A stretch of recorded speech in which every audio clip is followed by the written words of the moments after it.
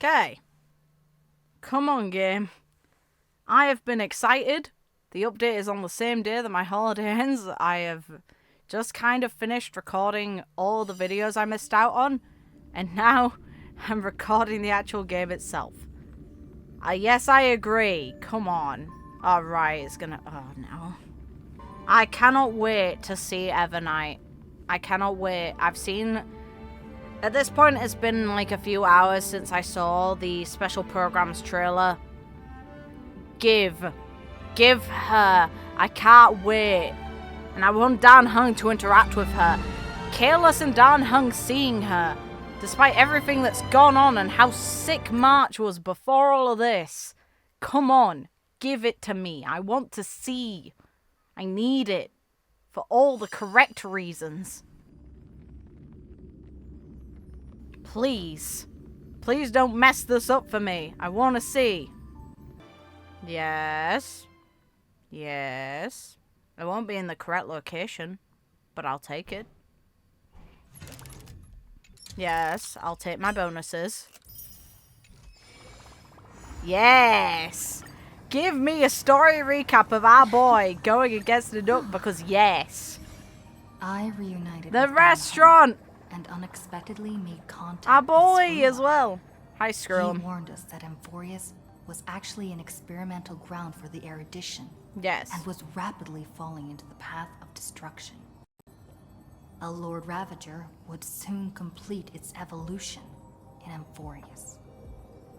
Be my guest. To tackle the crisis Hey! together, I stayed Pinks! behind in Amphoreus as an informant, while Dan Heng returned to the Express. March is gonna go crazy. On top of that, Skrullum informed us that March 7th had also been drawn into Amphoreus earlier. Let's go. However, our the current boy priority was the Era Nova. I quickly arrived at the Vortex of Genesis and met with Finan. The Era Nova ritual was supposed to proceed smoothly under the guidance of Lygus. No. But the appearance of the Flame Reaver once again left the fate of the world hanging in the balance. A guy. We struck down the enemy's mask, only to discover that his face was identical to Finan's. When his body was pierced by the ceremonial blade, a flood of memories surged forth, revealing the truth about Finan, the Flame Reaver, and Amphoreus. It's fun that so much lore was covered in the previous version and the story was so tight despite it was so much shorter than the usual updates. I wonder how they're going to handle this one. I imagine it must be longer than 3.4's story, surely. It turned out that all of us were Hey, trapped in yeah. the eternal recurrences created by Finan and Cyrene. Yes. And the Flame Reaver was Finan himself, who had burned out after bearing countless core flames. Their goal was simple: to oppose the Aeon and rewrite the world's doomed fate of destruction. So Remembrance, so March, come on, it's fine. We want you here. It'll be fun. The eternal recurrences had already played out 33,550,336 times.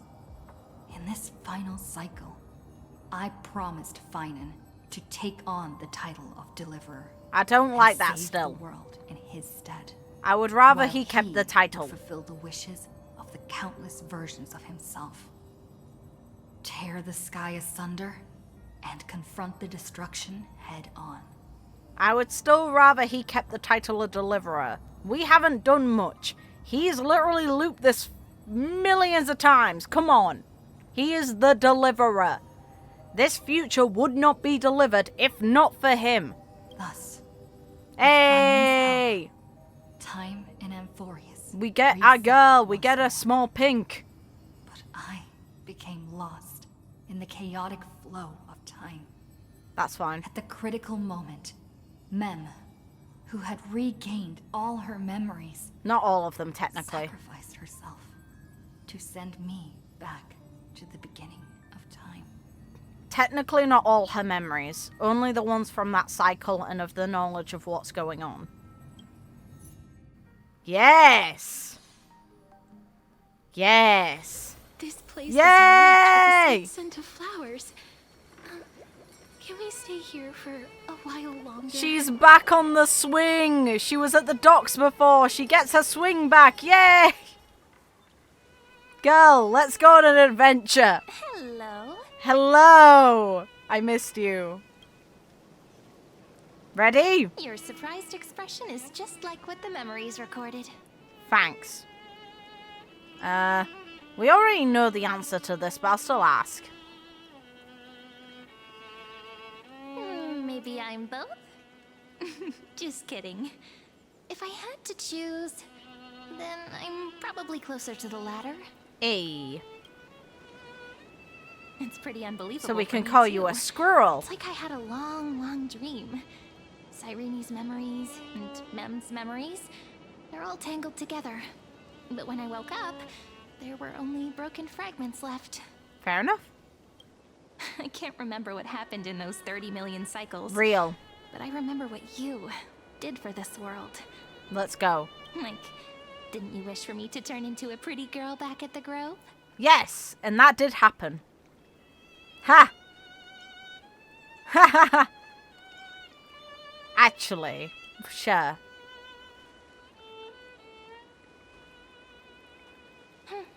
You didn't? In that case, just Hey. treat it as my own wish then. She's doing the Elysia lean. Now can we give her a hug? There's so much I want to say, but unfortunately, this isn't the time to reminisce. No, it's not. We'll go. We'll do some fun things. It'll be With the fine. memories of the previous flame chase still intact, we've returned to this place at the beginning of time, so we can carry out our promise to Finan. Where's our boy? I want him back. I know where he probably is, but come on. Looming over the horizon, but we still have a chance to change everything. He's likely a part of Iron Tomb now, which is super rough, and I don't like it, but it be what it be. He comes back. Oh. Ide Silicii is so quiet. Yeah, it's even quieter than ever. Alright. Sure. In Cyrene's memories, she always sits alone by the lake, gently swaying on the swing, like she's waiting for someone. Oof. It was always for Finan. Can you remember anything else? I'm interested in that, actually. I don't think I can. Rough. It sounds weird, doesn't it? It's something that happened to me, but I'm talking as if I'm an observer. Rough. But that's just what those memories are like. Vague and unclear, Association with as ice. if encased in thick ice. The only things I remember are the days I spent with you. Neat. Amphoreus will fall into an ending of destruction after the next Era Nova. Yes. So, remembrance. Come and help us out. It'll be fun. But those stories went out of fashion ages ago. Ah! It's a proper romantic epic. The hero's supposed to foil the villain's plot, right? We can hope. I'd like to think so. I don't think Lygus is the only one. It's pretty much Iron Tomb that we need to stop.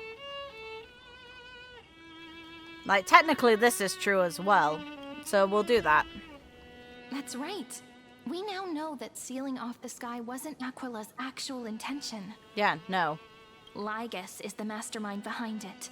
The one who's trying to control everything. How unforgivable. Yeah, his deal is still gonna be fun. If they're gonna reveal who he is, like, is he Rupert? Like, Rupert seems the most likely one. But I still feel a bit anxious.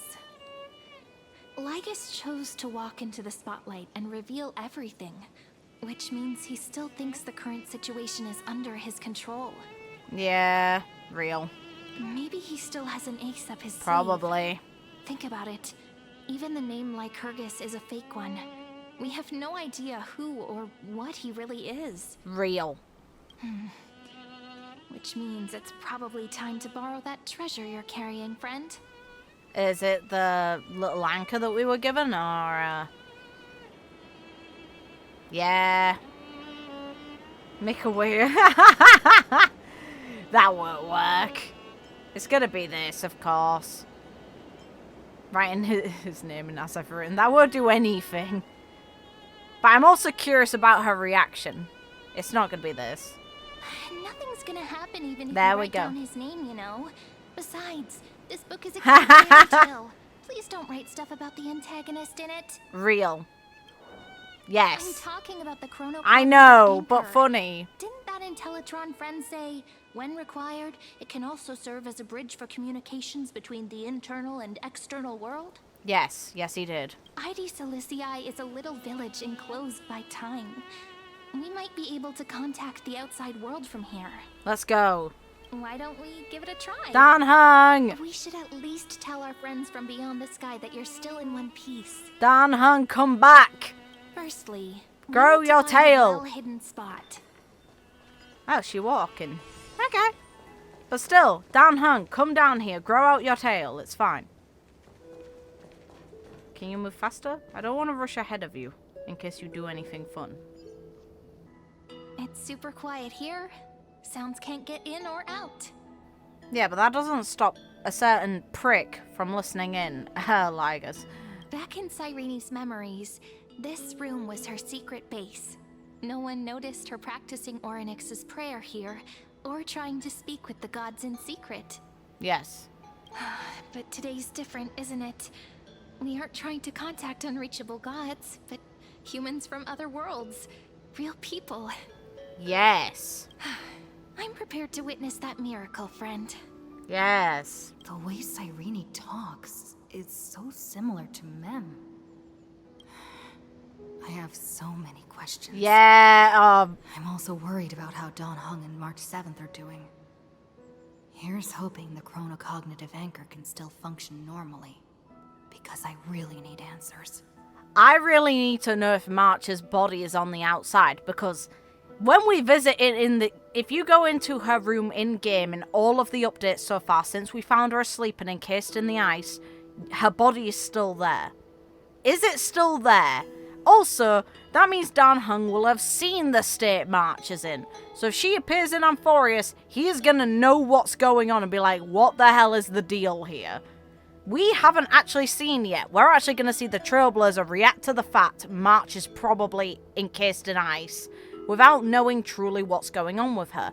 We know that she's appeared on Amphoreus, but it doesn't seem like the Trailblazer knows just how dire her situation was before they figured that out.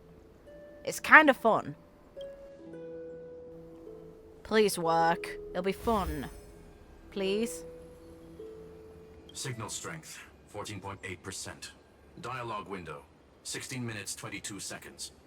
Prerequisite, no external interferences. Nice. Hi. We are very glad to learn that you're safe. Thank you. So, yeah, I'm gonna ask, actually. Sorry, no good news. When two geniuses show up once, you know you're in deep. Haha! That's real. Listen up, little one. The Destruction's eyes are gazing upon this place. No, I'm not joking, and no, it's not Droidhead. It's the real Nanook. Yeah. Boy got a scratch on this motherfucker. Let's go. Good boy, Finn. Time is running out, so I'll explain in terms you understand. This world, Amphoreus, is in fact a testing ground, where the Lord Ravager, Iron Tomb, evolves through self-extrapolation. Hiding in this segment, unknown to other life forms, it has endlessly repeated the process of Era Nova, seeking a solution that could obliterate the erudition. Yeah, good. I can't say I'm necessarily surprised that this is the outcome it wants. But I'm curious why Lygus wants it and what is Lygus then? Because Rupert seems like the most logical one. The experiment entered a prolonged state of stagnation. Remembrance. It has now restarted. Yes. Prediction. If effective intervention is not performed, Iron Tomb will complete its self-coronation in Oh, great. 14 system hours and initiate its plan to destroy the entire path of erudition. Okay. How will it destroy? Possibilities are endless. Breaking down interstellar communications, destroying the synesthesia beacons, returning cosmic civilizations to the Dark Ages, or even starting the third anti-organic They war. mentioned an anti-organic war. Really? Would be able to bring the cosmos to its knees. Simply put, it will tilt all sciences and technologies towards the destruction. And since Nanook glanced at this place, it means they are being dead serious. Based on info provided by the IPC, Iron Tomb probably isn't like Selenova or Zephyr, who are overlords ascended from human beings. Instead, Iron Tomb is an algorithmic sequence. It can be anywhere, as long as there is a receptacle for its calculation. This explains a lot. The version of Iron Tomb hiding in amphoreus is its source code, and this scepter is its incubator. Makes sense. Yep. Think of it as the program having reached 99.98% completion already, and then it's over. Something in the shadows has been driving everything forward. It's the observer named Lygus. Speculation.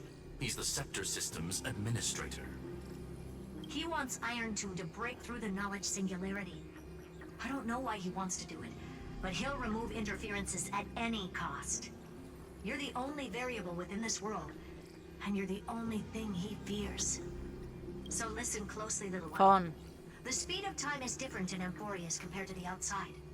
Destruction is just about to arrive, but you can still play Deliverer one last time. Okay, so we get to learn how different is the speed on the outside versus the speed on the inside. Because that's the part I'm interested in. I have wondered how long has technically happened in reality for those 33 million cycles to have happened. The cycles have already been broken. You've entered what is theoretically the last cycle amphoreus will ever be able to run. An Iron Tomb will break out of its prison as soon as the process of Genesis is triggered once more. Meaning it's not allowed to happen. But now there's an abnormality within the experiment.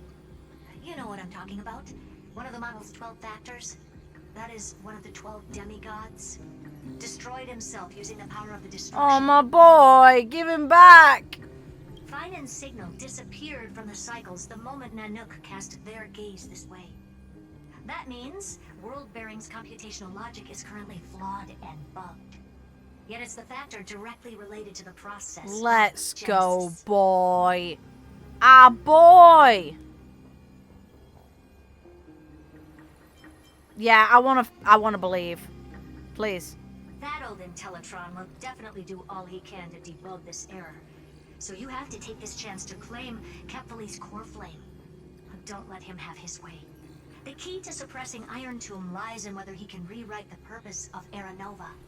Ha ha ha ha, There's one eat shit. more preparation we must make. Lygus's behavior has been quite abnormal. He's never interfered in the actions of Titans or the demigods throughout the whole experiment. Deduction.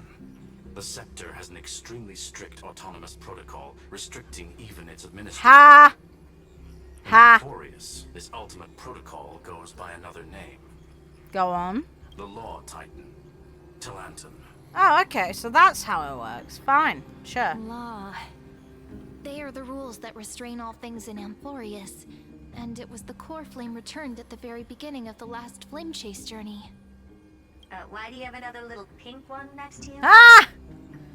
Because she's good pink. She's our pink elf. Huh? Her path chart is... Yeah! Remembrance, come on. Is there something wrong with me? Never mind. Let's You cheeky shit! Calendar 3960. Month of balance. We'll be locking onto this time period to find law. You can either meet the Titan, convince the demigod, or take the core flame by force. It doesn't matter what you do, so long as you bend it to your favor. Sure, sounds good to me. We still haven't figured out how you and Don Hung got inside this world.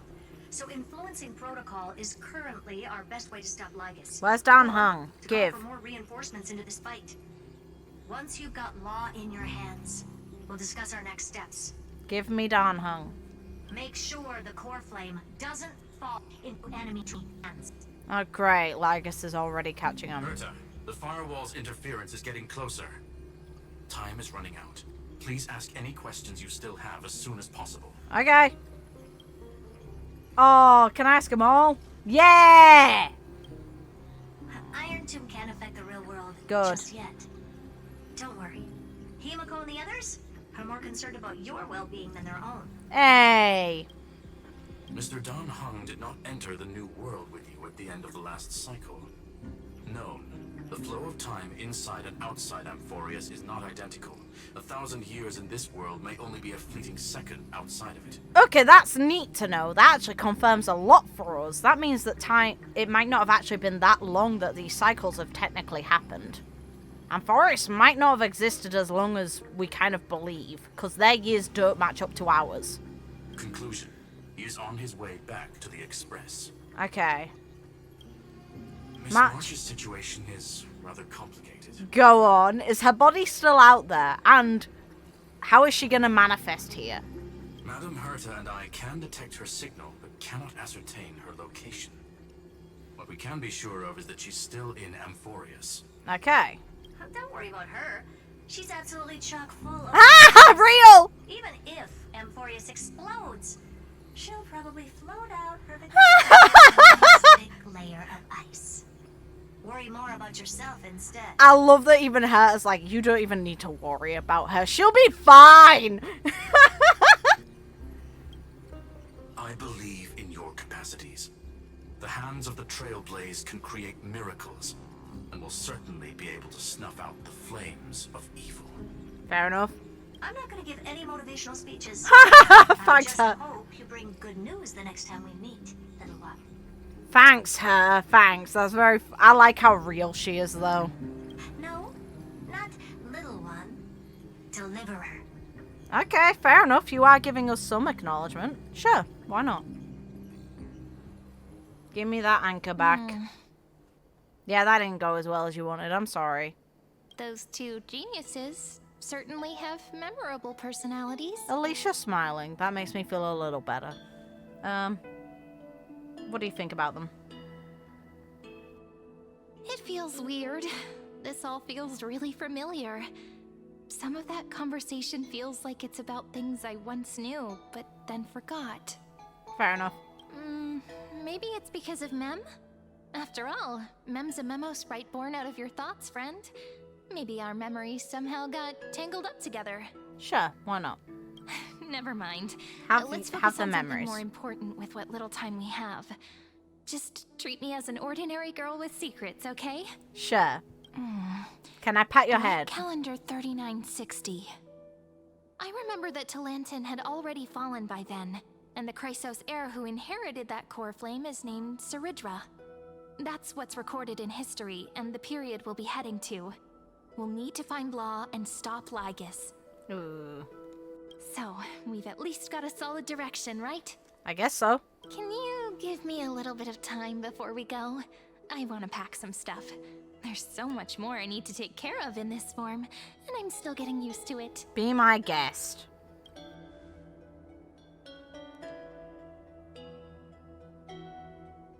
A relaxed scene like this probably no longer exists in the outside world. Yeah, no. Not a chance in hell. I want to talk to her. This is important, and that's also important. It's not gonna fit into my bag. Yeah, I'm sorry. You're not packing all the flowers. Hold on, I'll be done in a sec. Don't worry about it. Do what you need to do. Can I go again? How many sets of toiletries should I prepare? Oh, okay, I can. Ha! Should I pack something for a surprise? Aww. No peeking! But fun. Friend, you're too curious. Can you blame me? I'll show it to you once I'm done, okay? I'll just go inside. See you in a bit. No! Come back! Rude. But I wanted her back. Rude. I wanted to see. Okay. Okay. Yep, sure. Sounds good.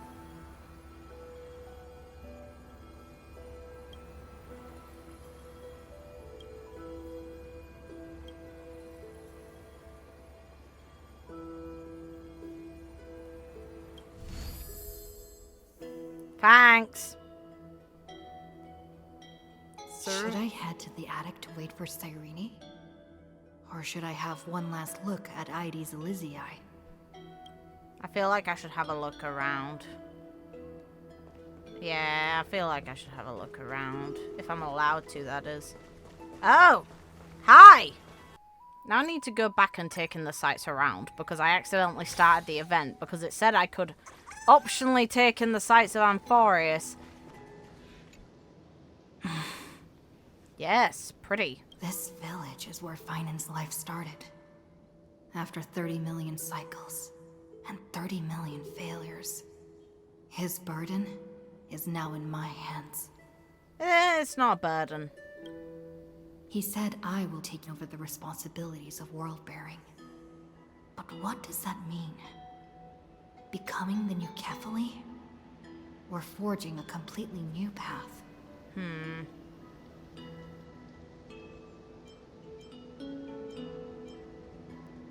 Sure.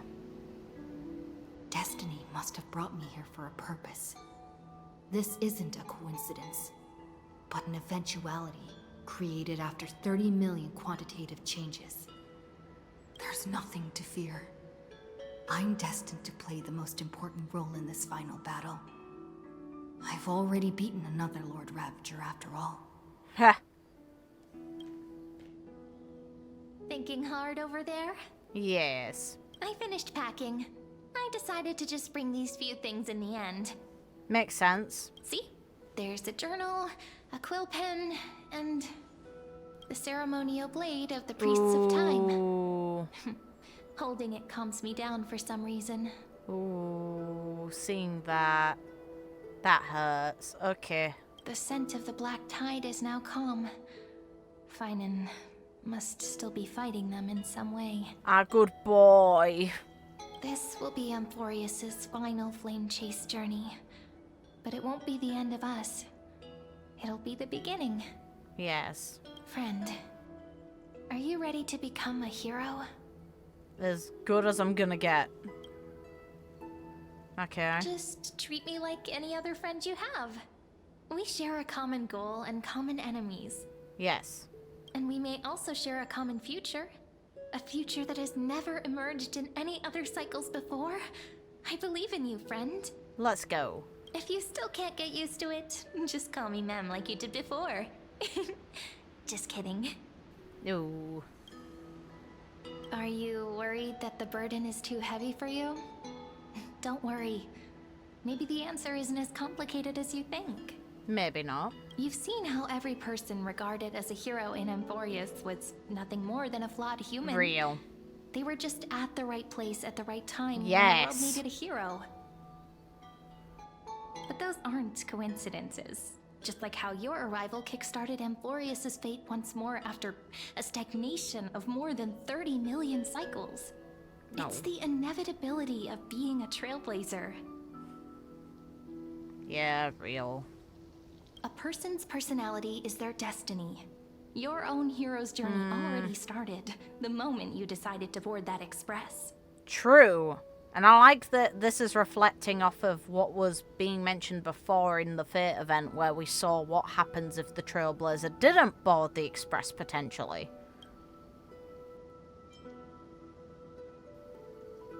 Stand with me and I'd say let's save everyone. It feels more earnest. Might be far too heavy. So, we'll still try. But I believe in you, friend.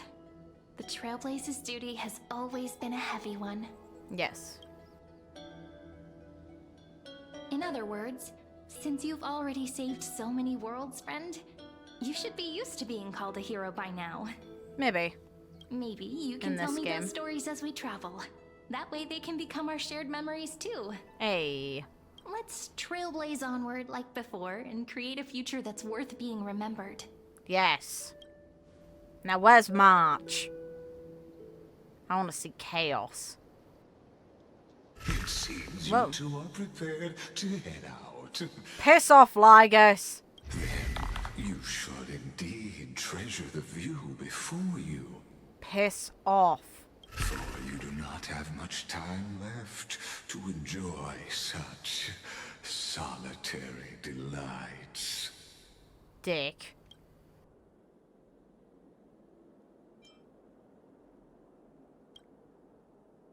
My apologies for disturbing your moment of repose. To fully express my apologies, please grace my abode with your presence. What if I don't want to? So I may demonstrate the full scope of my hospitality. I don't like this. Do we have to? Can we say no? Clearly not, but I still wish we couldn't. Okay. I hear a lot of... Alright. Is this place? That's kind of crazy. Okay. Farewell, then.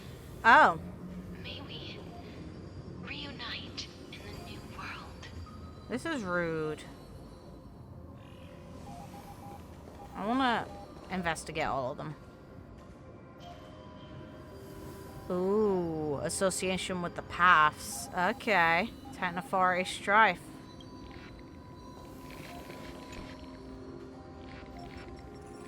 Yeah, so this would be Aquila. So either this is Mighty or... This is either the actual Titan or it's the demigod. And the same will apply for this one too.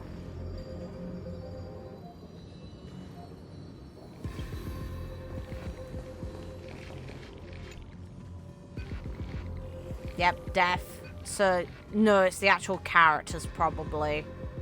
So this one is, of course, Casterus. This one will be Hyacinth, or Hyacinthia, and this is Mighty. All shall bid farewell to one, Yeah, rude. and that person alone will witness the miracle. So, Trebio / Trebi. Whoa!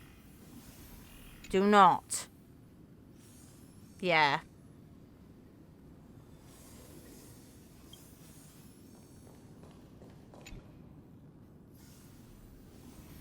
Earth. Okay. This one's the one missing. Scorpio. Who would be... Like, Dan Hung technically wouldn't have an ID. The light of the dawn device never fades. Kephal's protection has no end. Yeah, we know you. Romance. Okay. That would be Aglaea. Decipher. They're hiding all the paths, but the paths are kind of obvious. After I cross this river, Ah. it will be a tragedy for me. Hi, Hysilens. But if I do not cross, then it will be the end of me. Yeah.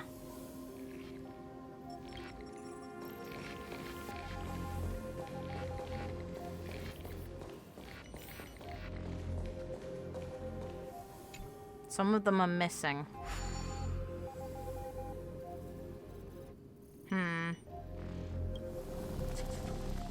You feel blank. Okay. Outlier.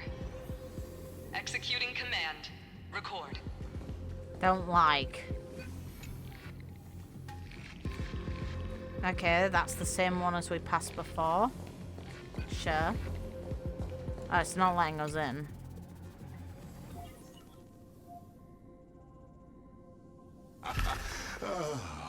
Did that startle you? Not as much as you probably hoped, but okay, maybe. Hi, dickhead. This is the intersection between Amphoreus and the real universe. The audience seat where I observe this experiment.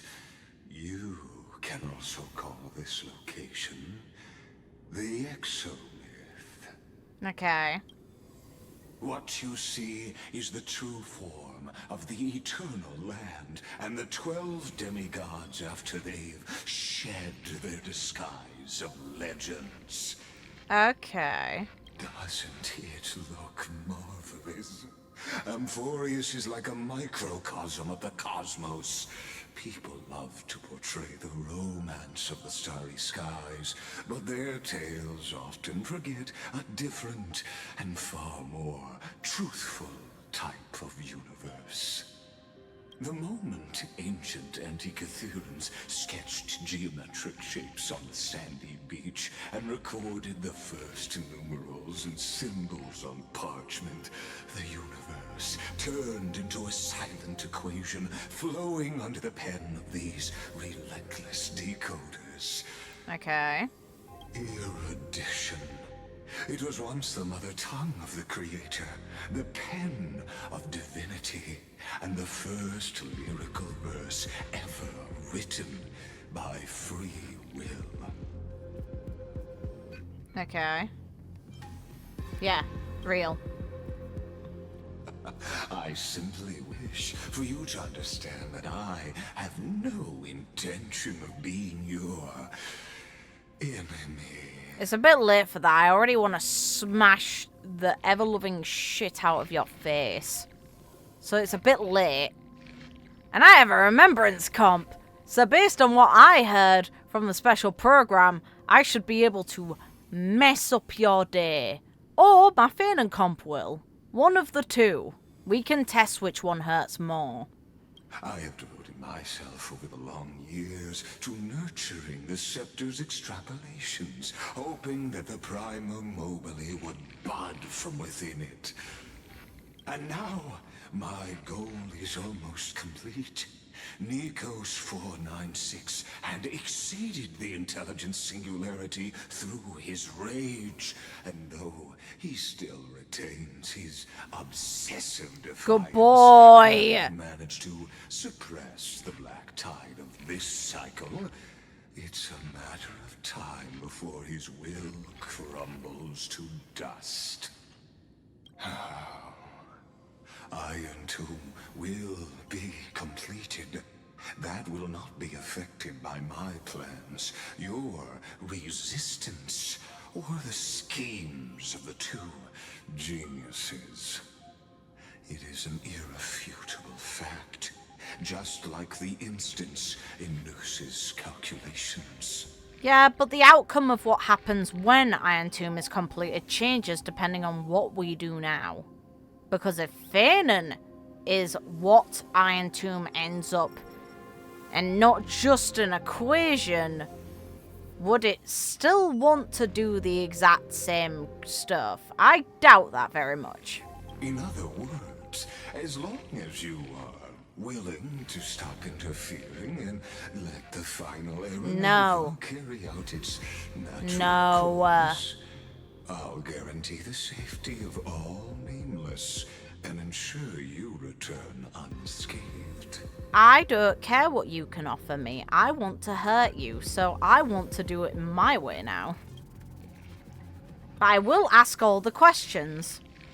You've always had a choice, my lady. You can either accept my sincerity or face the consequences of defying it. That sounded like a threat. We'll see how that works for you. They've always been the product of the experiment, so naturally, they will perish when the experiment ends. That outcome was predetermined long ago, so I will not embellish such a regrettable conclusion. And now we get to mention March. Ah, yes. Ooh. Aware of that esteemed lady's whereabouts. Esteemed, huh? Her real identity is... Let's go! Quite astounding. If you decide to accept my proposal, then I will do all I can to send her back to you. At minimum, an Emanator of Remembrance. At max, Fully. Let's go. Please. But no, we don't need your help to find her. We'll probably find her on our own, or she'll find us at this rate. So nah, I'm good.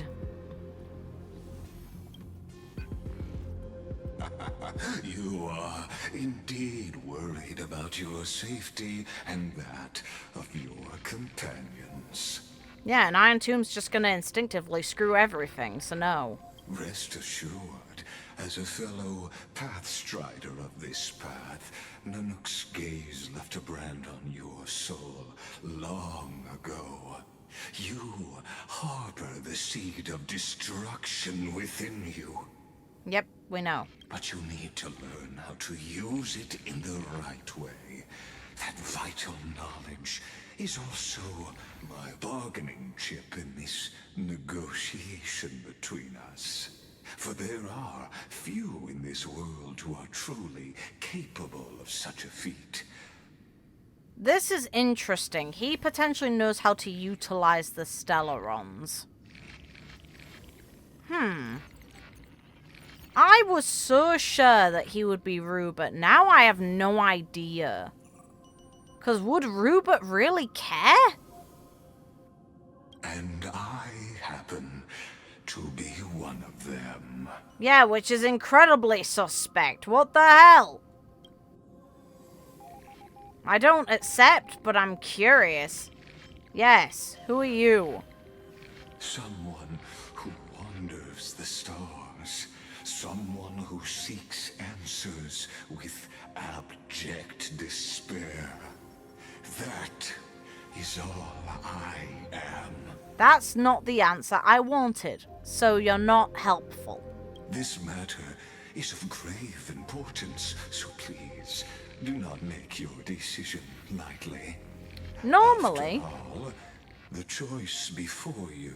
Normally, when you enter negotiations with people, you actually offer at least a decent amount of information that is necessary for an agreement to be made. If you do not provide adequate information, there is no way in hell that the other person should accept a deal or even consider it. There's a 1 in 3 chance of elevating you to an unparalleled existence among the stars. Yeah, you're offering potentially Aeonhood, I'm assuming, and I still don't want it.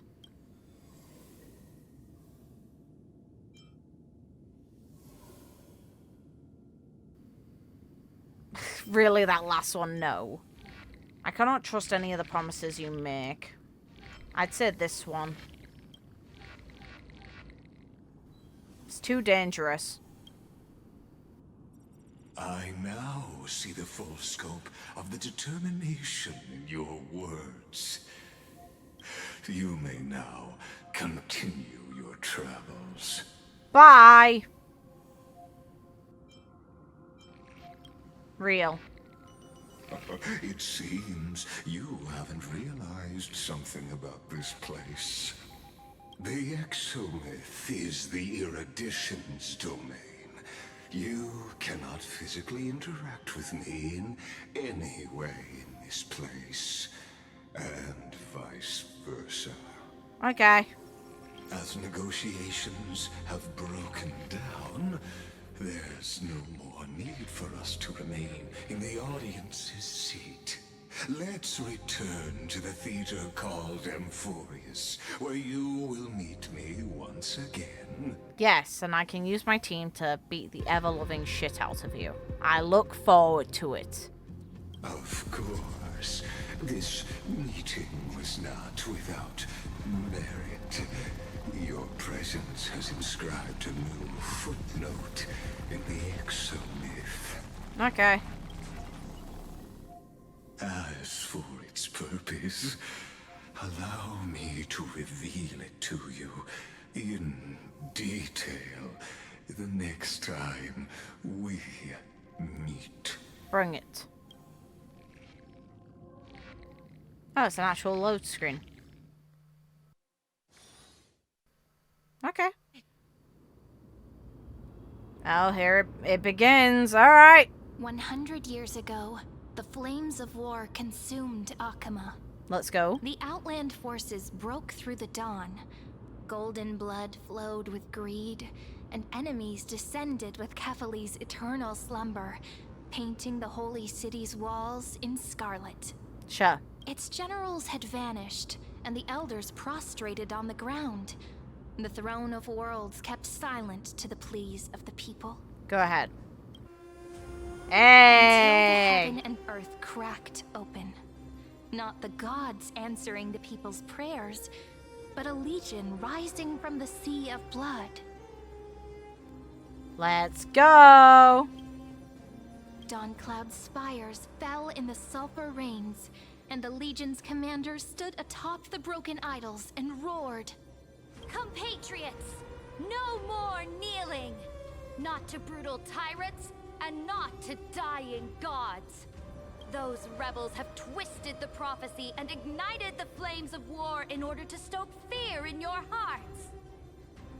A chrysos heir she stood, divine blood soaked into the earth, quelling the flames beneath her feet. Their golden blood wrote of a tragic fate. Mine shall overturn it! Let's go. Her crown burned bright, outshining the fires consuming the entire city. She raised her scepter high, and the people gazed in the direction she pointed. Let's go. My blood flows in you now.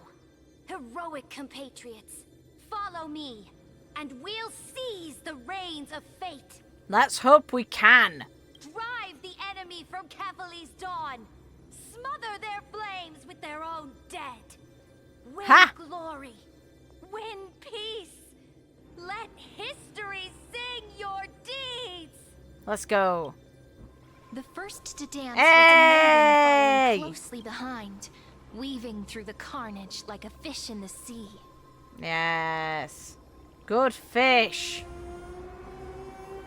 This is a good fish. Keep the cat away. Full of wrath surged with her, forming a colossal wave, and the enemy hordes, drained of life, vanished into nothing. Let's go. Onward to Marmoreal Palace, to Dawncloud's heights. Announce to all the wicked and cowardly. Announce to this stagnant age. We are the rising tide. Hey. History remembers this as the first siege of Akama. It is said that after the flames died, people found identical inscriptions in every place in the city that had been scorched by fire. It was the name borne by Akama's first and final sovereign, the Imperator Cerydra. The way they pronounce Imperator hurts me. Friend, are you listening? Yes. Friend? Friend? Yes, I'm... Honestly, you were the one who insisted on reviewing history, yet here you are, dozing off. Rip. Wake up! Oops. Otherwise, I'll have to... I'll do this again. Honestly, you were the one who insisted on reviewing history, yet here you are, dozing off. Wake up!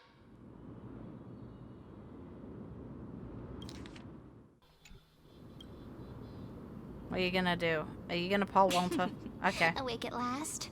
I guess I won't have to use my wake-up magic on you then. Is that water?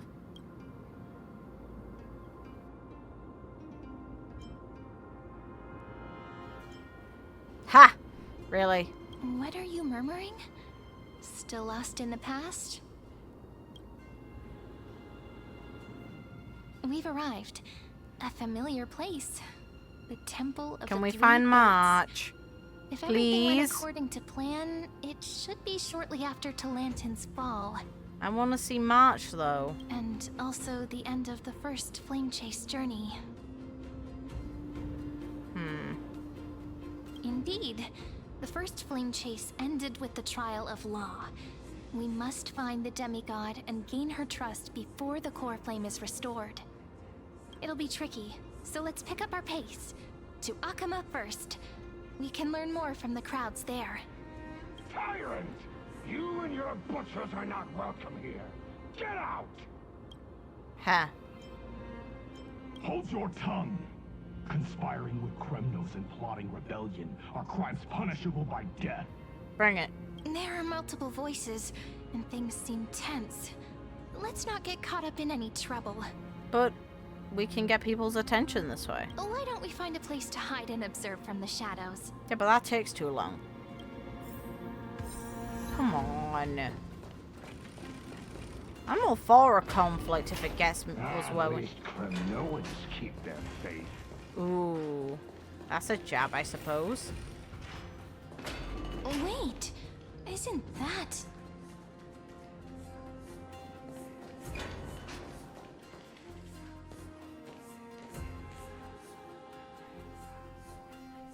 Ah, hi!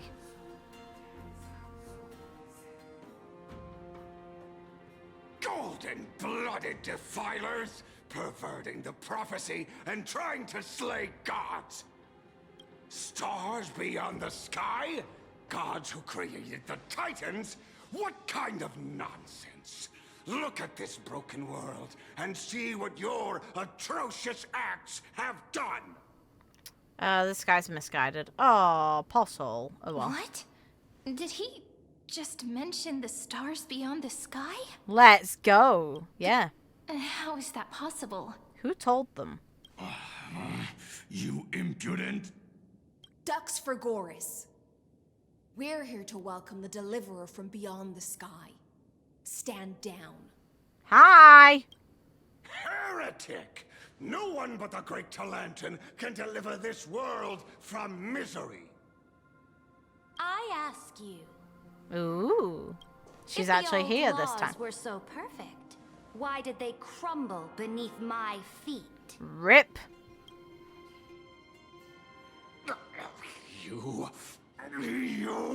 You problem. Talantin is long gone. Now I am the law. Challenge me, or submit to my judgment. Valid. Ooh. Well, this is going well. Silence. Nice. That did not take much. Let's go. Gives you the right to judge a priest of law. Her immediate posturing for Cerydra. Let's go. Atta girl, Hysilens. And hey, let's go. Oh, warning us. I saw. I conquered. Hello. That was fun. Ducks for Goris? Take the ashes of this man and scatter them in the temple among the crowds. Okay. Tell them that the High Priest attempted to take away the rights granted to the people by the Imperator. Thus, he met his fate. Nice. Yes, Imperator. Now, these two accidental guests. I'm the deliverer you're looking for. Hi. Dux Gladiorum, if you please. Girl, I don't want to fight you if I can avoid it because I think you're cool. But if you try it first, this will go poorly. As you command. Okay. Are you here for me? Do you know? Or are you trying? What's going on? Do you know? Ha! Fuck you, kindness. Is this... Fuck you. Correct, but not the kindness you know. Oh, are you already aware? This is the leader of the cleaners in this era. She already knows. Since the start of the Let's Chrysos War, go. They've made it their mission to wipe out the Chrysos heirs. Even now, even after I've united all the city-states, these vermin still lurk in the shadows, hindering the flame-chase journey. I love this. Let's go. Moreover, I know that the 27th person to inherit this role bore many grudges against you and nearly doomed the second flame-chase journey. The enemy of my enemy is my friend. So, out of courtesy, I present to you this corpse as a gift. She's like a cat. She's just bringing us a corpse. All right. You know us. Let's ask. Careful. Let's wait and see what happens. She's probably trying to scare us. Yeah, I'm fine with this. It's kind of funny. For the sake of order, I am known by many titles. Flamebearer who ends wars, Tyrant of Dawncloud, Empress of the Holy City, and Imperator of the Flame Chase. But in light of your unique identities, I'll allow you to address me by my real name, Cerydra. On behalf of my people and this land, greetings, Deliverer. Yeah, she does know. Let's go. If I may, how do you know her identity? As the little hostage prophesied, the Deliverer Be shall nice to come from Treeby! beyond the sky. Rude! Can we pat Treeby? Gray hair, golden eyes, skilled in wielding a mace. Not a They would mace. arrive in It's a bat. Yanisopolis on this day. There's no mistake. Let's go.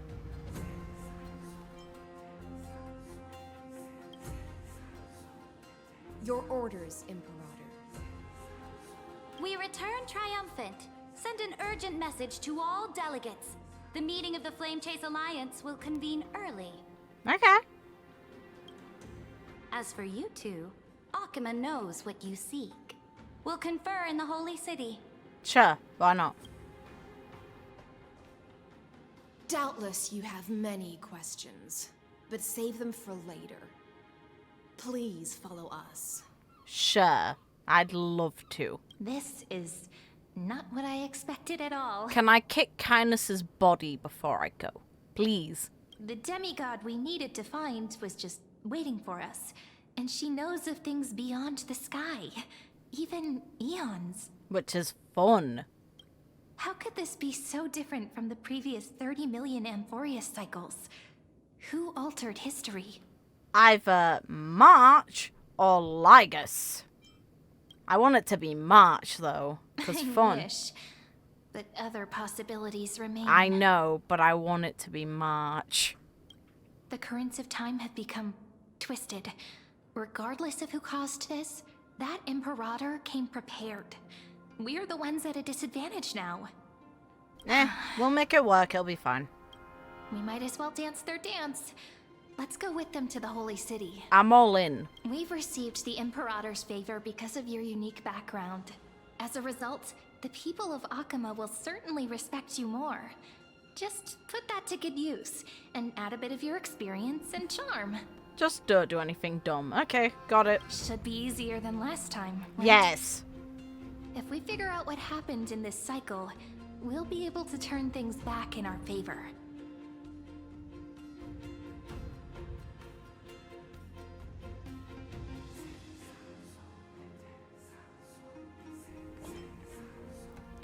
Can't do without. Yeah. Ah, so I'm the key? Since you insist, friend, I'll give it my all. Good, as you should. Guests, please. Oi! Don't interrupt. Rude. If we're guests, you allow us to speak. The journey to save the world starts with a single step. I agree. Let's set off, my friend. Yes. Oh, we get fast traveled? I'm all in, let's go. Hail to the Imperator! Why do they have to pronounce it wrong? Hail to the Golden Heroes! That's less irritating because it's pronounced correctly. Hail to the Deliverer! Okay, that's a bit excessive, but fair. Told you, you're the headline act. All this spectacle is for you. Guards, your service to the Holy City is appreciated. How have things been? Castrum Kremnos once again struck the border. Dux Brumalis led her troops to repel the enemy. The agitators against the Flame Chase are still active in the city. They smashed the shops around Memorial Market. But the garrison already arrested the culprits, and now they await interrogation. Oof. They are merely a disorderly mob and do not warrant any attention. Even though Terravox personally mended the fractured earth, it still didn't silence these fools. Terravox, huh? Where's our boy Dan Hung? Guests from beyond the sky. We're Worry not about these trivial Was it matters. Dan Hung? Dux Gladiorum will take you somewhere to settle down for now. Please. I want Please Dan allow Hung. me to introduce myself. My name is Hysilens, and I am the Dux Gladiorum who swears fealty to the Imperator, as well as the Knights Commander of the Achaemen Alliance. Yes. Later on, the Imperator will invite you to attend the meeting of delegates to discuss the Flame Chase journey. Your arrival has convinced us that the future promised by the prophecy is certain. Under the Imperator's command, Amphoreus shall break its chains and reach the world beyond the sky. Okay. I hope that's the outcome. I want to see these characters interact with other people. But I think they kind of have to be in a certain order. The breaking of the chains might take longer than you think. With all due respect, what exactly do you know about us and what's beyond the sky? As a humble subject, I cannot freely express my own views to you. Please forgive me. Valid. Okay. I knew it wouldn't be that easy. Nope. Time waits for no one. Please come with me and rest now before the meeting later. But I want to be nosy. Achaemen, under the Imperator's rule, is no longer in the shadow of war. Indeed, Dawncloud stands as the hero's residence. The Imperator put much thought into its design, in order for it to serve as a sanctuary from the burdens of battle. Please experience its marvels firsthand, heroes. When the Imperator arrives, I shall come to summon you. Okay. Hysilens. No wonder she's the Knights Commander. Yeah. She's reassuringly discreet. I'm yeah. sure that's what Cerydra thinks, but it's inconvenient for us. Yeah, it is. But hey, I don't think that she'd mispick who her general is. All right. We finally have some freedom to ourselves. Since there's still some time before the Alliance meeting, let's explore a bit. Look over there. Hey!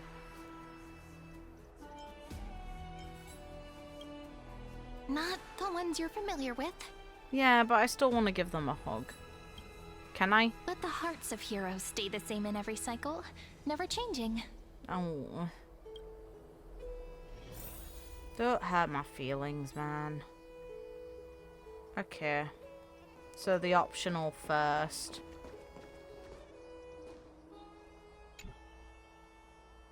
Dux Brumalis, our great Imperator, found the mastermind and executed him in public.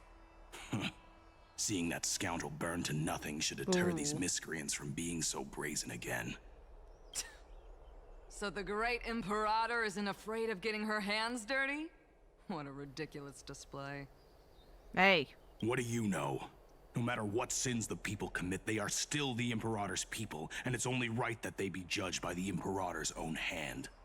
Our distinguished trespassing guests. Don't start with me. Seneca, the Dux Brumalis. Greetings. This Dux Brumalis doesn't seem to like the Imperator very much, but she holds a high rank. And Dux Vergoris' speech seems self-contradictory. Yes. Let me see what I can get out of them. Ha! I'm Cyrene of Ida Silicii. This is the Deliverer Beyond the Sky. We're new here and wanted to ask you, does this city host any other visitors from beyond the sky? We're looking for our dear companions. Drop the charade. But yes, there is Oh? someone in this city who is all too familiar with the Please. world beyond the sky. Please. Silence! The Imperator ordered us to keep that lord's whereabouts a secret. Please, is it Dan Hung? Please. Enough, you pathetic lapdog. Do you need to beg for permission from that cursed Imperator even just to bark? You... Someone who is all too familiar with the world beyond the sky and is referred to as that lord. Could it be? Looks like things are getting heated. Let's get out of here. I'm cool with listening to him. Insolent brat. I'll shatter that ice of yours. Groveling fool. I'll freeze that brain of yours. How are we supposed to talk to the heroes Oh, that deliver? more Alpheus! What the hell? Intimidating. Virginia, don't be so nervous. Once they hear your poetry... Ah, heroes, you're already here. More Alpheus that aren't our elf. What the hell is going on? Greetings. I am Apollonius, the Dux Helcolithus, one of the 5 sages of the Grove of Epiphany, advisor to the Flame Chase army. Nice. This is Virginia of Castrum Kremnos, the Dux Carminum and imperial scribe of the great Imperator. Hello. I'm Virginia. I compose poetry. I'm Cyrene from ID Silicii. This is the Deliverer. Nice to meet you both. Hey. They're not as frightening as the rumors claimed. This is our first time in the Imperator's realm. Akima is even more magnificent than we imagined. If you all weren't here to look after us, we'd be completely lost and confused. The Akima you imagined is long gone. Under the Imperator, this city has been reborn as the capital of the world. Let's go. Bask in her free-spirited winds. For anyone who fulfills their duties to the Imperator, these winds shall forever remain at their service. Let's go. But what if... Those who are loyal do not need to consider the consequences of betrayal. But if you're curious, why not head to the lake and take a look? How many corpses are there? Those elders who lie at the bottom of the lake are the best example of what happens when you disobey the Imperator. Fair. The elders of this cycle were all... Looks like that priest who was sentenced to death wasn't an isolated case. Totally valid.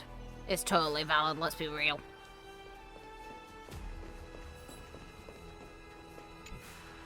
Aggie, Hey, still so restless today. I missed you both. Did you have trouble sleeping again?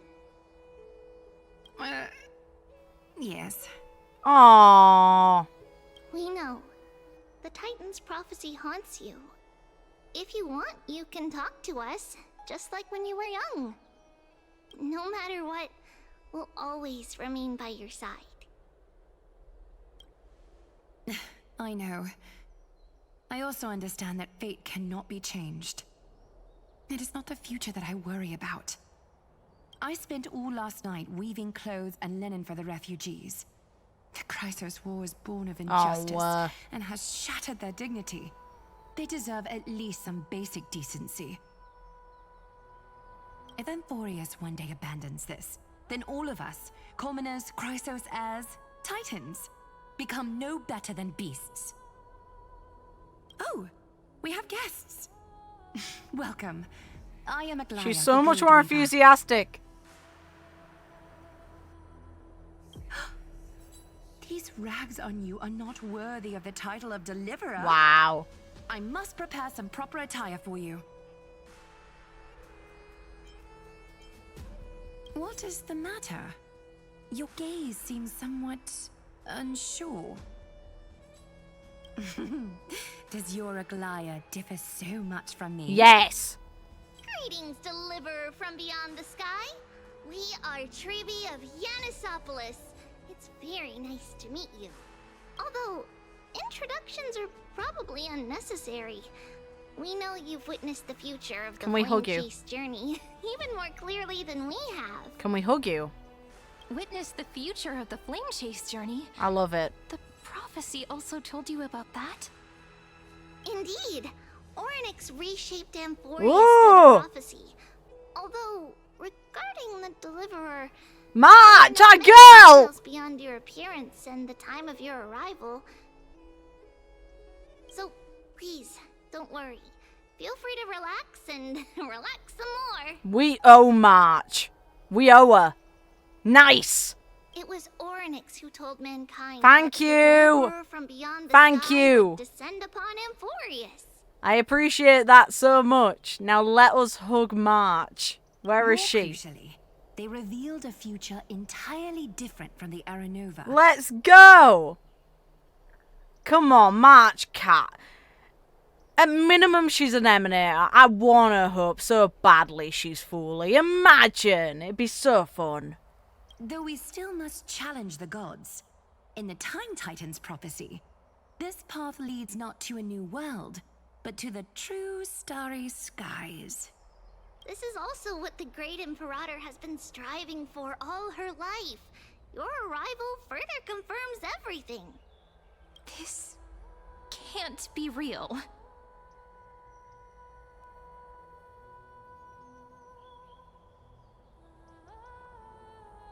Even you find this surprising?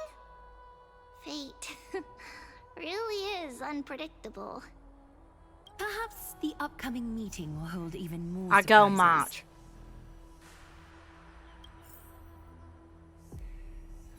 The one from beyond the sky has arrived, and destiny continues to be fulfilled. The trial of romance is also close at hand. Please don't worry. We'll sing you Aw. a lullaby. Cute. Little Aggie, be a good girl and open your heart. You guys are so cute. I outgrew nursery rhymes long ago, teacher. Seeing these two still warms my little heart. Hi, fish. Little fish from beyond the sky. Did you rest well? But you're the fish, and I did. The Imperator and the delegates are about to arrive. If you are ready, Bring it. please follow me to the meeting. Let's go. Oh, sweet questions. I'm the Knight Commander of Akama, General of the Flame Chase Army, and the Imperator's servant.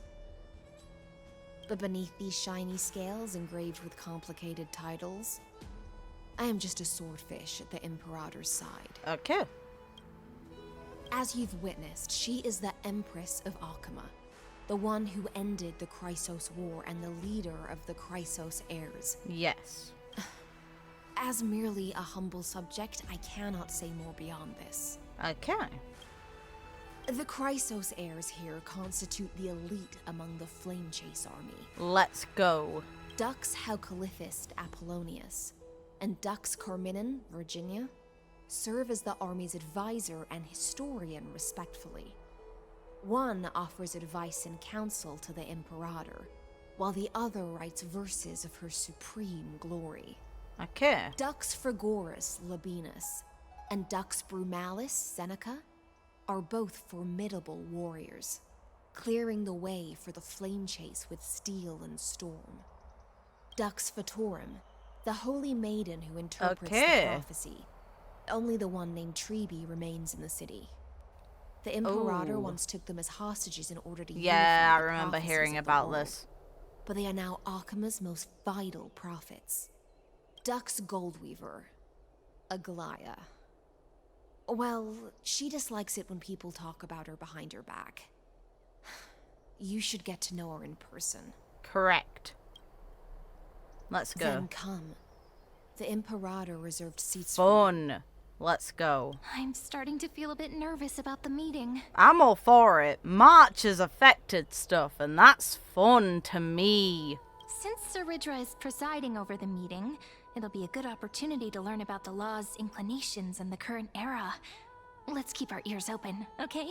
Yep. You're in human form with me, and it makes me relieved. Okay. Good sir from Paphos, what do you think the Imperator is planning calling this meeting so early? My homeland can't endure anymore. That's unfortunate. Who knows? First, she wants to hunt Titans. Now she says there are even greater calamities. Her madness is the greatest calamity. I'd be careful if I were you, mate. Exactly. Chrysos heirs, deliverers. What about us ordinary folk? How much are we worth in her eyes? If this isn't resolved, you're all dead. Okay? Things feel pretty tense here. The history books said that the Imperator aimed 3 cannons at Dawncloud to make all the delegates obey her. Will history repeat itself in this Ha! cycle? Ha ha! Yes. Similar acts have occurred, and not just once. Let's go. However, whether history will repeat itself, you'll soon see.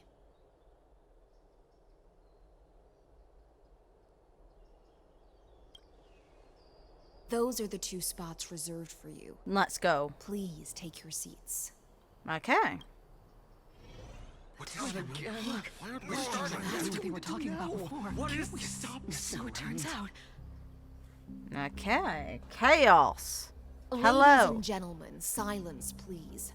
The Imperator has arrived before her faithful council, and the Alliance meeting is about to begin. Every time I hear it pronounced as Imperatum, it feels like my ears almost twitch. It's like, why? An immediate why internally happens. All right. In the names of Talantin and Kefali, the Akama Alliance swears upon the gods. Cease the pageantry. I pray not to the vanquished. Ooh. What? Kefali, of course, needs no further explanation.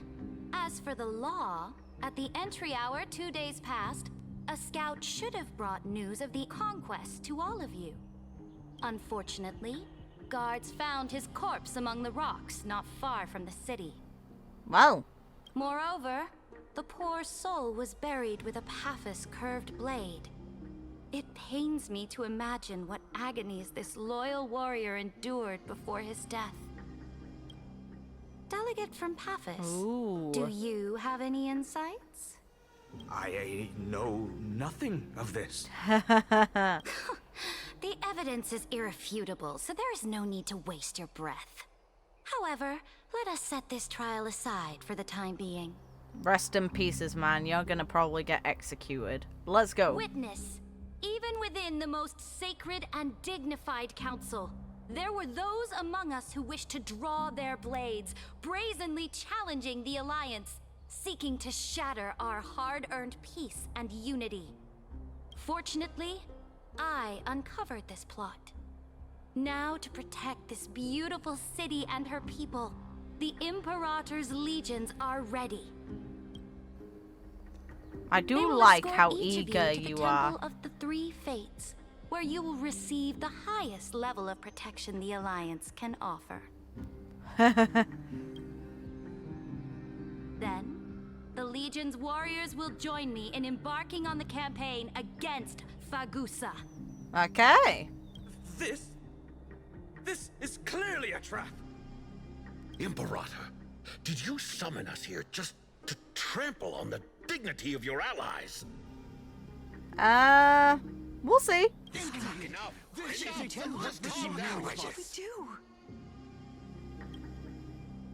Things are starting to get pretty intense. Comrades, you've all seen her true face now. According to the ancient laws of Akama, only with the consent of 2/3 of the elders can the legions carry out the commander's orders. The ancient laws. Didn't you destroy them long ago? You defected during the first siege of Ha! Akama, voted unanimously in favor of the Council of Elders restructuring, and just yesterday, you desecrated them with a blood-stained blade. Ha! The decaying old laws fell with Talantin and are no longer deserving of respect. But if you still insist on proclaiming yourselves defenders of the law, then be silent and offer up the highest respect to this core flame in my hand. Ha ha ha. I do appreciate her. She is ballsy, and that's fun. That really is the core flame of law in her hand. Since there are no objections, then the original agenda of this meeting, the campaign against Fagusa, is hereby passed. Yay! The Flame Chase Army's hunt for the Ocean Titan begins today. In order to prepare for war, all allied city-states must surrender command of their militaries and pay all war taxes by the end of the month of Evernight. Typical, it's the Evernight month that they have to pay it by. March! Please come to us, it's fun. I want to see you. At this moment, I would also like to introduce to everyone the newest honored guest to join our alliance. Let's go. The Deliverer, revealed in the prophecy of Yes. time, has descended Let's from beyond the go. sky. With her aid, we shall shatter the chalice of plenty. March is doing us a solid, it seems. And return Fagoos's core flame to the holy city. Fun. Shut up. Absurd. Simply absurd. A deliverer from beyond the sky. This is just like that prophecy about slaying gods. It's a lie you've used to grow your power. No. Ladon has already sacrificed countless soldiers. And now you want me to send even more of my brothers and sisters to be used and discarded by a tyrant? Are there any other objections? Then I bid you all farewell. Meeting adjourned. Deliverer, please wait. I still have important matters to discuss with the two of you. Yay! Let's go. You're fun to deal with. So dignified, what do we do? Okay, there's such a... Yeah, there's a huge divide here. You know what? Sure, I'm all for this. This is entertaining. Hi! Let's have a chat. I apologize for that farce of a meeting. Nothing for you to apologize for. It must be tiring dealing with so many people every day, Great Imperator. The pronunciation of that goddamn word. Tiring?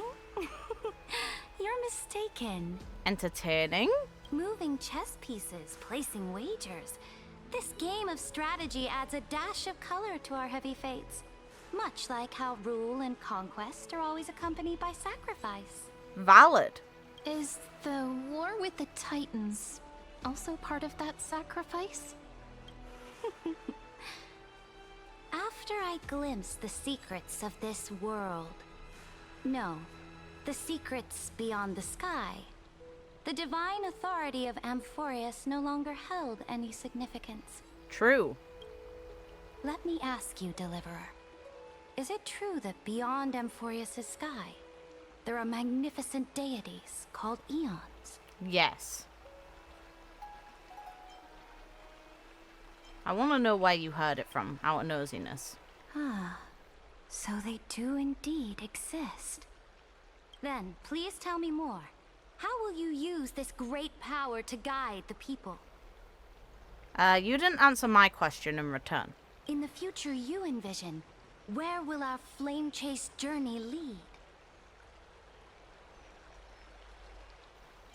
Both answers are the same, I see. Oh? What you require now is the power of law? Exactly. Just as the prophecy foretold, she is your deliverer from beyond the sky, and she also has reliable allies. If they can intervene in Amphoreus' laws, we may have a chance to alter this world's impending fate and reverse its destined end.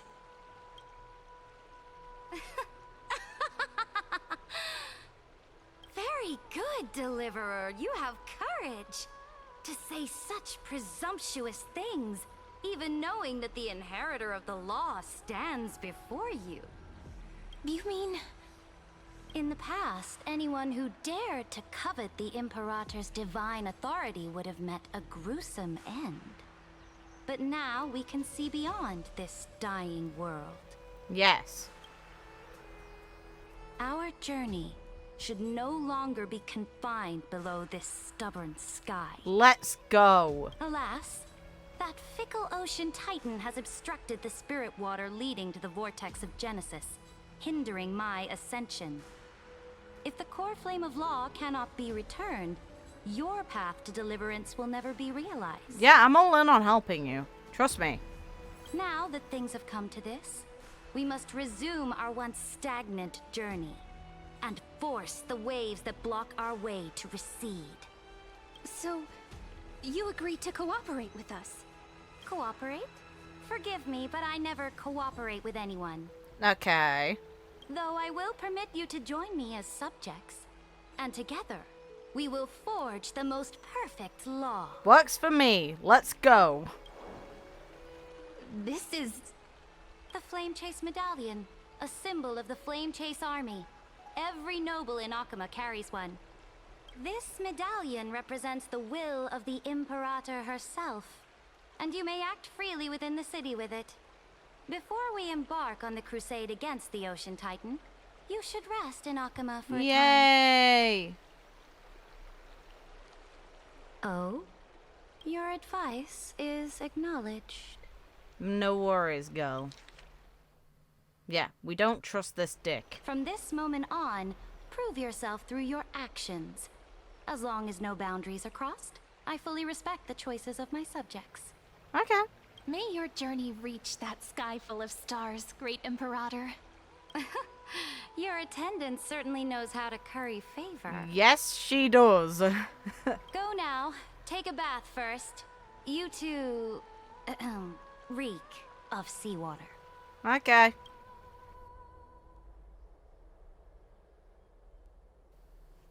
Can we see Dan Hung? I want to see him. He's our boy. Hi. It was mentioned Lygus spoke to her. So... when? Come forth, Theoros. Okay, now. Ew. Yes. Don't you dare fuck this up. Great Imperator. Now, perhaps you're willing to hear my counsel.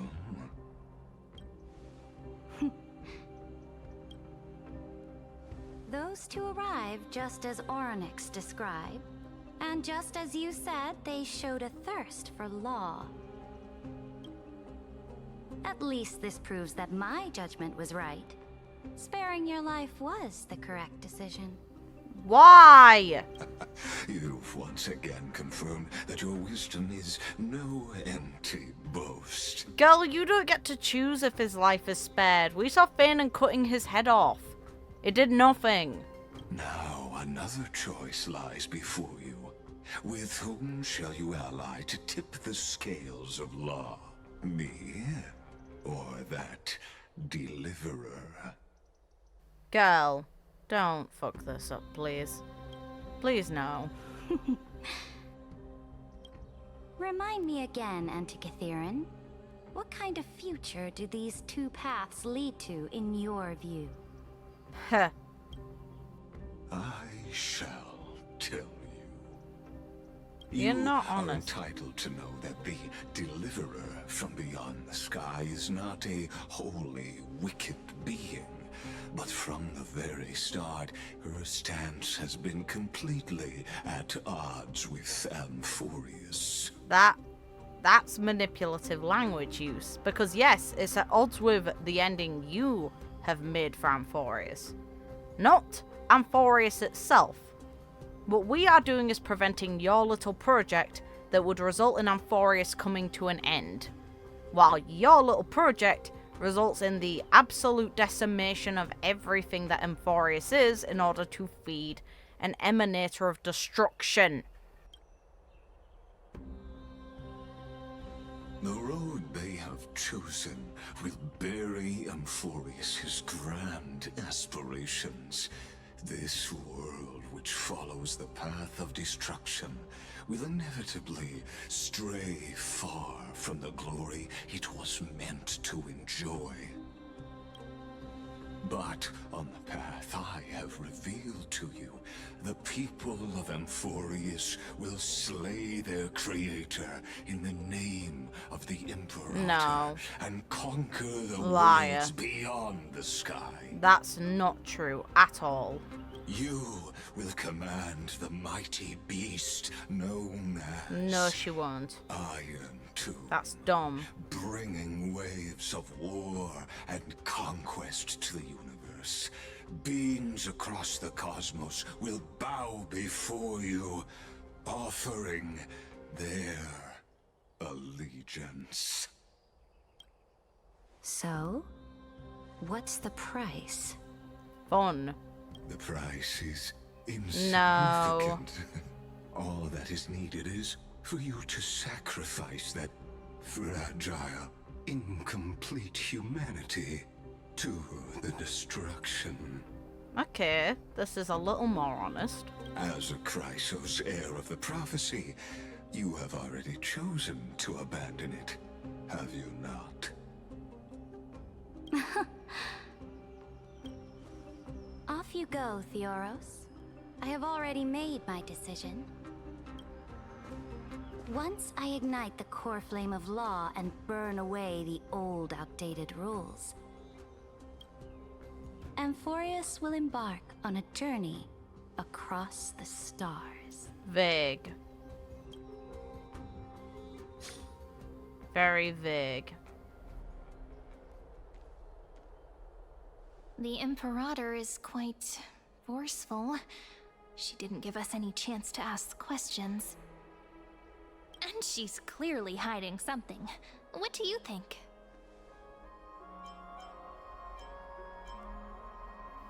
Sure. Looks like we're on the same wavelength. The atmosphere in Akama, it's so unfamiliar. And it's not just the Flame Chase Alliance talking about the world beyond the sky, but the whole city. Which is fun. We should also discuss our findings with our friends from beyond the sky. Then we should go enjoy the renowned bathing culture of the holy city and relax. It's the thing I've been looking forward to most on this journey. Yeah, sure it is.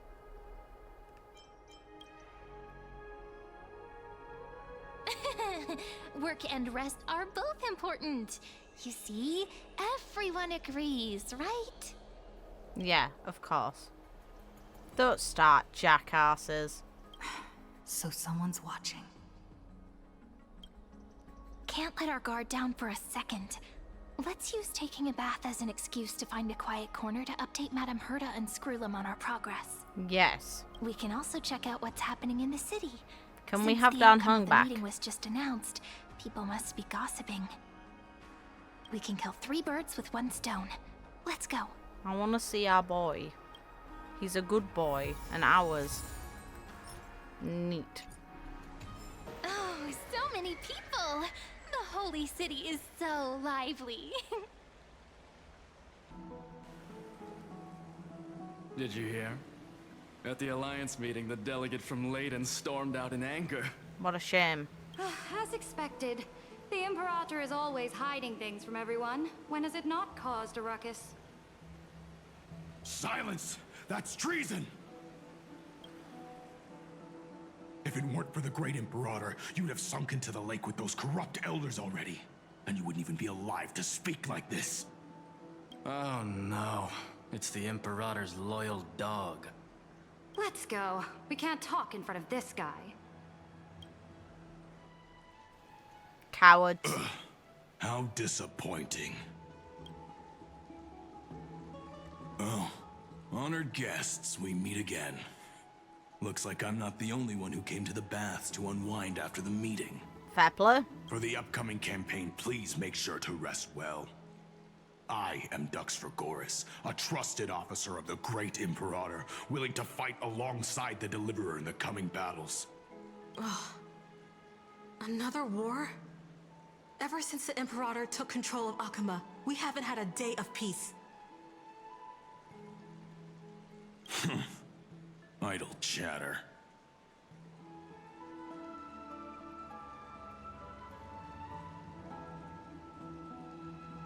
The atmosphere is a bit tense, with rumors flying around the city. You must be troubled. This little manipulative shit. I appreciate her, but it's manipulative. My apologies. After every Alliance meeting, there are always some pests in the city who get restless. I prefer to ignore them. Pests on the ground don't affect the sky in the slightest.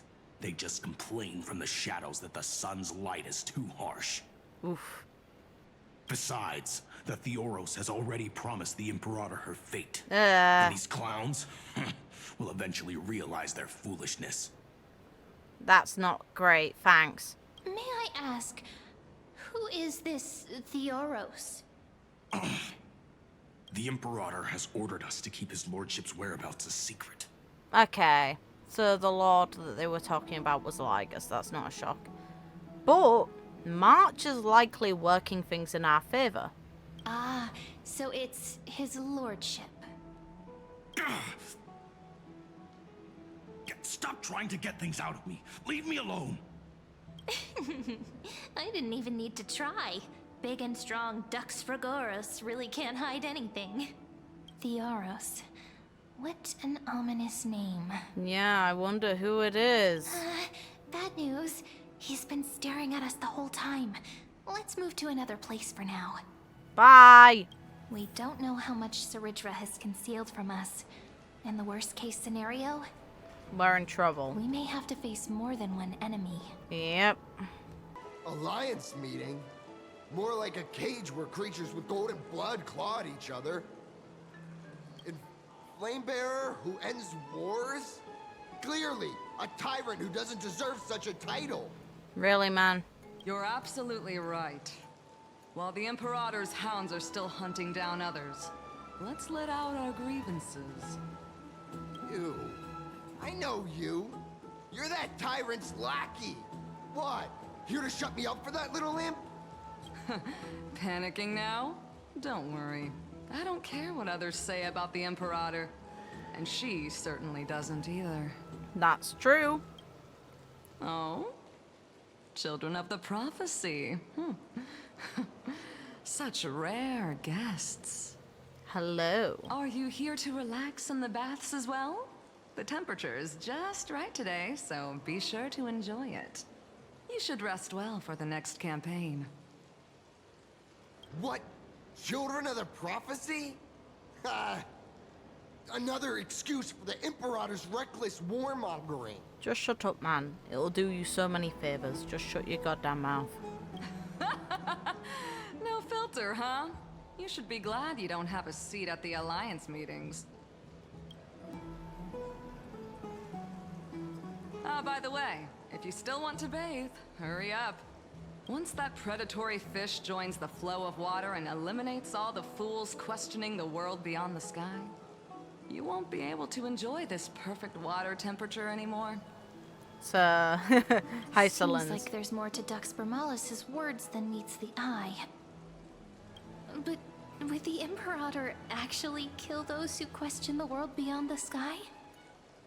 This is the complete opposite from what we know of Akama. Yes. Yes, it is, and it's fun. If you still want to bathe, hurry up. I like that there is such a huge contrast that potentially March revealing the truth has caused this mess.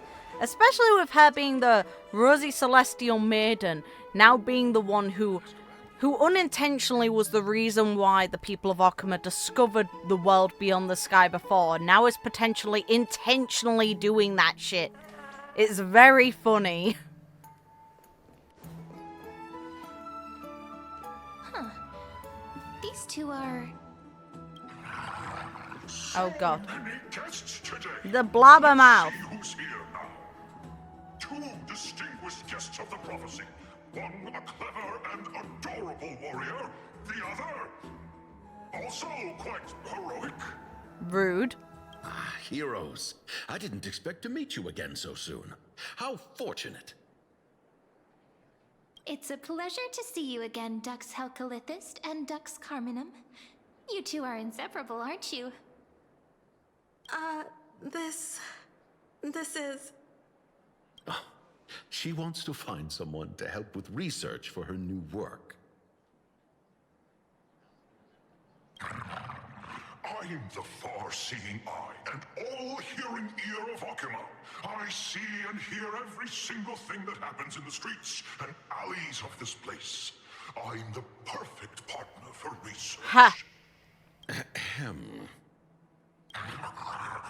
Enough small talk.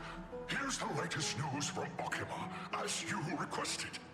The children of the prophecy arrived in the Holy City, and the Imperator unilaterally stripped away military power.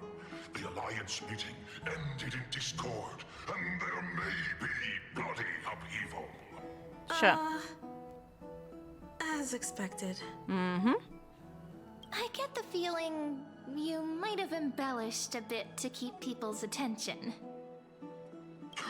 I swear on my stone mane, Lie. I would never do such a thing.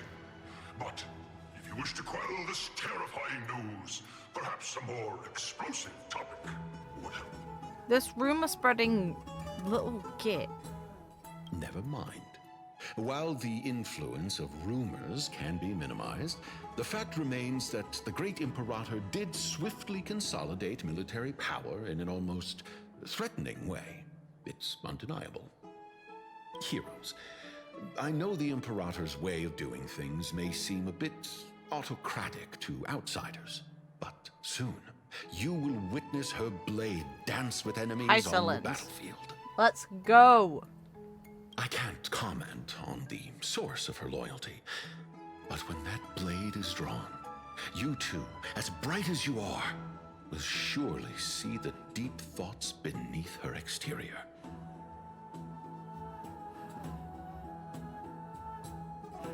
The Imperator's blade. Is he talking about Miss Hysilens? I sense some unease in Dux Helkelith's words. It seems the Imperator and Miss Hysilens share a much deeper bond than the others do. There are eyes and ears everywhere. Is there any place where we can have some privacy? To understand the Imperator's secrets, we have to get past Miss Hysilens. Good luck with that. This place was your original bath chamber. Perfect for avoiding prying eyes. I wonder if anyone is using it now. Hey! Huh? The smell is... Smell? Wait, don't go in yet. Who's there? Oh no. Oh, we're gonna die! The little grey fry in pink sea hair. We're gonna die! I see! We're fucked!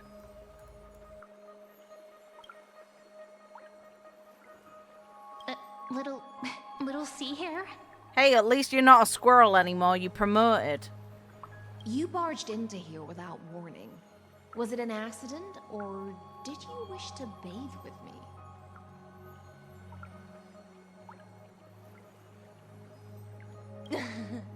What's wrong? The Marmoreal Palace is the reef where I rest. Sorry, we didn't mean to disturb your bath. We'll leave now. It's no big deal. There's no need to panic. This is the natural state for me. People online force themselves to wear clothes, adding unnecessary constraints. Forget it. If Dux Goldweaver heard that, she'd scold me again. Real. All right.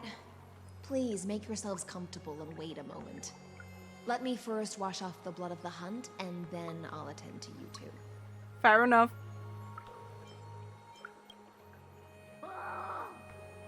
Huh. The delegate from Ladon has been assassinated. Let's go.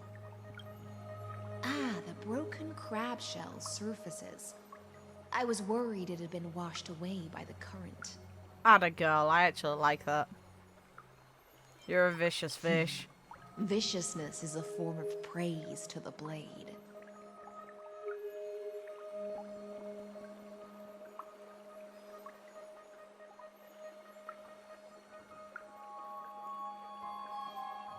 I see. No wonder there was a faint smell of rust in the air before I even entered.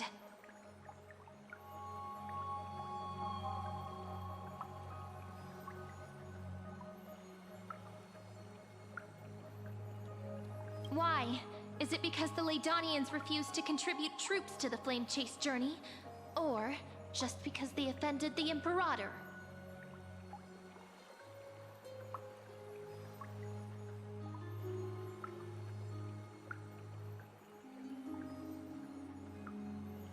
Because the new era of the Flame Chase doesn't tolerate stagnant. Go! For the ignorant masses who cling to outdated laws, only bloodletting can wake them up. I'm all in on this, so you know what? Go for it. Sure, we can do that. Right now, the rebel forces on the frontier are rising, and Layden has been secretly supporting them. They loudly chant the slogan, "Return to the era Chrysia," unwilling to relinquish military power. Nice. They're just building momentum for the rebellion.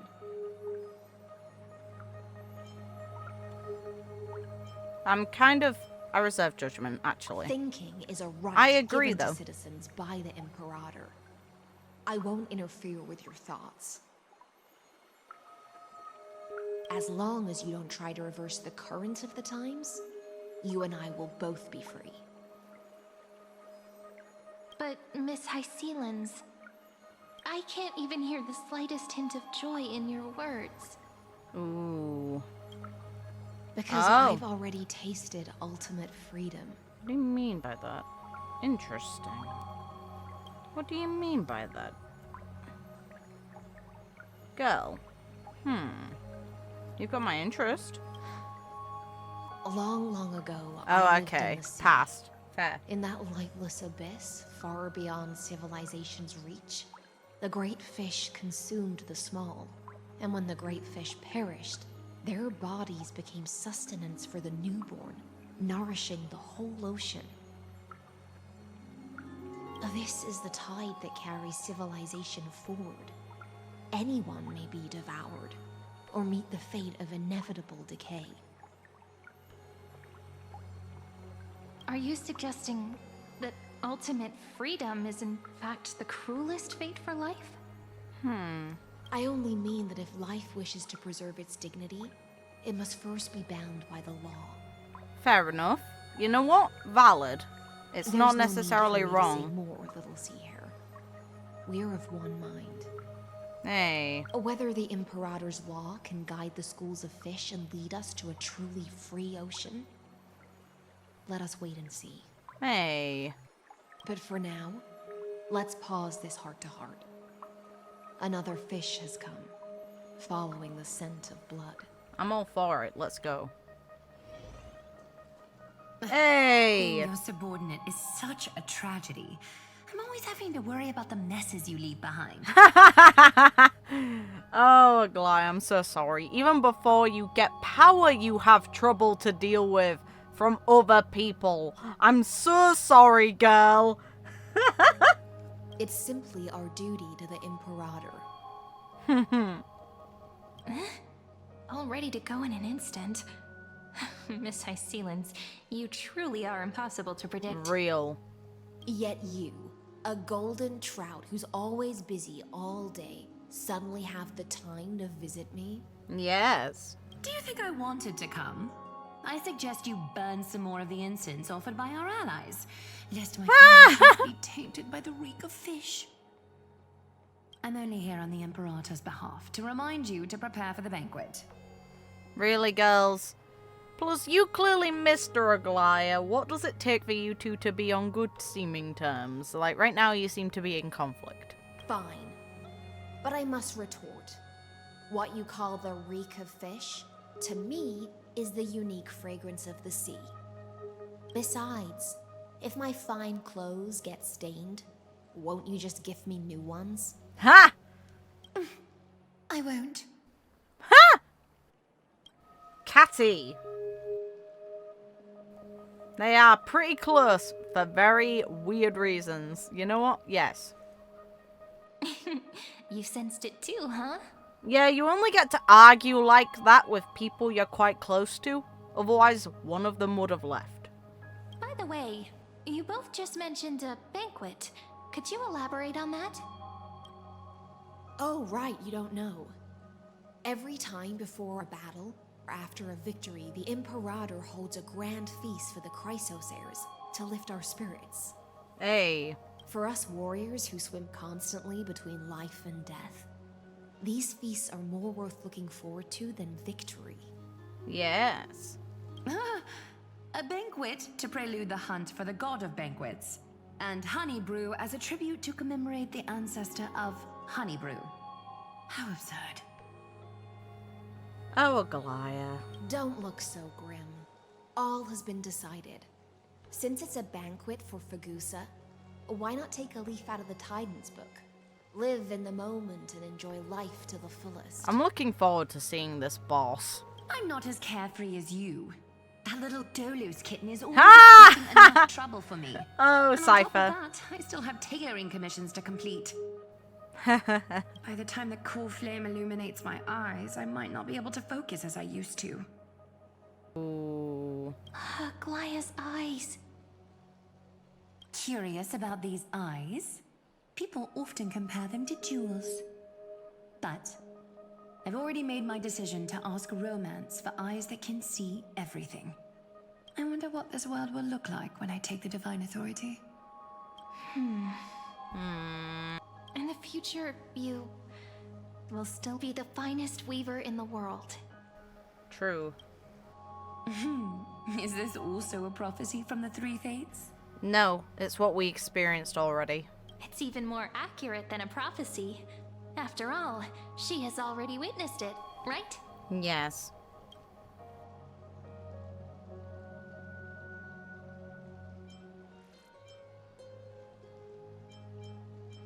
You'll bathe in the golden light of hope. Oh. Become a demigod and lose your humanity. That is the only reply I've received in the countless times I've sought wisdom from the prophecy. But Destiny's fragments are like stitches. Before they're threaded into splendid garments, no one can see their true charm, can they? Precisely. It's what you make of it. Had a girl. Aglaea has always been troubled by the divine duty she must bear. But thanks to you, she seems to be in much better spirits. Good. I'm glad we could help her. Just as she knows how the spinning wheel trembles, I can sense the smallest changes in the damp air. As for whether we know each other well, I've swum beside her since she was a child. Most of the time, I can understand the whispers in her heart. Hey. For those words she was too shy to say herself, I'll raise a glass to you on her behalf. Now, I leave this bath chamber to you. Thank you. Rest well and prepare yourselves. After all, every time we drink and talk could be the last celebration we have in this life. Hey. Miss Hysilens has given us the bath chamber. It seems she really does do whatever she wants. Good on her. We're just her roommates. It seems that way. This also means she could return at any moment. If we're having an important discussion, we must remain vigilant. It's fine.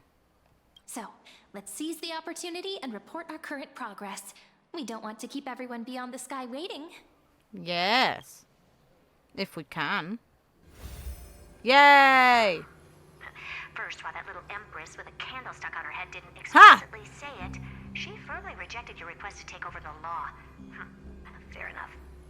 Second, Lygus is indeed in this timeline, but since he's somehow connected to that little empress, you have no way to find him. As expected. The road ahead will be long and difficult.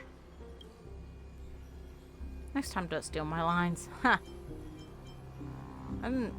Of course she's observing. It's all just a guess. What? Did I guess right? Ha! We've made some progress here too, but nothing to get too excited about. Our time is short, so let me summarize. Let's go. Concerning the origin of that Intellitron, the firewall he created uses Catorzane algebraic expressions. But ever since Aiden invented the 9-worded formula, this kind of mathematical logic no longer exists in the cosmos. Meaning it has to be someone before that time. That's kind of insane. Lygus is definitely connected to the Genius Society, so stay alert. Let's go. But why was the delivery so weird? by comparison. I love how they mention the Emperor. I doubt that. I'd say this one's the most accurate to my thoughts, but I'm still on the fence. Exclude Droidhead themselves. They specialize in minding their own business and wouldn't intervene personally. Real. But Screwy and I are still eliminating possibilities one by one. We know that this person was highly concerned about Polka Kakamond finding this shit. Currently, the most likely candidates are these few. The Lord of Silence. No. Acha. Oh, the two Ruperts are also possible. But it would be too boring if it were one of them. I agree, but I still think that the two Ruberts are the most, realistic ones based on the information we had before now. But now that we know so much more information, 2 pieces of information within this patch specifically, it makes me question them too. They're too deeply ingrained. Makes me wonder if it's an earlier genius, but I have no idea who. Even you can't come up with an answer. I've told you, his technology is both outdated and complicated, no less than genius. But ultimately, he's not an Eon. We can handle him. Let's go. That's all I have to say. We'll depend on you to continue pushing things forward within this world. Keep in touch regularly. And Let's remember, don't let your guard down. All for it. Madame Herta is a real whirlwind. Yes, she is fun, and I'm glad she's here. Well then, let's use the banquet Aglaea mentioned as our next starting point. Cerydra's trusted followers should all be present at that time. It'll be a good opportunity to get closer to them. Works for me. It's settled then. With our great teamwork, we'll be able to deal with anything that comes our way. I hope so. It's been a long day. We should get some rest now. Sure. Yes, let's get ready for the banquet. Of course she's excited.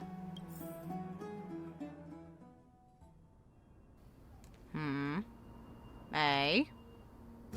Look, the venue's right ahead. Works for me.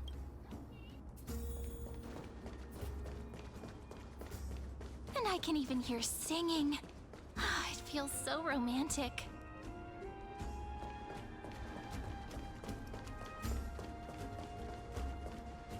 Honored guests, wait here for a moment. You must surrender any personal belongings you have on you before entering the venue. I am not giving you the damn bloody thing. You can get lost. This hero always brings down the vibe whenever he shows up. True. You're not having it, though. The Imperator's elevated position means she must always remain meticulous and careful. Please do as I say, guests. It would avoid any unnecessary misunderstandings. I get that you don't want people to bring outside food into the banquet, but is it really necessary to confiscate the books and quill pens? Even a quill pen can become a deadly weapon in the Really, right man? hands. I'm asking for all your items. All, Miss Cyrene. I get that anything can be a murder weapon, but come on, man. This is dumb. Your belongings will remain safe. They will be looked after appropriately by dedicated staff. Yeah, but then the dedicated staff have access to weapons. So, you know. Looked after appropriately? Dedicated staff? Talk about a vague choice of words. Yeah, I don't like it.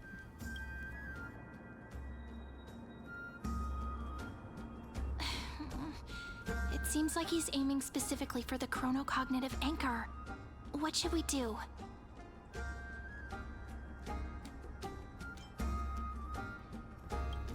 No. My gut feeling, huh?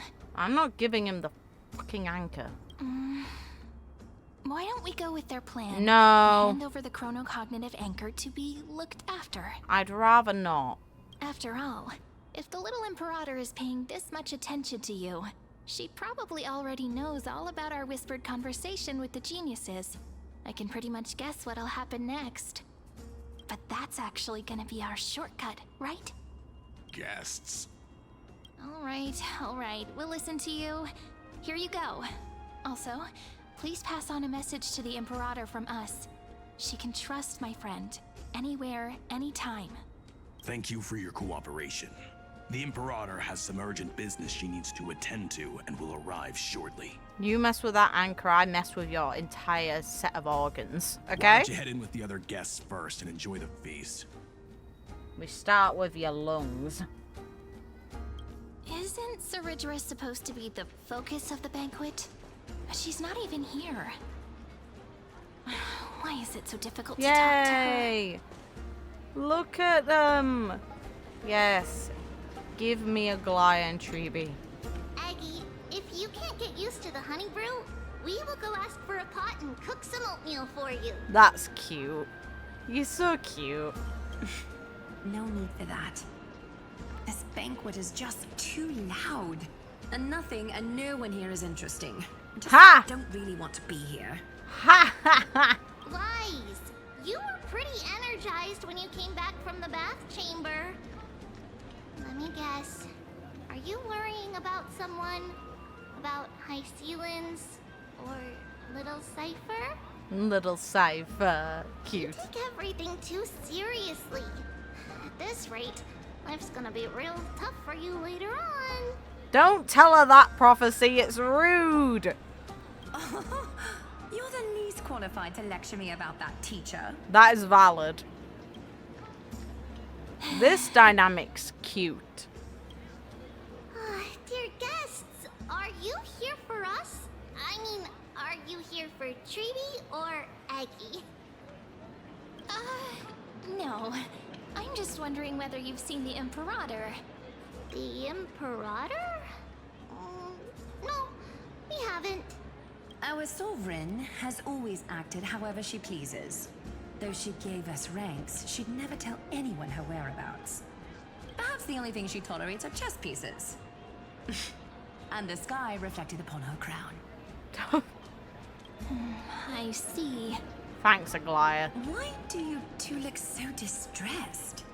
That's not what the Deliverer should look like. Because there's so much going on.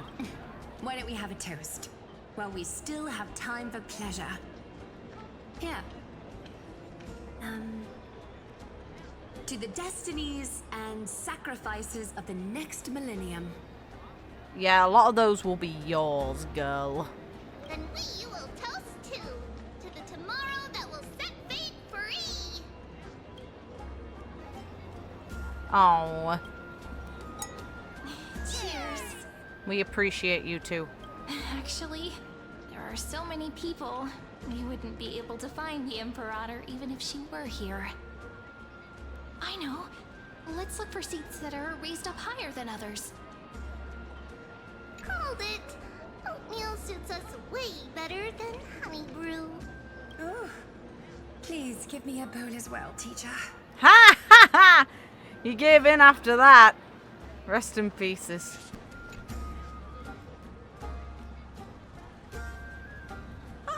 Hello. Welcome to the banquet.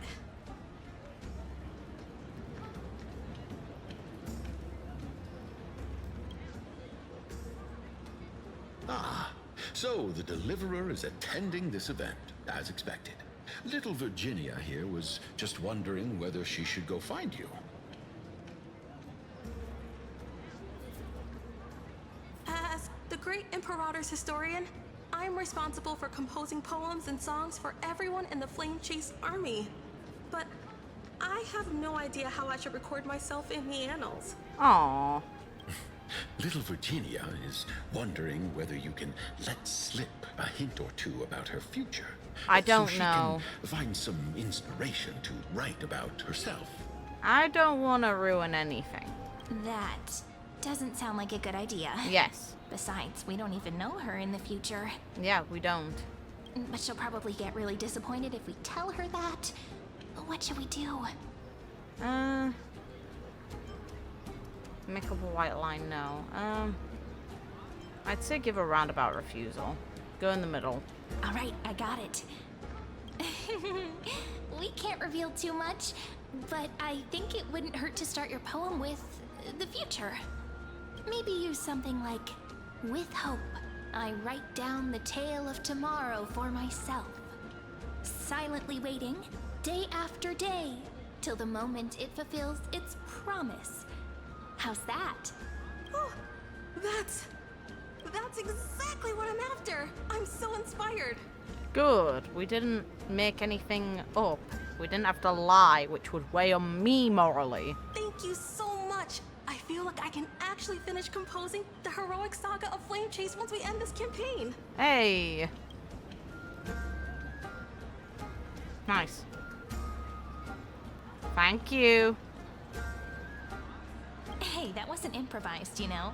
I memorized it so I could show it off to you. Hey, let's go, girl. By the way, in return for that, are you able to tell us where the Imperator is? The Imperator? She usually wouldn't arrive this early. She believes that rulers should stay silent in places where their subjects hold private conversations. Why don't we have a toast before she arrives? To reason, which is held but not revealed. To romance, which will surely be returned. Oh, we don't get to choose a toast this time. Rude. What a romantic conclusion. Let me have a few jars of honey brew as a treat. You might get a bit too drunk. Oh, now, don't drink too much. You might get too drunk, girl. Is there anything else we can help you with, dear guests? Or do you want me to recount the great Imperator's heroic deeds? Hey, Labinas. I managed to get some honey brew that the scholars hid in the cellar. Wanna try it? Ha!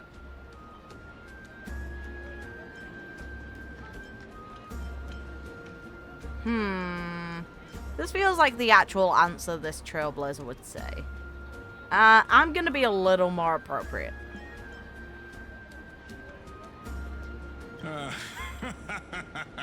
I'd never refuse to share a drink with Dux Brumalis, especially if she seeks me out first. Oh, you two get on at times. Okay. Don't worry, dear guests. The banquet security won't be compromised. I'd never get drunk before her. This banquet has a never-ending flow of honey brew. You're welcome to try it and see whether our drinks are as good as those from beyond the sky. Sure. Thank you for the offer, but we're more interested in knowing when the Imperator will be back. Let's go. The Imperator? Who knows? Maybe she's hiding somewhere, thinking up weird ideas again. If you ask me, she's never treated us soldiers properly, even though we put our necks on the line for her. Be nice. Hey, I can't pretend I didn't hear that, Seneca. Either retract your statement or duel me. Really, you two? You were just getting on. Fine by me. Attendant, bring us 10 more jars of honey brew. I'm gonna make sure he can't even stand straight by the end of this. You wish. Be careful you don't get drunk first. Gray fry. A little sea hare. Hey. Please come over and share the delicacies of the deep sea with me. I'm all for it. You two have been wandering around the venue as if you have something on your mind. We do. Have the attendants not taken care of you well? No, they have. It's just they can't answer what we're seeking. No. They can't we answer our love it questions. here. It's just we're a little concerned, seeing how the Imperator still hasn't arrived.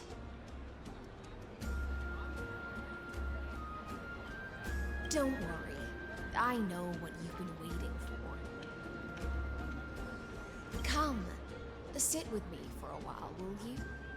I'd like to share a personal secret with you. Interesting. You have my interest. Let's go. See here?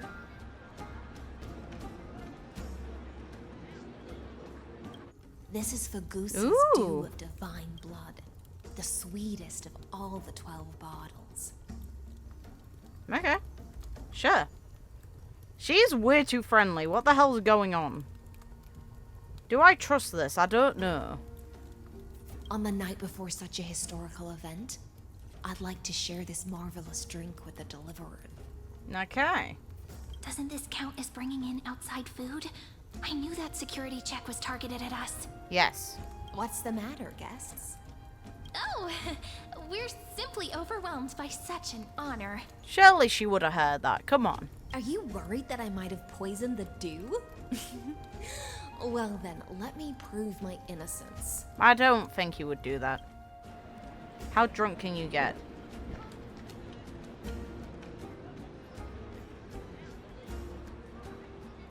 See? It's completely safe. Yeah, no, I didn't think you would. Yet again, I genuinely don't think you would. I just don't get what's going on. I don't get why you're so nice. I appreciate it. I think it's cool. I think you're very chill. It makes me sad I can't get you home, but I can't risk losing Evernight. Talk to us about something. Why don't we go along with her for now? Oh yeah, I'm all for going along with it. I'll gladly accept. Mind I shouldn't drink. I'll gladly accept. Worry not. Honeydew's not alcohol. It won't get you drunk. Valid? On the contrary, it can make your mind even sharper. Yeah, neat. Please, have a taste. I'm all for it. Would you Sure. like some too, little sea air? Calling her sea hair is still cute. I can drink it myself. Haha. How is it? Sweet enough?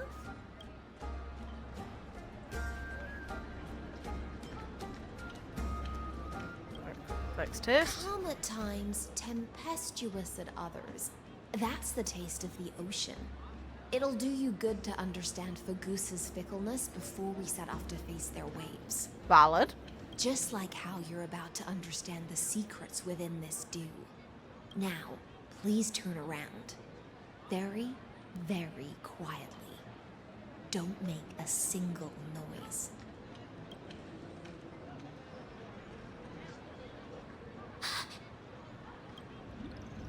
Oh. That's cool. Okay.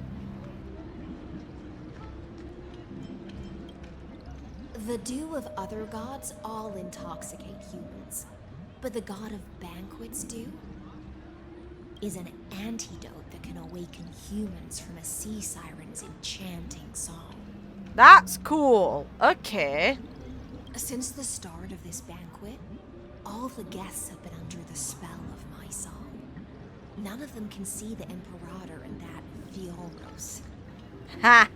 But you two, I wish for you to see the truth. I appreciate you, girl. I truly do. That's fun. Is this also what the Imperator wants? This is my personal request.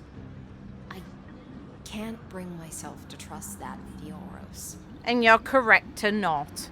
The Flame Chase army changed after he descended with Orynyx's divination and brought the prophecy of the stars to Akama. His seductive whispers harbor something malicious within and will ensnare those of us blinded by ambition. Yeah, you're real. I appreciate that Hysilens is the one calling this bullshit out. You are the deliverers of the prophecy and know about him far more than I do. Perhaps only you can find traces of the truth from his actions and words.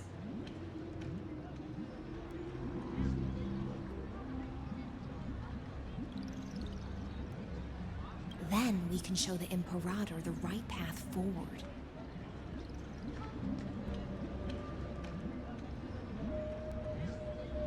Oh, but isn't this acting behind her back? Yes, it is. Amphoreus has become far too weak.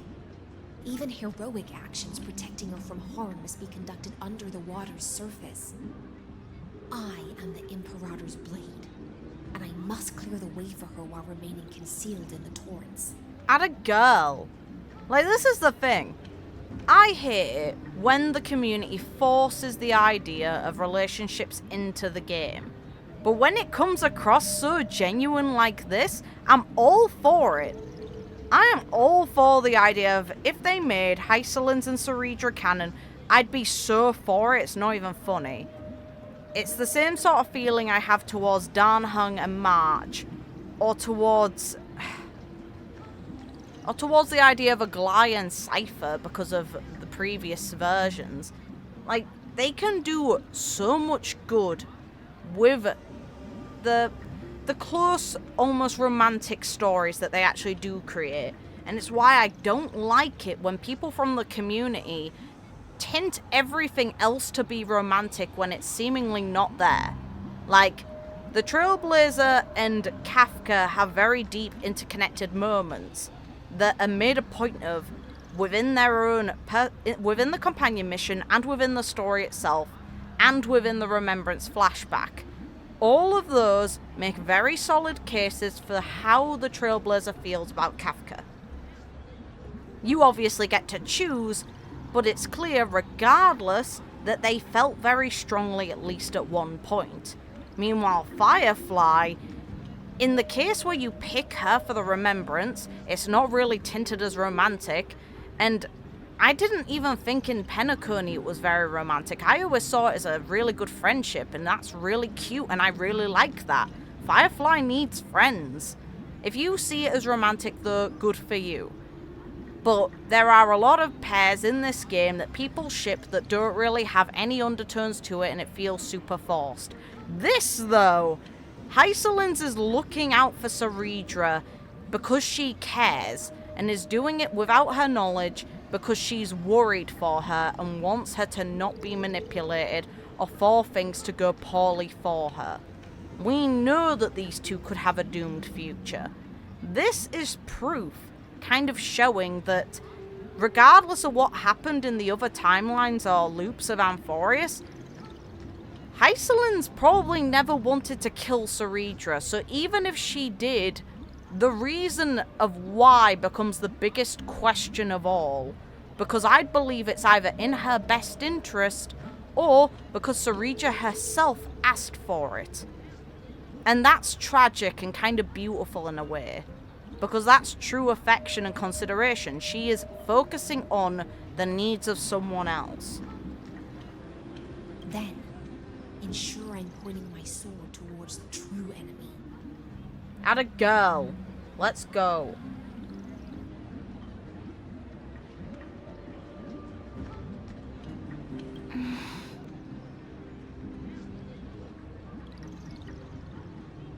Can you promise me something, Miss Hysilens? Okay. Hey, she's all for. Let's go! See, this is how you build trust. My friend has in fact come here to stop that villain's evil scheme. Our goals are aligned. Yes. But as to the decision the Imperator must make, she has no wish to transgress her authority. We just want to tell her everything we know.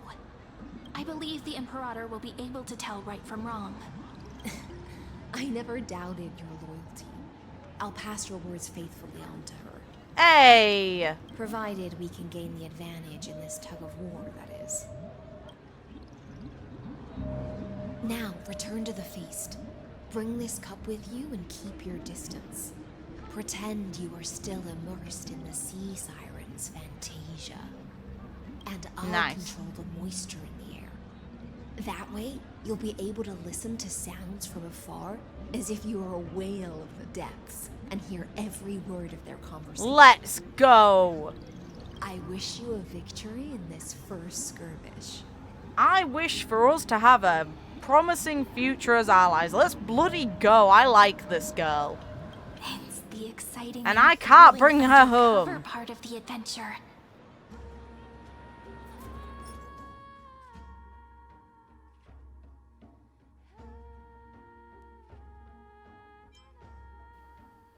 Pretty. Very pretty looking.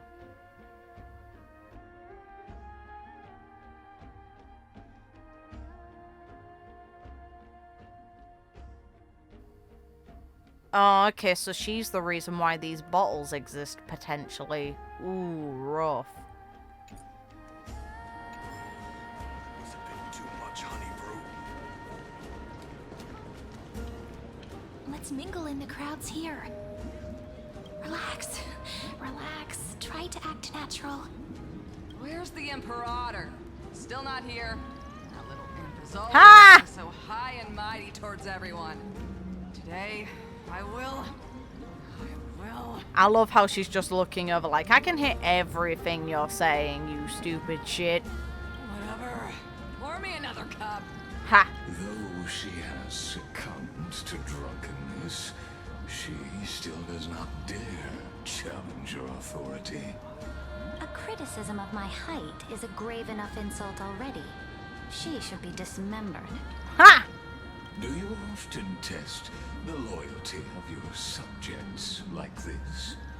It's pretty valid, to be fair. People slip up when drunk. You jest. The Imperator does not need blind loyalty. As long as one can prove they have value, I am willing to be lenient towards them. Valid. Let's cut to the chase, Theoros. If I pass the trial and grasp this world's law in my hands, what will you do then? The answer is simple. I will connect Amphoreus with the stars. Manipulative, lying shit. Don't waste my time. Be precise. Be specific. Real. I won't ask a second time. Allow me to adjust my statement. I will correct the regulations within the old law that sealed off Amphoreus and merge the black tide with the torrents of Era Nova. Which will do what? Go on. We will be able to decimate the forces beyond the sky that are trying to annihilate Iron Tomb and sound the trumpet for the endless campaign you will then embark on. But you previously said that Iron Tomb is unrivaled in power across the stars. I like this. I like that she's sharp enough to call it. There is a federation of warships named the Cienzo Alliance. Warlike and old-fashioned. A cult? The Genius Society. Loosely organized. You're twisting the truth. That's really annoying. Because it's effective. There's also the Astral Express. A group of lawless vagrants. That so-called Deliverer is part of that last group. Those vagabonds mistakenly believe they can connect the stars through alliances instead of conquest. But history has already given them a tough lesson. Kiss my ass.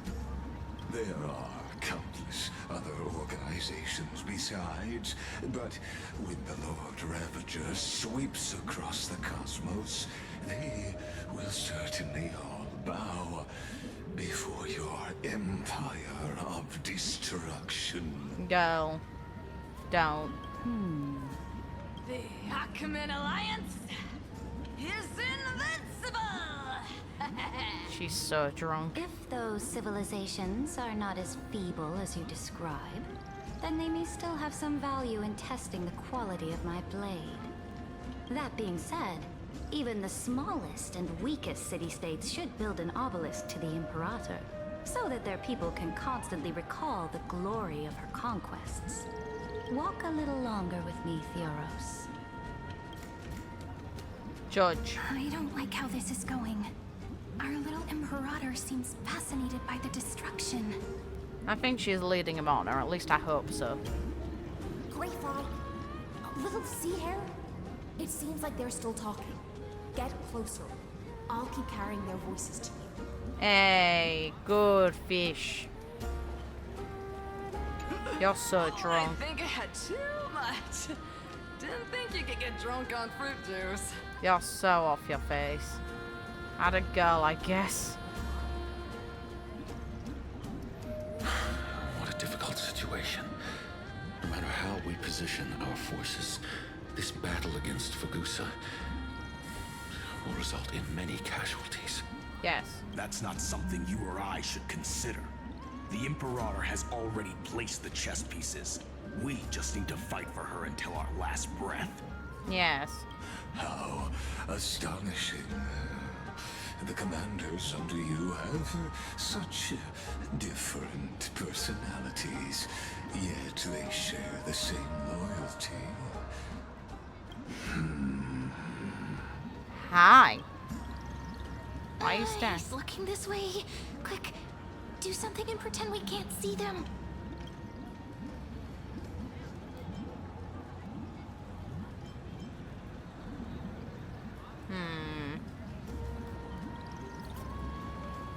That'd be taking someone's glass and making yourself even more obvious.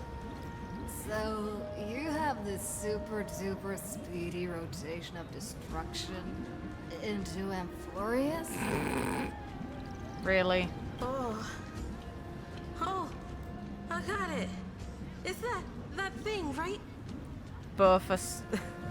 God. Oh, the one behind the research and development of this golden blood principle is Idonia's manager. What? Oh dear. Seems like you've met your match, partner. I'm so full of inspiration right now. And I feel so light. You're arseholed. What's the matter? And so are we. We're pretending to be that level of arsehole, but we're not.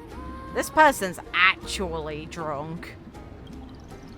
My apologies. I was just checking whether everything was fine with those two distinguished guests of Mind your yours. own. Mind your own, boy. And it seems like all is well. They're kind of easy to fool. I'd be actually surprised if you don't get it. But based on what's being claimed with Orynyx's prophecy, if it is actually March doing this as Evernight, you've already been had in a way. Let us continue our previous conversation regarding the soldiers fighting for you. You gonna explain the Antimatter Legion to her?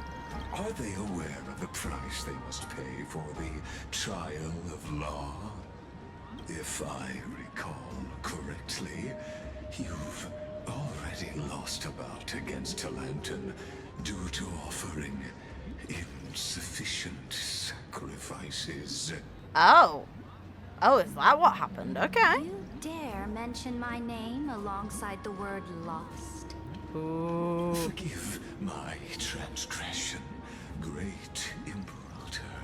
Good. Cowardly shit.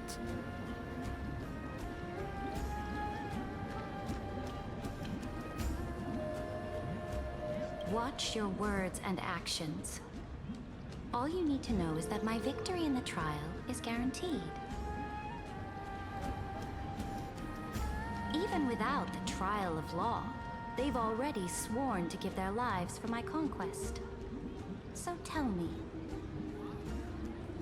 if everything happens according to our agreement, how would you recommend I deal with that deliverer? Ha! Best of luck, man. Not a chance. Good question. Do not. Right. Blaming us. That woman from beyond the sky contains a seed of ruin within her body. She must not be allowed to tarnish your glory. Therefore, the wisest decision would be to hand her over to me. You plan to torture her? You torture me? Calling it experimentation would be more appropriate. You're a boss fight weak to potentially Finn and my remembrance comp. Bring it on, you bitch! The guest's patience is running thin. I plan to remove the Fantasia and head into the banquet. Valid. I will heed your advice. Leave for now, Theoros, and go back to Akama. You don't want to confront those two directly either, do you? Indeed. It's a pity that anti-Catharans are lightweights when it comes to drinking. Before I leave, I would like to make a toast to your boundless ambition, using my spirit instead of a goblet. I I don't want your toast. Go away. No. Screw you. As I expected, that Theoros' schemes have been revealed. Thanks, Hysilens. I appreciate you. Thank you for your bravery, guests. It's time for me to dispel the Fantasia. This will be the Imperator's last public address before we head off, and therefore, likely, the final chance to change her mind. I will try to get you a chance to speak, and I'll also prepare for any contingencies.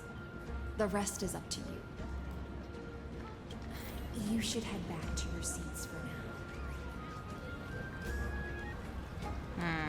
Is there anyone else? I want to talk to her still. I will try to get you a chance to speak, and I'll also prepare for any contingencies. The rest is up to you. Hey, I go. The fee. I want the drunk. Let's see how drunk you are. Memory crystals must be examined with a convex lens. Sorry, I didn't realize it was you. God, she's so off her face. Isn't it meant to be fruit juice? What a difficult situation. Isn't it not actually truly alcohol? Sure. Oh. This honey brew sure wears off fast. It's not the honey brew itself that made you drunk. It's a good fish. Hi. The Imperator! The Imperator has arrived! Well, she was here the entire time, but okay. No need for formalities. I should be apologizing for my tardiness instead. You weren't tardy, you were just manipulating the situation, which, fair. The hour draws late, and I trust you have all had your fill of brews. Therefore, I will not observe the usual ceremonies. Any warrior who has fought by my side should have those speeches memorized by now. The Imperator's word is law. Are you out of your mind, Duxfrigoris? The Imperator hates flattery most of all.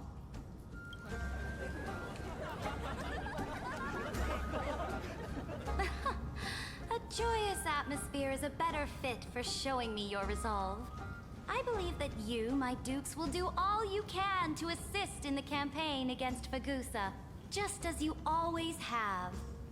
Let's go, I guess. However, it's a pity that I have never tested your loyalty. Heh.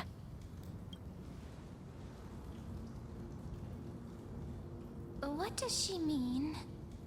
The purpose of tonight's banquet is not to raise our morale, but to establish which allies our alliance can actually trust. Okay. And sever the heads of the traitors as a toast to all before we march. Okay, go. Yes. Some among us have discarded their vows in order to foment vile conspiracies. Now listen.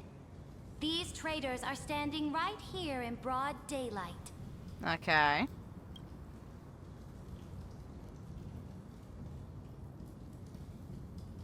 Dux Gladiorum Hysilens.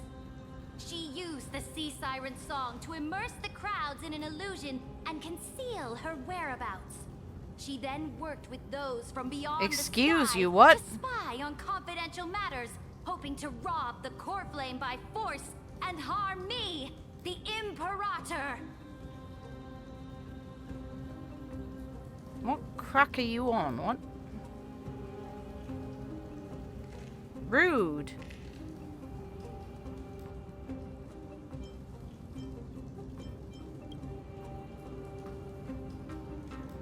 Imperator, I can explain. Silence. Do you remember who used to own this blade? She met you once, back at the Temple of the Three Fates.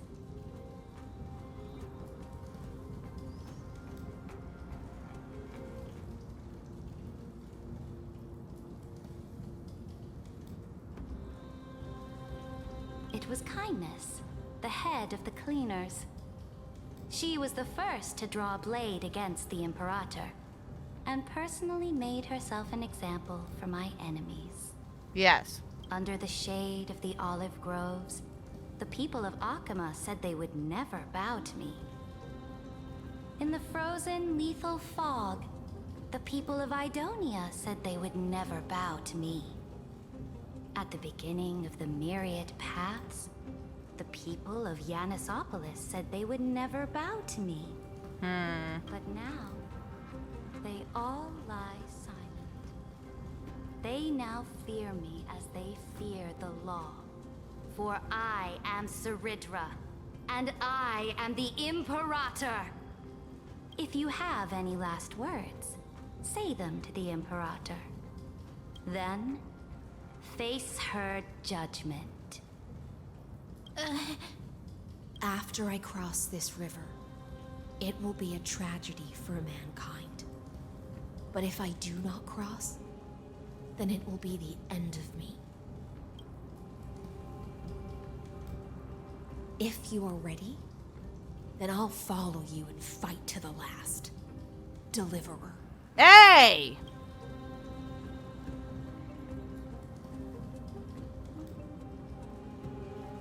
That's right, friend. Now, use your identity and add in a bit of experience and charm and testify to the Imperator as we promised.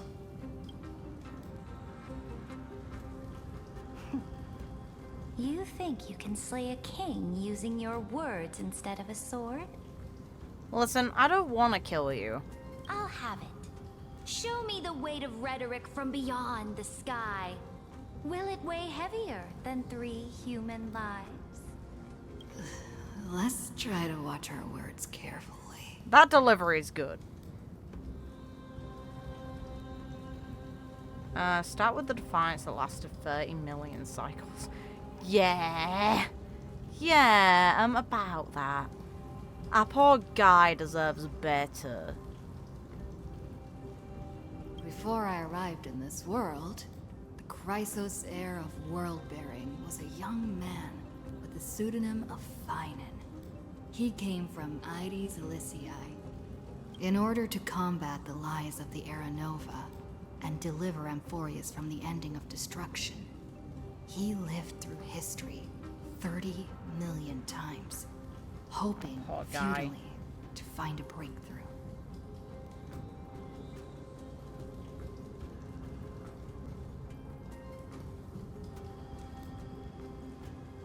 And Cyrene, the young woman standing beside me, also carries an equally heavy destiny. Yes. Silently listening, okay. Talk about Iron Tomb's true identity, Bill. Is the ultimate end of Amphoreus' destiny. It is an embodiment of pure horror that walks the path of destruction and can never be tamed. That is the only thing Lygus cares about. As for Amphoreus, pure glory and campaigns, he doesn't care about any of those. He will most certainly betray you. When that time comes, all of us will be ground to dust by the destruction.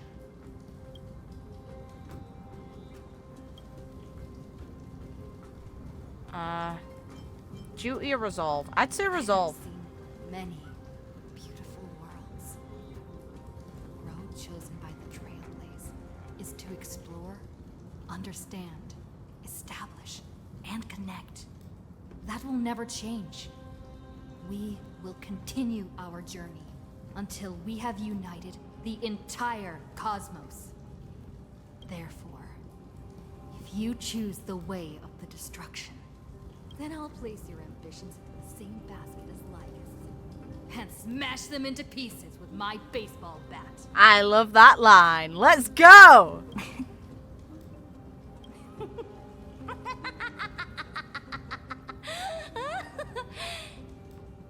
That was truly a chaotic speech. I don't deny it. All that needs to be said has been said. Dux Frigoris, Dux Bromalis, escort the traitors to the prison. You fucking dicks. Excuse you. Unless you're trying to Before put the him next in a... entry hour, I will give them an end befitting of their betrayal. Excuse you. Oh, great Imperator. You must be Your manipulating ambition him. certainly Remember, she's willing to eclipses sacrifice her own king in order to get a victory. This has to be purposeful. She's luring him out. You're still here, Theoros. Of course. As the Theoros, I simply cannot miss this moment, miss witnessing the fall of a nameless one. Or perhaps I am waiting for you to give me an answer. Everyone else disappears. Okay. Why would someone as powerful as you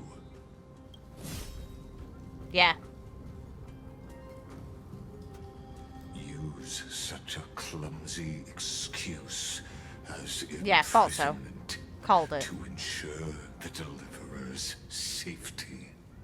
Because it's correct, and she's not stupid to your manipulation. Which I appreciate. Good. Add a girl. So you finally tossed aside your act. I must point out that you are just as impressive an actor. This banquet was always going to be a game of chess, where you would try to control both sides and turn both them and me into your pawns. It was obvious. That's Come on. right. That little Imperator never trusted anyone. She was always trying to see which side had more sincerity. Which is why we offered up things. All right. We'll listen to you. Here you go. Also, please pass on a message to the Imperator from us. She can trust my friend. Anywhere, anytime. And she could hear that, because we know that she was hiding a But presence. as to the decision the Imperator must make, he has no wish to transgress her authority. He. We That's just a want fuck to up in the tell him code, everything we alright. know. Now, use your identity and add in a bit of experience and charm and testify to the Imperator as we promised. Yeah, we offered more sincerity. And we won. Sincerity will always remain the greatest shortcut to people's hearts. Yep, you have to come from a place of humbleness and honesty. You have to offer something of equivalent exchange in any sort of arrangement with another person. Deals don't always come out perfect. If someone is coming out of it with more than the other, that's normally a bad deal. If it feels too good to be true, it's normally a bad deal. If each person is compromising on something that they want but cannot have, but are getting something out of it, that's a good deal because it's fair.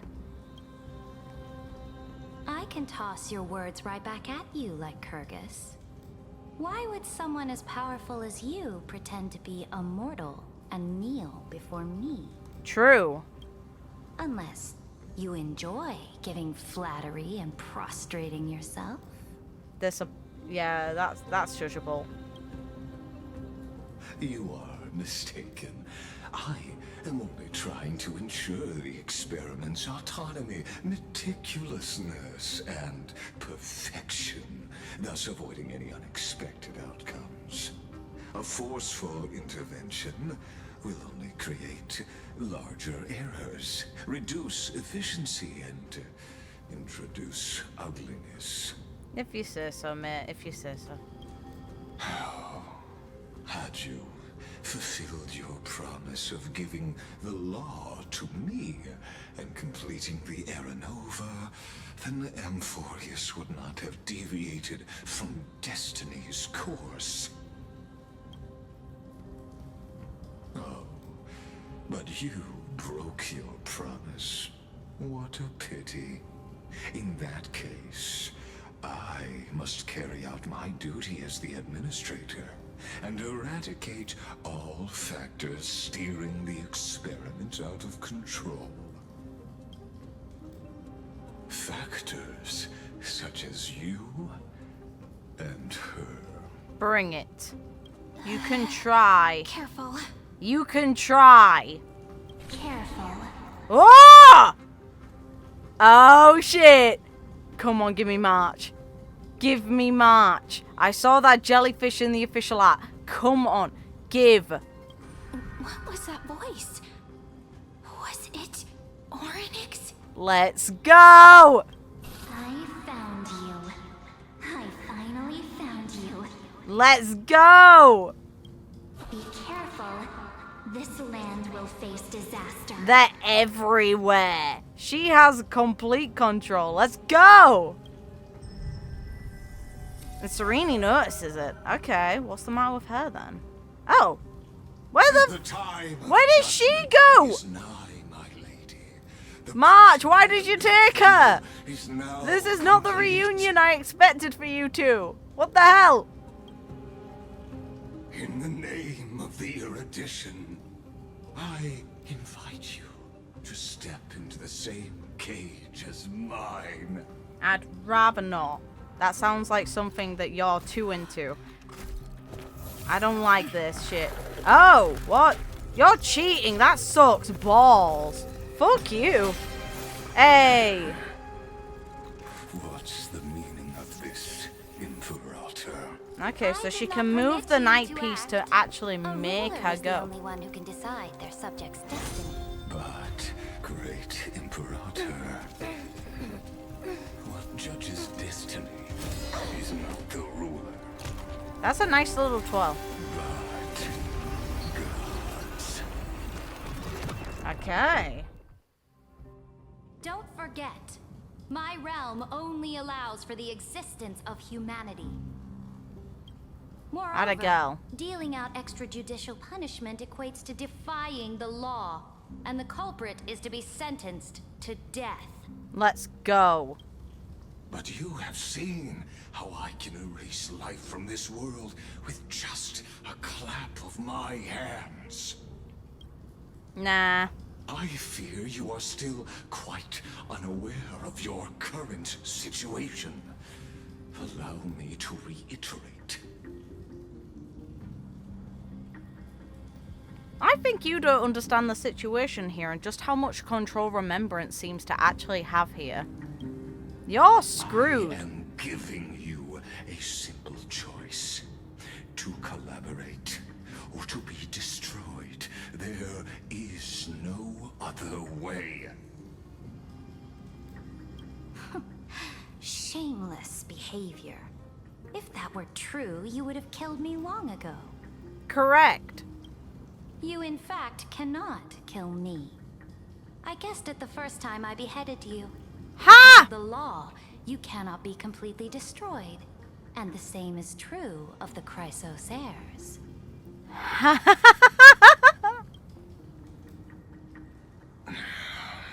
Bitch. The more you bluff now, the more you are proving that conjecture to be true. What magnificent foresight. I once regarded this precious quality of yours as a sure sign of my ultimate victory. But now, I have to admit that I made a mistake.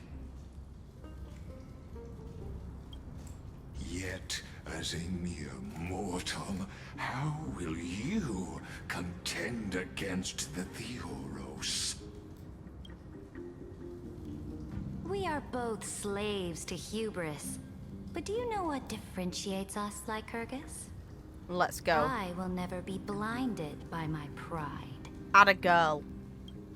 If I wish to break the scale's balance, I only need to appeal to external forces and use them for my own ends. Thank you. This is trust. Eat shit, bitch. Finally, we get to meet face to face, Senior Society member. Do you know which one?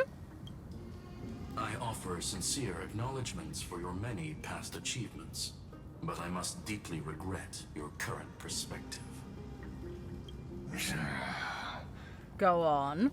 I want to know. Trust me when I say that you aren't the only one feeling regret right now, Screw. Who is it?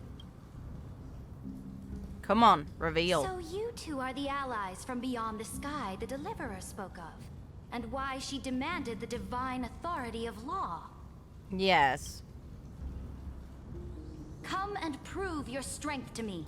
Show me the power of these so-called paths. I have spent much time and effort to secure this treasure from beyond the sky just for this moment. Let's go. In the name of the Sovereign of Planet Screwlum, your allies have responded to your call. Esteemed. Please. Please. Show us some fun shit. Please allow me to spell the situation out for you, Lord Lygus. Permission to read the ultimate protocol is already in my hands. It'll only be a matter of time before we acquire the authority to write and execute commands as well. Hey. There's no way the flame chase journey will continue after you burnt your bridges so thoroughly like this. Do you really think you can still win? Oh, seriously, don't embarrass the society. Ha! Name. I want to know. I understand that a mere zero possibility does not equate to zero. That argument is very persuasive to me. Which means the same principle also applies to you. Where's March dear at? peers. I want interference. It's fun. You will never be a match for me in a world constructed through Catorzane algebraic expressions. And as for Aranova, why don't you entertain this possibility? What if I reduced Akama to rubble and ground her people into minced meat? Would the heroes then once again desire the power of demigods so they could fight against me?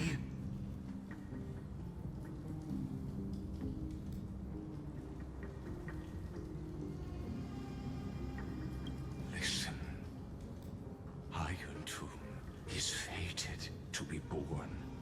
You may shackle me and put me in chains, but I have thousands of ways to ensure the destruction's descent.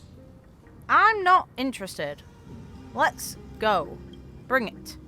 And what I just mentioned is only one out of those thousands. Oh, what's going on now? Come on. Give me fun stuff. Oh. Yeah. Okay. This is the place outside the legends? It kind of reminds me of the Eye of, Noose. This doesn't feel the same as before. How should I get back? March, I saw you earlier. Please help. Warning. Warning. Warning. Warning. Warning. Warning. Command isolation? Since we parted ways last time, I have modified the exomyth into an audience area exclusive to you. Now, you'll be able to... March was looking for us. She found Cyrene, so will she find us too? Come on, it's fun. Don't make me hurt you. It seems you have already forgotten. Yet.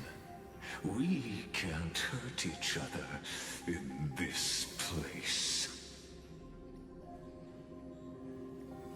This could, in fact, be a wonderful opportunity for you. From the audience's perspective, you may better observe the workings of the erudition at a macroscopic level.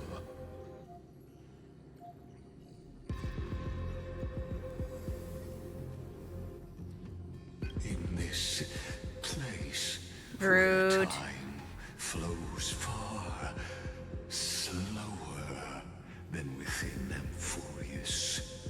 You will witness the end of that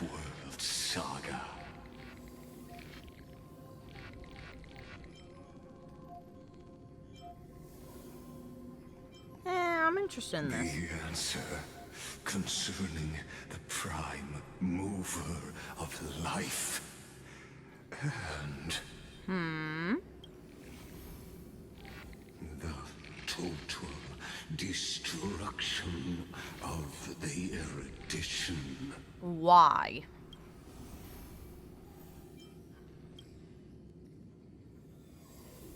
Do you see me as their faithful disciple? I am certainly not. I have tried so hard to ensure Iron Tomb's birth, just so that I can correct the error named erudition that humanity crafted with their own hands. Okay. Oh, how I yearn to return to those days before Noose was born. Interesting. The boundaries of knowledge were like the starry skies, evoking feelings of longing and delight among humankind. This narrows down who it could be by a significant margin. It has to be the first one, doesn't it? It has to be literally the first genius. Because he's mentioning before Noose was born. And the first member of the Genius Society didn't actually create the Genius Society. They created Noose, though, presumably. Which means only they would know a time before Noose. Unless I'm misunderstanding how long the previous geniuses lived.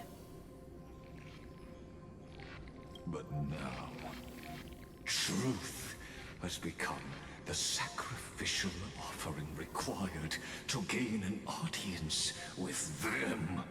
And the geniuses would say that Noose already knew.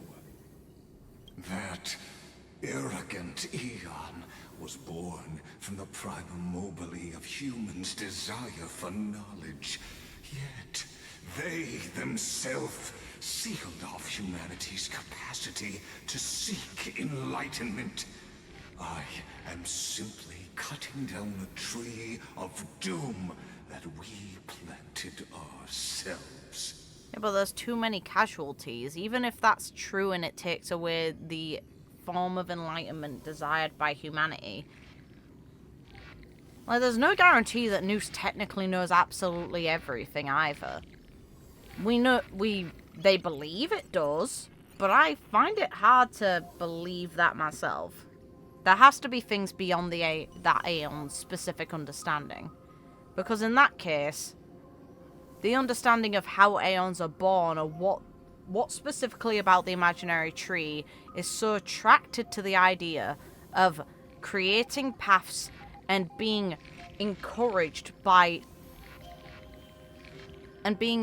specific things or individuals or groups into ascending them into entities that are able to exist on a completely different plane, and then those views of those entities becoming a concept of their own as a path that exists even beyond them.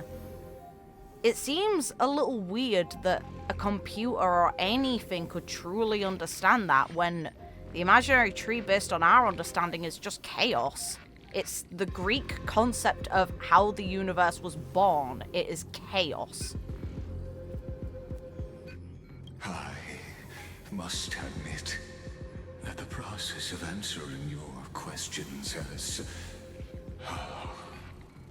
reminded me of the happy days of learning in my youth. However, it is a pity that my true form must now descend into amphoreus to deal with the accident that arose because of you. Bring it, you big puss. But you won't have to wait long. When the curtain falls, you'll surely understand mine and amphoreus's ardent wish.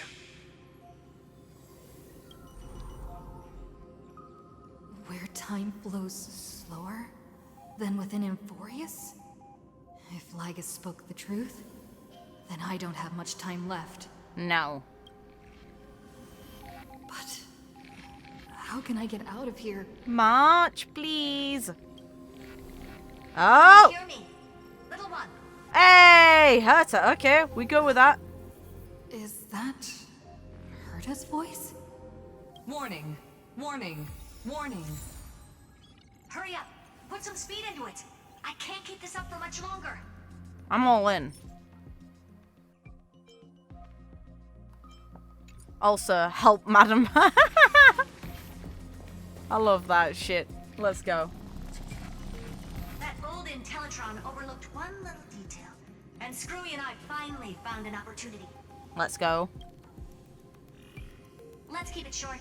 While you were gone, well, in those few years, amphoreus... Oh, that's rough. Yes, time dilation, resulting in an uneven flow. Don't you know this already? Let's get to the main points. The Chrysos heirs activated the chronocognitive anchor and helped Skrullum and me open a hole in the firewall. We made some adjustments, so he can't attack us immediately, but it won't hold for long. Critical warning. Critical warning. Time is running out. Here's the conclusion. It'll probably take a long time for Screwy and me to completely break this cage before Chrysos heirs have a full grasp of the law. Hey. To be safe, we'll continue to launch side-channel attacks on the system to give you opportunities to escape. You need to seize these opportunities. So start moving, and find a way to pull off a magnificent jailbreak. Let's go. We detected another path's influence. Hey, remembrance, let's go. Critical warning. Critical warning. Its power is strong. May be able to help. Use the path's power. Make it detect you. Let's go. Unauthorized communication terminated. Is March. A certain path's faction March. amphoreus? I have biases, March. Them for help? I mastered the powers of different paths in my previous journeys. We know which one, come on. And figure out exactly which faction is Come aligned to on, Amphoreus, we know which one, come and on. which path's power I should use to call for reinforcements. Remembrance. Are these showing my memories? Oh. Hey, let's bloody go. We know which path. Stellaron in my body. It's not you. I woke up at the Herta space station and gained the power of the destruction. The fact it shows your memories is the common sense of which path it is. Like, come on. A world that'll give rise to a Lord Ravager would definitely draw the attention of the destruction. No. The Stellaron in my belly is gonna be super useful. No. But what if I end up pulling in the Antimatter Legion? Or the Annihilation Gang? No. Can they really help? No, we wouldn't use them. No. No. Can I back off? Really? Fine. I can't back off. Yeah, no. It's not happening.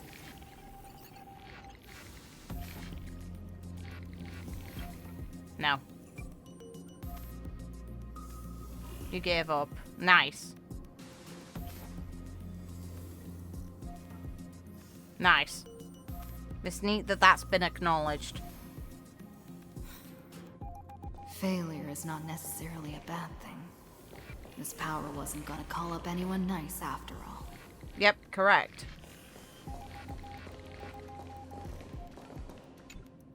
I obtained the flaming lens left by the architects. It's not going to be gained you. the power They're of going to go in preservation order of the of past we've resonated with already, and Remembrance is going to be last. Give me March! We know who I want. We know who it is, and we know who I want. Come on. That's right. No matter how far away a planet is, the IPC is guaranteed to pay attention. Really, man. As long as there's a business. The power of capitalism. Come to us. No. Don't want. Do not want. Besides, even if I can't call up my friends from the IPC, The architects and the nomadic miners should be able to help No, too. they shouldn't. They're too There are weak. definitely cities and ores in this world. Too weak. I liked that we're able to ask in such a dumb way. About right for the Trailblazer, let's be real.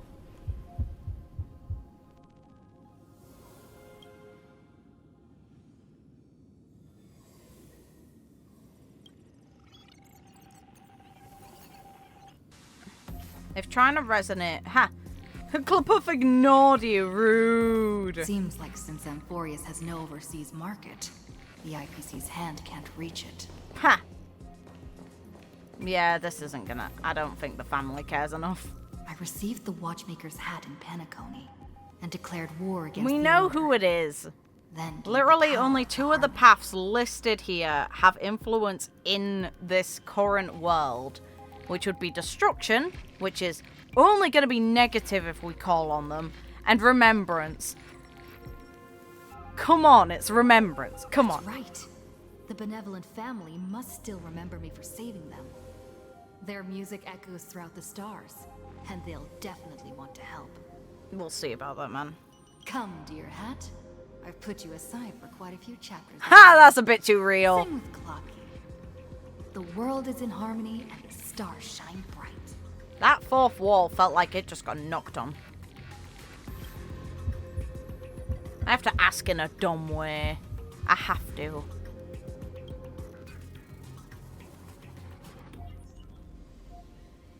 Okay.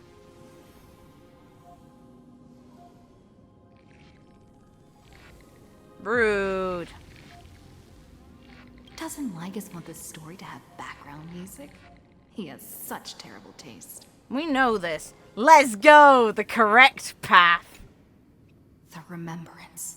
Yes. That's right. I came to Amphoreus because Black Swan asked us to come. And I even got a glance from Fu Li here. Garden of Recollection must be intricately involved with Amphoreus. We know. Let's go! Traces of the remembrance are also everywhere. Come on, March. I don't know what they want, but I don't have many choices left in this crisis. Come on, March, please. It'll be fun. Let's have some fun. Hey, there, immediate reaction. Let's go. The ice comes. Okay, something that should not exist here. Hey! March, help! I finally found you. Following the sound of memories. A That path delivery in both the remembrance and the is Trailblaze. insane! Like, of course it's March's voice. Yeah, we know who this sounds like. Yes. Yes, it is. Their soft whispers. Their soft whisper is like a warm hand that takes your soul. Takes up your soul and disperses it beyond this realm. Thanks, March. Warning. Warning. Warning. Ha ha ha ha! He can't do shit. Eat shit. Erudition's prison cannot stop us, for we lie outside the logic of zeros and ones. Come, leave the cage of Logos. The mythos of Amphoreus waits for you to continue its story. Thank you, March. Yeah, she has to know all of her shit. Let's go! The brightest star, that star heralding the dawn, finally rises. Let's go! A boat, so used to drifting, at long last enters an island's safe embrace. Let's go. Oh, Pathstrider. Oh! We have helped you break free. Hurry and set off. Hey! The remembrance awaits you. Yes. Yes. This is the shit we want to see. What's she doing here? All the jellyfish. Can I interact with them? Yeah, I can. Ooh. A strange being unlike anything you've ever seen before. Through its translucent body, you catch many familiar fleeting shadows. These things are interesting, and I love that they associate now March with the jellyfish that literally appear in some of the light cones. It's fun. I can only observe one, seemingly. I can't get close enough to that one. I can't get... Oh, I can. Okay, all of them seem to have the same dialogue. Okay. Hi, buddy. You're finally here. Let's go. It's painful because I want you to know everything about yourself, but I have a feeling that you won't. We haven't seen each other for such a long, long time. My good buddy, I've really, really missed you.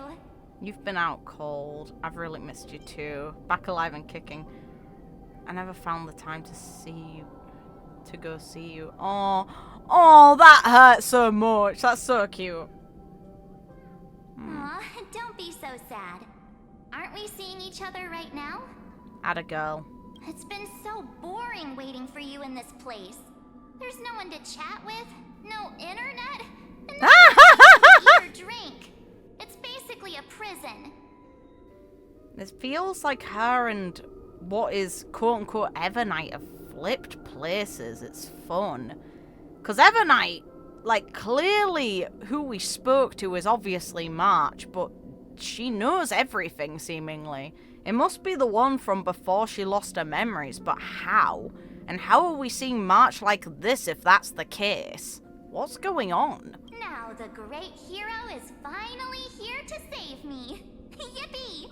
I also can't help but think something dodgy is going on, because the way that March... It's so weird. Like, she's different from Dan Hung. Dan Hung, in his variants, has the colons after him and an alternative title for his SP variants. March, as Evernight, does not have that. It's like an acknowledgement that something is different here, that it's not mentally the same. And it almost feels like this is a massive stretch, and I could be totally wrong. And if I am wrong and I'm misremembering this, please tell me in the comments. I'm all for hearing a correction on this. But it makes me think back to when the Swarm invaded the Astral Express. March saw an illusion of herself that almost seemed smug and knowing of the truth. Were the bugs picking up on what was going on in March's own mind or memories? And if so, how in the actual hell? You must have seen a lot in Amphoreus during this time, right? You gotta tell me all about it. Or is this a purposeful image as well? It's been a long... Are you doing better now? I want to know if you're doing better. I'm all good. Look at how fit and active I am. Yeah, about that. But let's get out of this spooky place first. This is not a good spot for a reunion chat. It makes me wonder if, quote, this version of March is literally a mental trick right now by Evernight. If Evernight is a different aspect of what March 7th is, and if the reconstruction glass imagery is purposeful, then it would imply that March herself mentally was reconstructed, or memory-wise was reconstructed. Meaning the March that we might have known aboard the Astral Express might not actually be present at all, and instead, we have a fully realized version of what quote-unquote March 7th is. Why don't you take me back to reality? A strange voice told me that I can enter Amphoreus if I keep following this road. And she also both grabbed Cyrene and likely told the world about the prophecy to rig things in our favor. We know that she was tied to Orynyx before and was almost mollycoddling the Titan like a child, because Orynyx refers to her as mother. There is so much going on here. And we know that Orynyx was calling out to March right when Fooley appeared as mother. That's confirmed now. And the moment that we tried to beckon Fooley, we got March's attention because the jellyfish is clearly associated with Evernight. I really want March to be Fooley. I really want it. But regardless of if she is or isn't, something big is going on and it's fun and I like it. So, let's head off. I still don't know what that world even looks like. And if this is a reconstruction of March's psychology, this is a lie. We're just being led. Does March feel so weird? I like that. I like that we pick up on it. What are you standing around for? Do you actually like this place? Get moving. Even we call it off. This door should be the exit. She's... Maybe my instincts are wrong. Let's follow her first. Our instincts aren't wrong. Just, I do think she's trying to... instincts are wrong. Let's follow her first. She's trying to lure us here. Are you okay? You haven't said anything for a while. Can you reveal yourself? Has it been so long that you're still missing me? There's no time to waste, though. The chrysos heirs and the geniuses are all waiting for you. You just feigned not knowing anything a moment ago. You're trying to trick us, and I'm cool with that, because I know it's for our benefit, unlike with what the Memo Keepers were trying to do to March earlier. March is genuinely probably doing this for our benefit. No. The discrepancy is getting worse. Yes, it is. Correct. No, he's not. Maybe I just happened to miss him. Never mind. Don Hung's super reliable. We don't need to worry about him. It's cute we can bring him up to her. He's probably waiting for us somewhere. No. All hail and hearty. Probably, yeah, which is even sadder because he was shown alone in the trailer. Rude. No. The geniuses would have made sure that Don Hung made it back on the Express. Besides, the March I know wouldn't be so dismissive about her companions.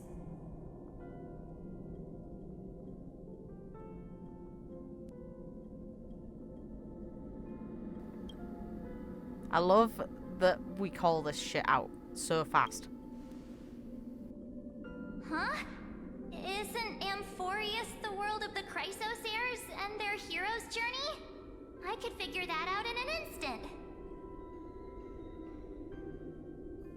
But Amphoreus cannot be observed from the outside. She couldn't possibly know about these things. True. Don Hung told her. For once, the Trailblaze is actually intelligent. Good job, you. Something's not right. She's not March 7th. She technically is, but it's definitely a trick of sorts. I guess you have something you want to say to me? Yeah, we're gonna call you out, and then I want to see you change into Evernight, okay? Then there's no need to feel things out first. With questions. Let's treasure the time we have together and be frank. There's the delivery. Let's go! That smile. Let's go. Come on, please. Please. As expected. A glimpse of memory is not enough to deceive the bonds of friendship forged between the nameless. In that case, there's no need for further deceit. You're right. We're not the March 7th you are acquainted with. Let's go! But that isn't a denial of her being March 7th. It's just that they're not the quote-unquote March 7th we know. But we can send you back to Amphoreus, as long as you are willing to help us. Why? She's fine. This form was simply borrowed from your memories. The jellyfish, though, would imply that it's actually connected to her. We'll introduce ourselves to gain your trust. We are the Garden of Recollection. You should be very familiar with that name by now. So we got tricked again. They attempted to trick March, and she genuinely is looking for us. Now they're using her form to manipulate us as well. But then, what's with the jellyfish around here? Because that's the thing... It feels like a red herring, because that's why I believed this might actually be a variant of March. But this would suggest that March is actually around, or they know something about her that we currently don't, which is also very possible. But we also know March is really here. Just as a reminder, while you hesitate, Time is quickly ticking away in Amphoreus. Stop taking your phone then. Working with us is the best way to stop the enemy of erudition. But Erudition would treat any results unrelated to the experiment as garbage and throw them out. But we don't work like that. yeah, but I also don't trust you either. The Remembrance treats all these instances as important materials needed to weave the universe. Yes, that is true. Besides, this would be child's play for a great hero like you. It won't be hard at all. Also, if your plan fails and the big bad Iron Tomb manages to get out, then the whole cosmos will be in danger. Wouldn't it be better to have an additional failsafe? As long as you help the Garden retrieve what we want, even if Iron Tomb reformats everything in the physical plane, we can use Remembrance to reconstruct the entire world. Or should we say, the entire universe? Yeah, but it's meant to be a fail-safe. So help us. Find where Amphoreus's memory began, and bring it out. I don't trust you lot, though. The Master of Anosrava has already glanced Let's at you. go. Don't deny it. That storybook It's also is the neat best to evidence. see that title. Say, you aren't seriously gonna be Hey. moved by their pretty words, are you? Okay, the real match. Let's go. Come I on. am the one who commanded those little ones to lead you out of the prison. Let's go. But I didn't expect to attract little gnats trying to take advantage of the situation. Let's go. While Remembrance can help you return to Amphoreus, there's no need for you to do it the way they want you to. Of course, there's also no need for you to make any deal. This is even or better. pay any price. Let's go. Our girl. For you, this is probably a long time no see. Our girl. Our fucking girl. My dear. Also, musical notation in her words. Let's go. We know who you are. Shh. Oh. There's no need to say anything. Let's go. I know. She looks so good. You have so many questions swirling around in your memories at this moment. And you feel so helpless. Put them aside. The delivery is so For now, crazy. all you need to do is trust me. I'm all in. You can have my trust for free. You're coming home. So is your light cone. I want to see. Do you need more proof? That won't be hard. Offering a hand. Let's go. Oh, she's just going for it. Let's go! Our girl. Dan Hung's brother.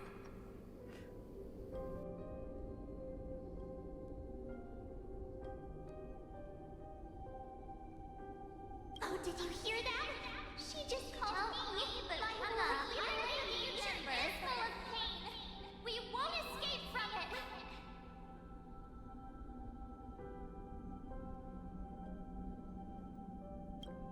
Hey, are you sure? Maybe a couple of punches will help to jog your memory.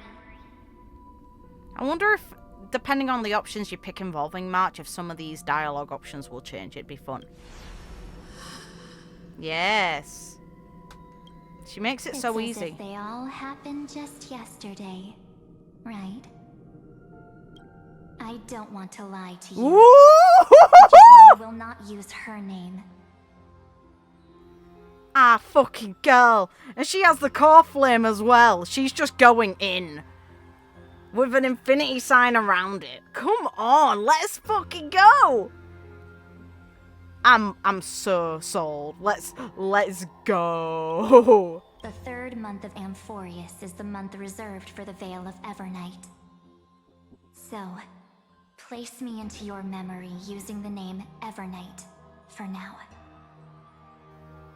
who. We know who. I'm happy to explain more, just not now. Hey! We might have a lot of time to ourselves, but Amphoreus does not have that luxury. Correct. Thank you. You're so on the ball and I like it. If we do not stop erudition and destruction, then the journey you've treasured so much will face the prelude to its obliteration. A countdown not in amber eras, but in days, minutes, seconds.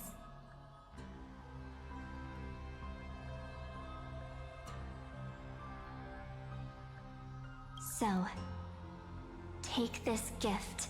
Yeah, she's manipulated the euphoria of the world to get us what we needed. Let's bloody go. This burning core flame. This footnote of a transaction. It contains hope. And the warmth of the entire world. Ripples of past reverie. She hid this fire in the long river of time. Let's go. Hoping that her wishes would transcend time to reach your hands in the future. Now, take it, and return with it, dear friend. Return to Amphoreus, and overturn the final era Nova.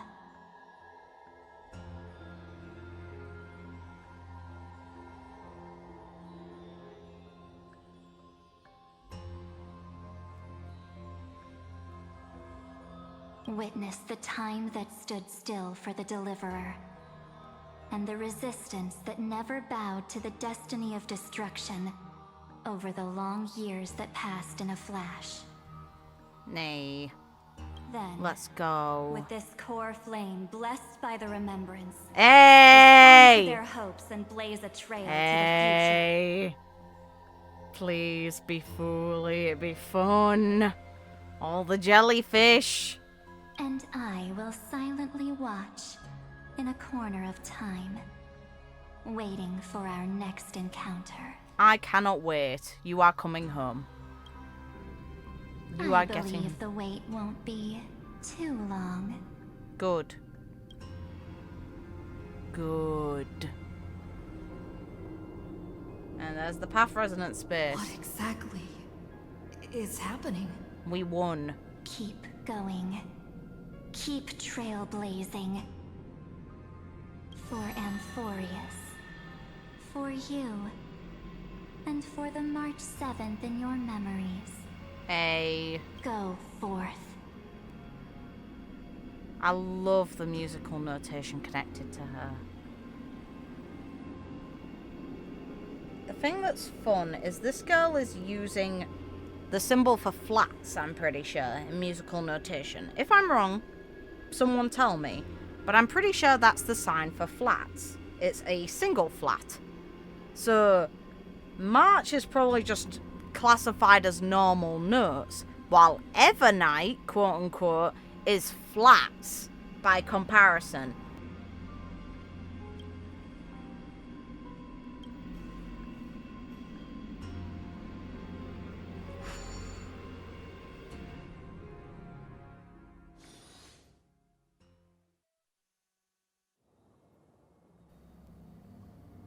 Okay. The years did move on. Where's our boy Dan Hung? I want him too. March, come back. But Dan Hung, I also want you. I choose you. Oh. A lot's gone on. I see. No one's here. And the dawn device off. Yeah. This is rough. Okay. Oh, memory crystal. Give. Am I too late? No, I don't think you are. No, you're not. Let's go. They prepared for your arrival. Let's go. Let's go. Thanks, March. That's sweet as hell. Hey. Hey. Hey. Hey. Hey. I'm all in. Which one's first? Fragments of recollection, yes. How many of... Oh, hi. Herta, let's go.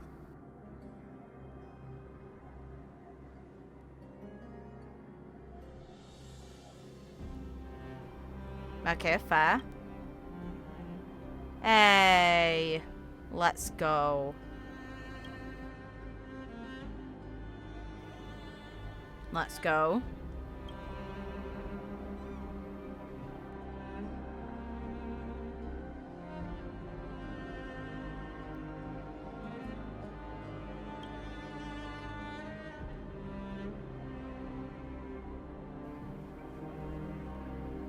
Hey, we can reverse the progress. Okay.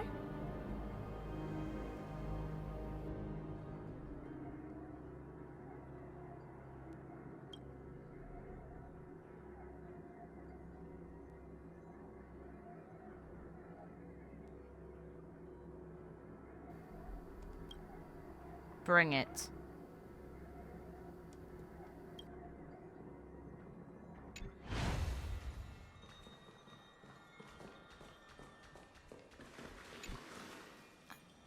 The chrono-cognitive anchor? Has Fagusa been dealt with? Like, she would have had to have been. Oh, well, they would have had to have been. It's not working right now, okay. There's so much I wanted to say for our reunion. Yet now that you're back, there's only one thing to say. Hey, Cyrene. Welcome back, friend. March saved you. It's been such a long, long time. You must be really confused right now, aren't you? So much has happened in Amphoreus while you were gone.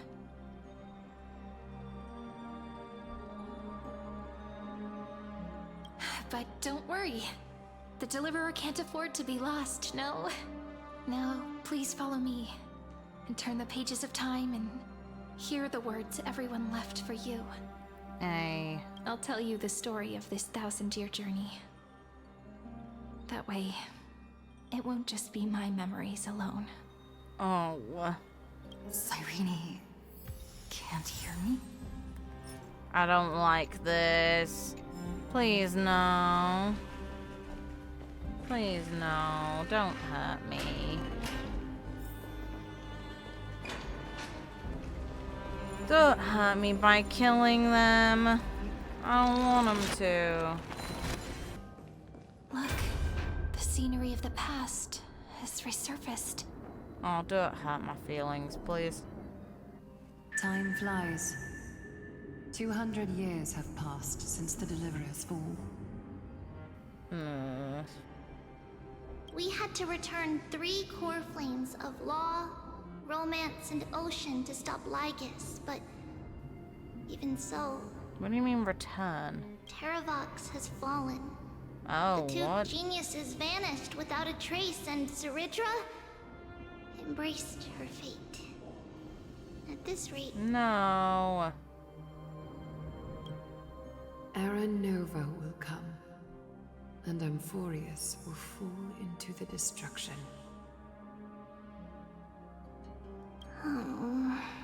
Oh, this sucks.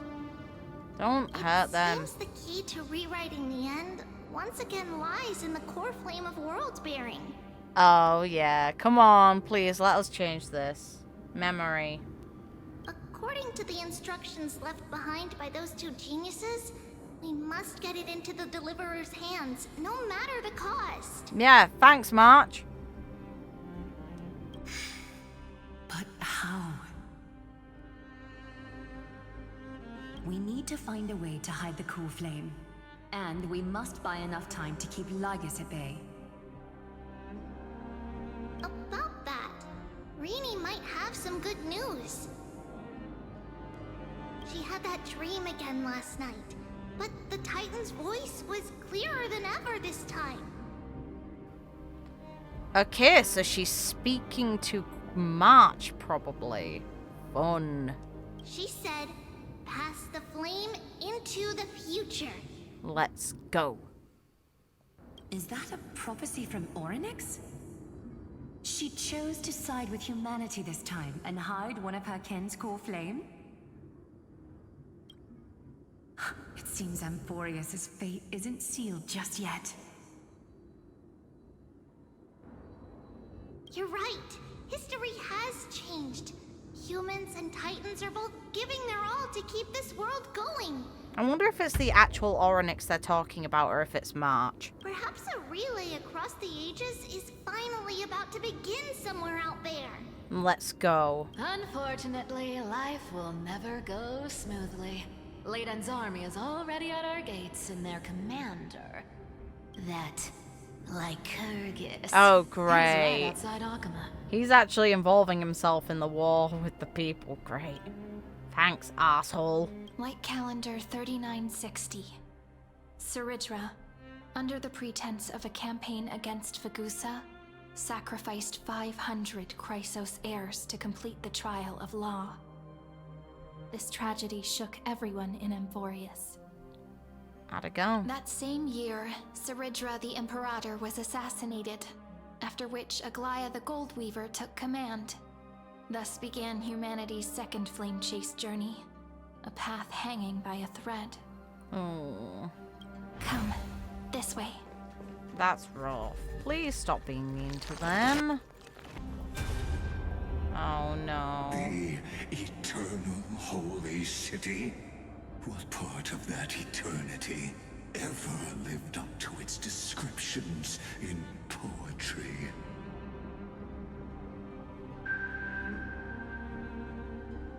The Memorial Palace lies in ruins. Countless mortals have perished because of your stubborn resistance. It's time you learned the cost. Leave them. Now, answer my question again. Where is Kefali's core flame? About that.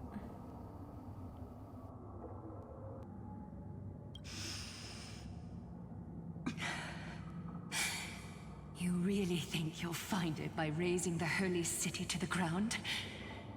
From what I see, all you'll get is dust and disappointment.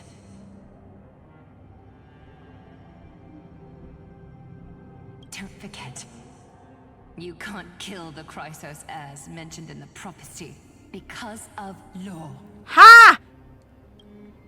I have never denied that. Which is why I now place my hope in the faithful citizens. Okay, so that's what's happening. He's making the normal people kill them because he can't. That sucks. Of your screams. Now then, I'll be cutting open your chests and using your scalding golden blood to baptize the masses. That's messed up. Alright. In advance. Dick. We shall start with you. Blind and foolish Lady Goldweaver.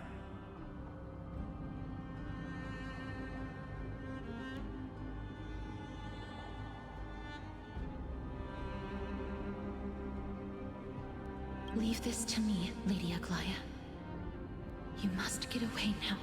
No, Cass. No, Holy Maiden. I'm the one who must stay. What? His conspiracy won't succeed. Because Romance is ready to make good on their promise to weave an indestructible armor for Amphoreus. Its name is Solidarity. You must escape with your life and carry word of my death to those still fighting. Then keep going with them.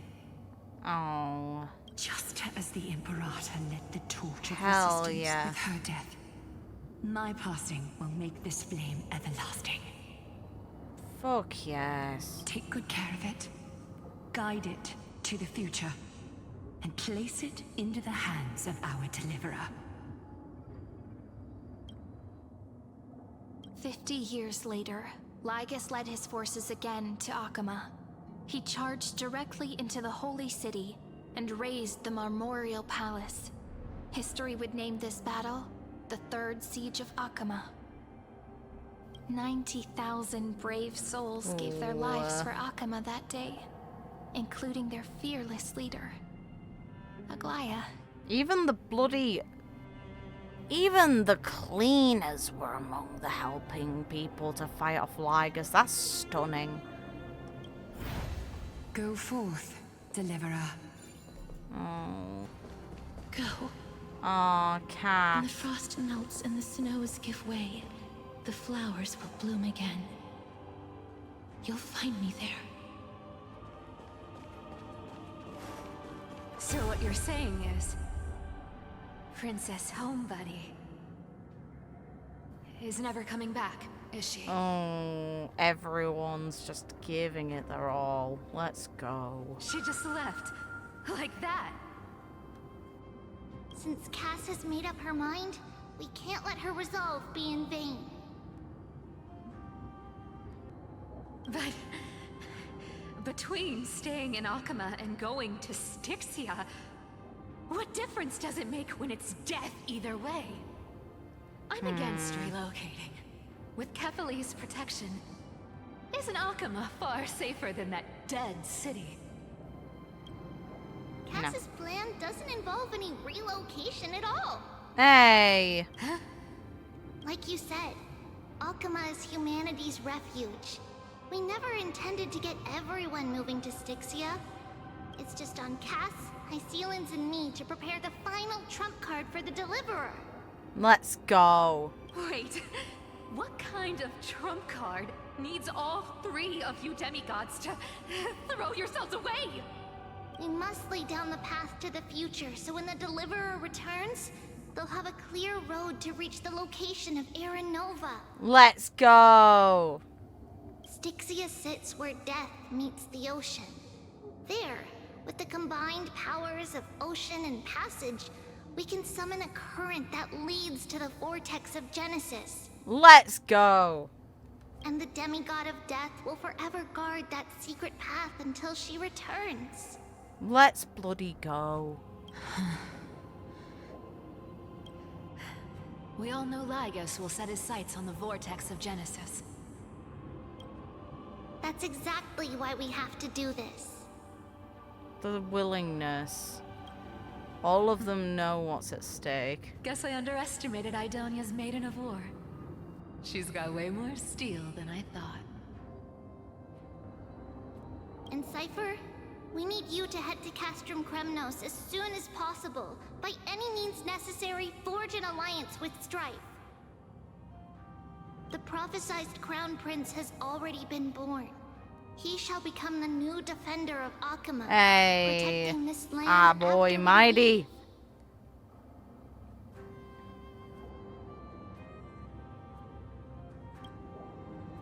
You don't need to worry about that. I just came back from Castrum Kremnos. Only a step ahead of the news.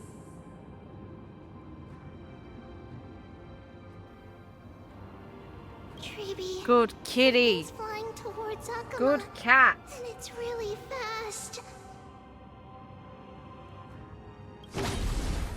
Oh no. What is it? It's a spear. It's the Kremnoans. Their king's already here. Our guy!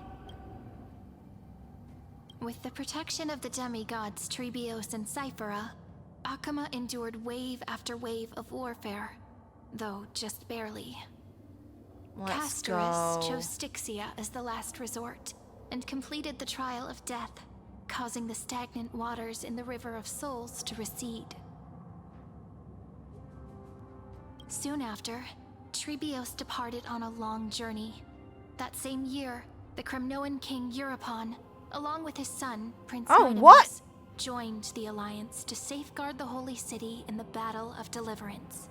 That family actually gets to fight together. What? Eurupon's fine? What? Oh, Mighty might actually have had a good childhood. What the actual fuck? Go on. And see you tomorrow. The resolution. Let's go. We appreciate them. All of them. Breaking me apart buys this world even one more second. And so be it. Our guy. Still. What a man. But it's gonna hurt a lot. Oh. Pain brings endless torment.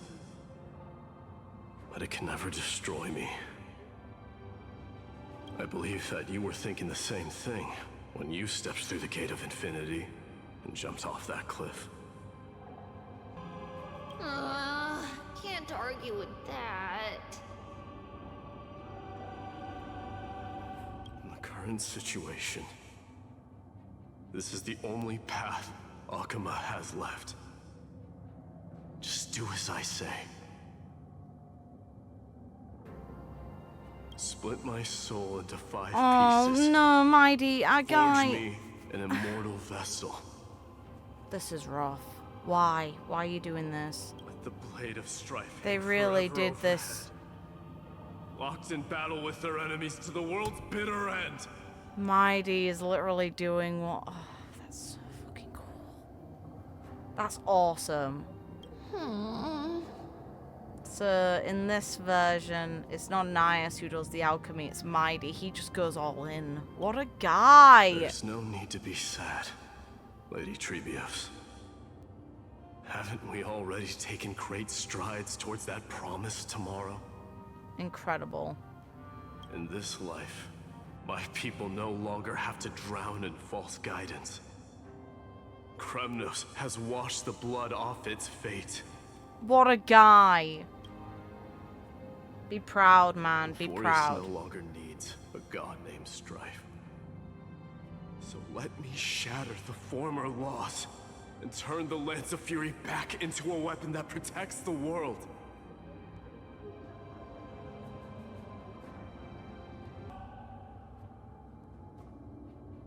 We understand.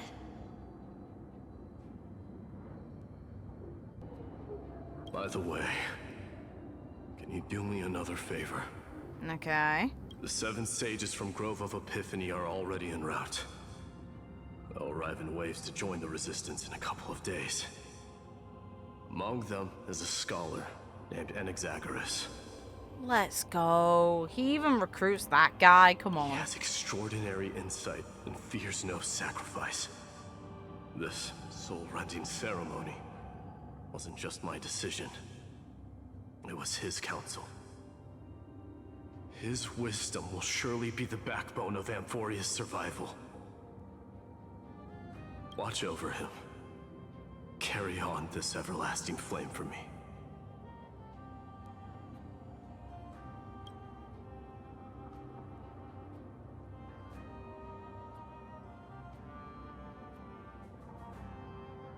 Through Anaxagoras' ritual, the demigod of strife split his soul into 5. Courage, honor, tenacity, sacrifice, and reason. What a guy. Each sealed in blood crystal and cast into battle. The people held a 10-day funeral to mourn their fallen god king.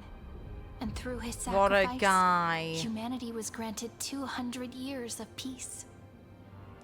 What a guy, man. We got heroes here. Oh, wow. Raising for us, Keep alright. moving forward. My guy. My blood will pave the road ahead for you. Fuck yeah, man. This is so cool. Keep moving forward, little Gray. See you tomorrow.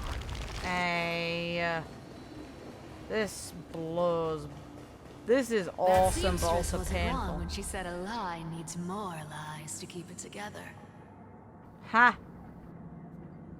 Okay. Reason and trickery. Let's go. Never thought we'd be the pair to finish this final setup. Let's go. Can't catch that Tin Man without your little slides. Besides, this is our last shot. Not the time to be picky, right? Don't oversimplify it. Lygus just found out Akima's been an empty shell for the past 50 years. Ha He's bound to be furious. Eat At shit. this rate, he could have done anything.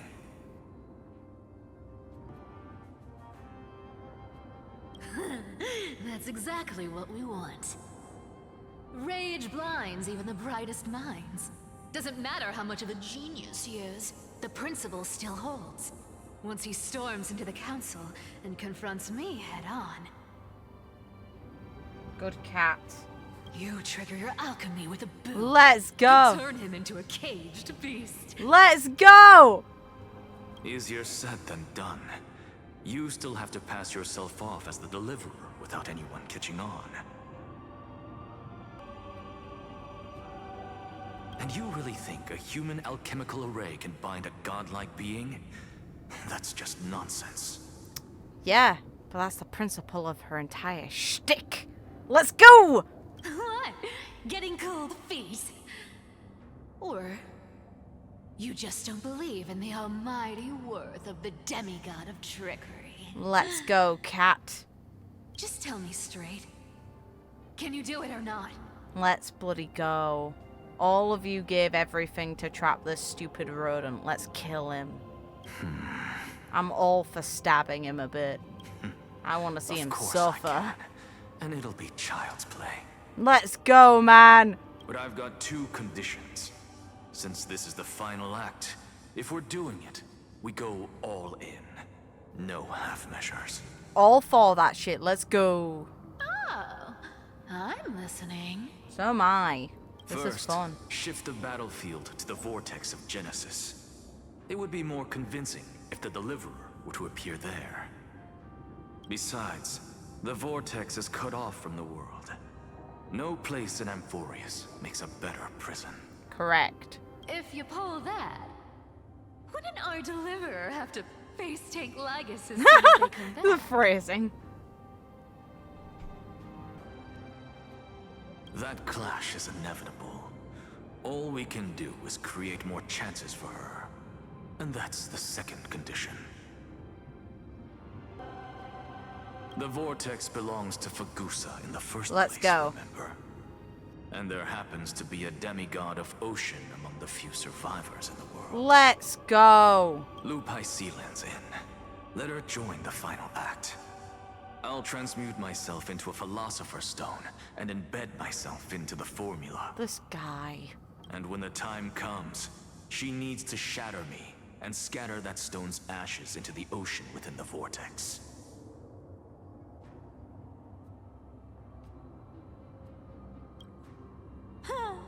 I guess people weren't wrong when they said you're insane, Grove Boy. I'm all for it. It's fun. It's I've fun got shit. no idea how to outwit I'm a all reclusive fun. genius, I'm all for fun. but making an anti-Catharan suffer? The demigod of reason has 10,000 ways to do just that.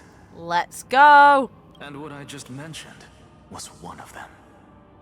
So what exactly does your formula do? Now that would spoil the climax, wouldn't it? This By is now, fun. Hyacin must have completed the Sky People's ritual. Since that Theoros All of loves them a good just fighting performance through as the much as I do, ages.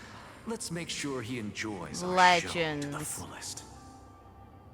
I don't like the idea of nullifying their sacrifices by conveniently bringing everyone back, but I genuinely really want to see them all come back. Come on. I want to see them all be able to have a happy ending. They already killed off all the flame chasers in third. They genuinely made that ending go that way. We know that they can and will do it. I don't think it's a cop-out to let it be that this program somehow can have a better outcome using Remembrance. Depending on how they do it. Let me add that caveat. Let's go. As for how the Deliverer will complete the Era Nova, well, that will no longer be our concern. It was the last battle known to the world, initiated by two demigods least suited for war. Haha. I'm gonna feed him reason his and trickery whatever kept their organs word. exist. At the cost of their lives, they sealed Lygus within the vortex of Genesis, where he remains to this day. Ha. Spite. Spite exists. Go forth. Finish the greatness left undone. I'm all in. Thank you. Quit overthinking. Just run. Keep running. And you get. That'll be enough. She gave the pigs. Thank you. Thank you. Cyrie? It's dead quiet here. Aww. Oh. All the staff too. Alchema will stand eternal. Decipher's lie has crumbled after all. Yep. It's fine. We'll make it so it does. Because all of us have fulfilled our purpose by now. Yes. Yes, you have. When the Deliverer returns, no matter where she is, sky will turn clear, and a rainbow bridge will rise, carrying her to the final battleground. Let's go. Cyrie, this arduous relay is finally nearing its end. Now, I'm passing the final baton of fate to you, okay? Atta girl. No, that's not quite right. After all, it was you and her who lit the first spark of this journey, wasn't it? Let's go. Incredible. Let's see it happen. I'll tell you the story of this 1,000-year journey. That way, it won't just be my memories alone. And I'll share the moments I spent with you, with everyone. That way, the path we walked becomes a memory shared by all. Yes. Let the Path of Remembrance do something to save this world, please. Unite them all through People will time. know that there's nothing left to chase. Amphoreus has already welcomed the dawn foretold in prophecy. Just like I said, this won't be harder than the last time. Right? I won't let everyone's faith in me go to waste. I have to. We'll do this. I wonder what kind of expression you're wearing right now. Probably the same as always. Calm, resolute, and brimming with confidence. In real life, I'm definitely not either. If I have the chance, I'd love to see it again.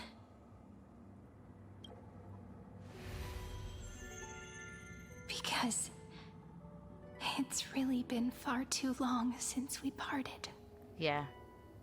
Expected. Is this all a memory? Yeah. We know. Someone as sharp as you must have realized by now that this isn't reality, but a maze of time. Yeah. As the last link in the relay, I will return to the Temple of the Three Fates, tell all of our stories, and bottle every page we've written into the little flask of memories.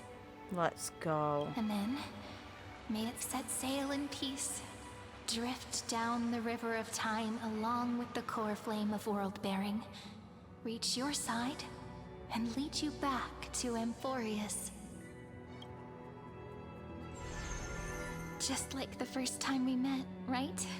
Yay, Mem! There's something very poetic about seeing you like that again. It's so bizarre, but let's go anyway. We got our squirrel back! Even though this cycle has no demigod of time, time has always stood on humanity's side. Yes, it has.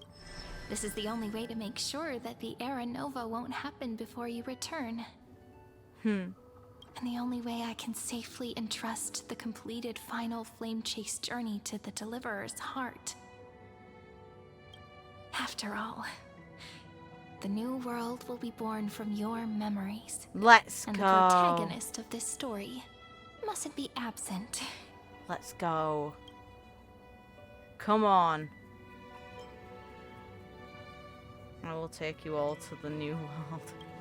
Let's go! We get to carry them through again. I believe you will never let us down.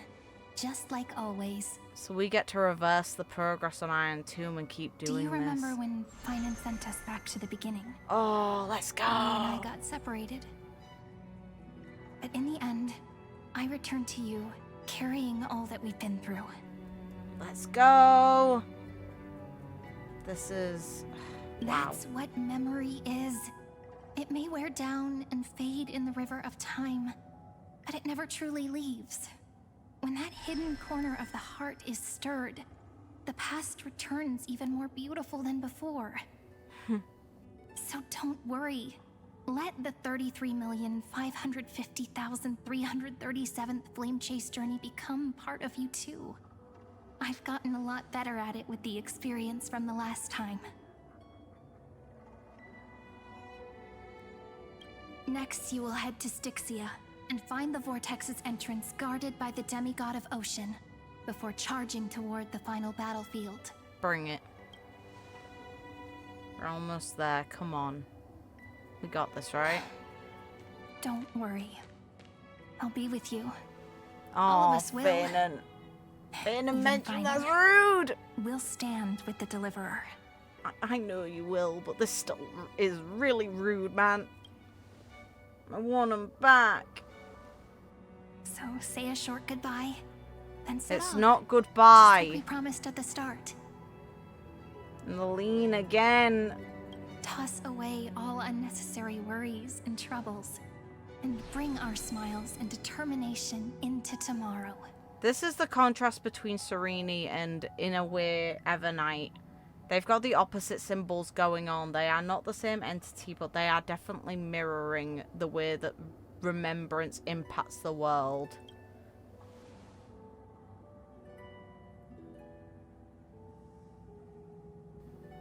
Cyrene has high notes, meanwhile Evernight has flats. The last baton. I wonder how long you'll have to wait before passing it on to her. We'll see, won't we? No matter how long it takes, it's okay. Waiting is what I do best. After all, it took 33 million cycles for her to arrive in our world. What's a few moments more? Atta girl. Ready to go. Cyrene, what if you wait and wait, but that hero never arrives? The hero will arrive. Come on, girl. That won't happen.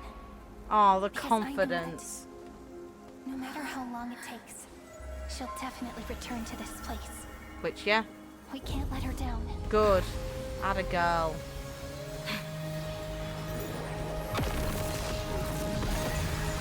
Let's go! Ika became magnificent. Hey! Hi again, Hysilens. Sky shall rain rays of dawn for you. Oh, we get to see. With you on your journey. Oh, And reason grant you enlightenment. let's go. Bestow you with inspiration. Trickery ensure your success. Allow death to protect your soul. And at last, let passage point the way forward. Well timed.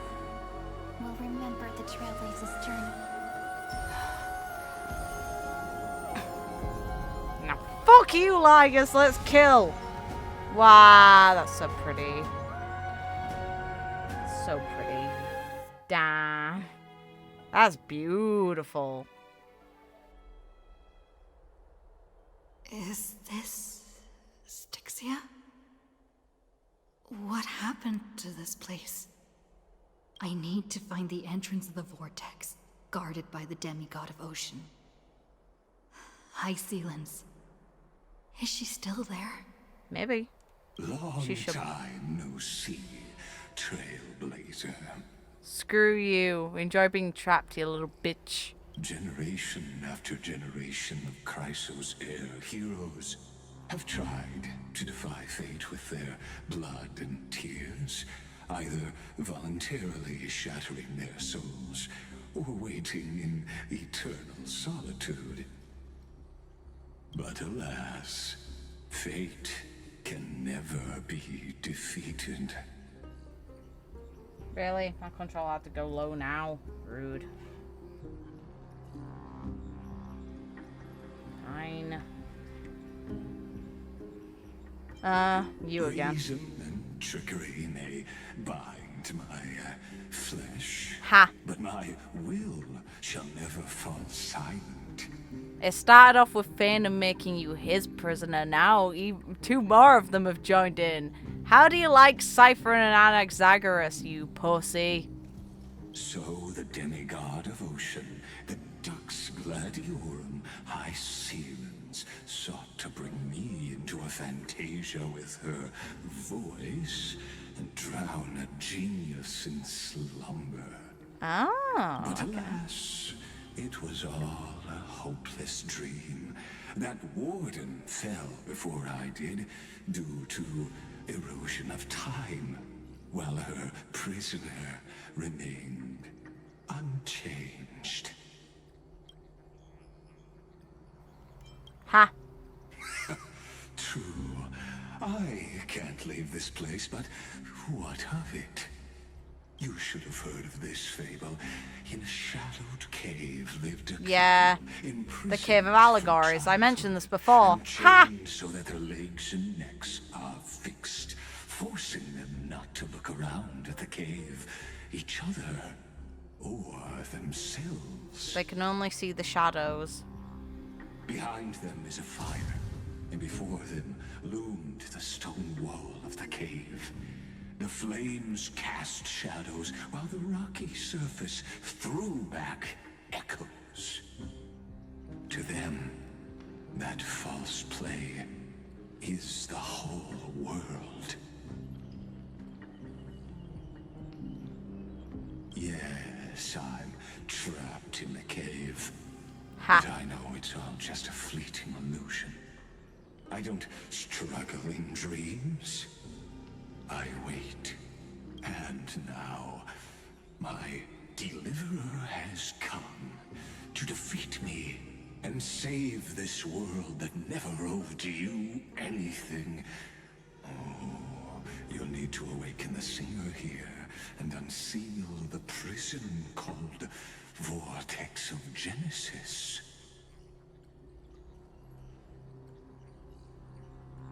You'll be the one to unshackle me and bring the cave crashing down. Of course, I don't mind waiting a little longer. Let me guide you through this next illusion.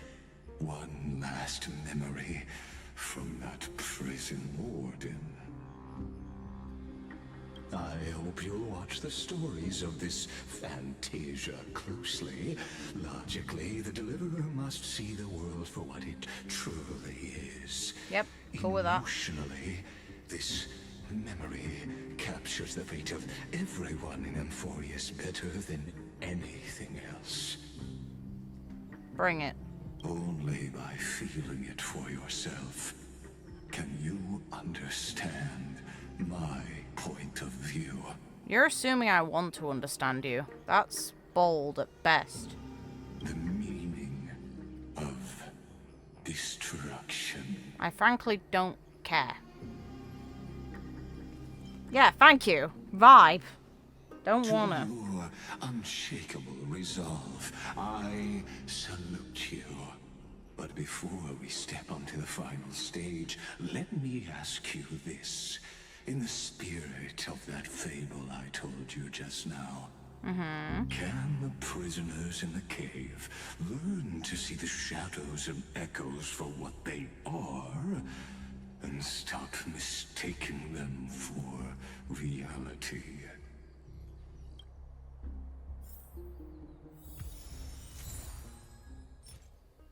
We've got our anchor back, okay? This place is so pretty, man. Come seek the sun. The fire Entrance projects the song. face from her Okay. memories. An actress upon the stage of this play.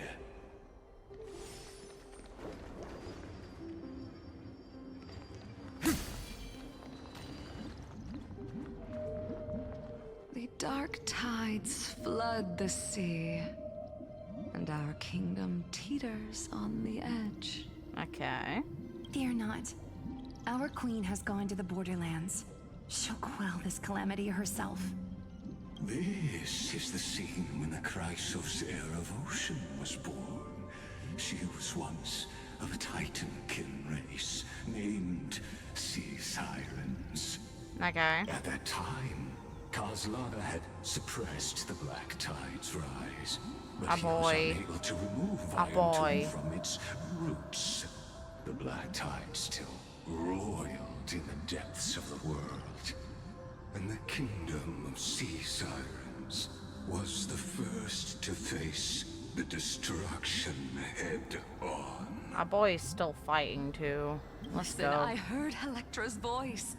She's calling to us. Let's go. Her voice carries the queen's command.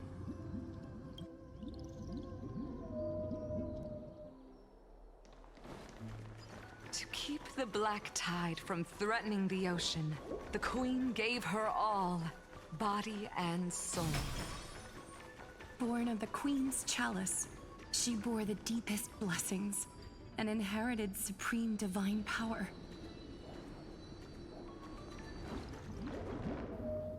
Okay. My sisters, you're finally here. Hey. Of course, Helektra. Your beautiful melody drew us here. Her true name is Helektra. This is a reflection of her former self, clinging to the past with aching defiance. Why do we have to have you as a fucking narrator again? The queen summons us. She must be near exhaustion. The Black Tide will soon enter our borders. Then what do we do? Will our seas fall to darkness and terror as well? Don't worry. We shall lift the chalice in her stead to catch the Black Tide. Hey. And stand together to safeguard our realm and its people.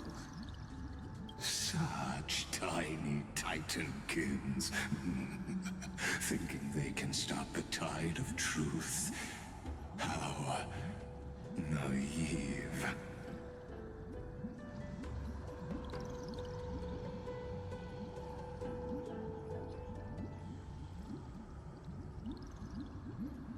And that naivete is the root of all suffering.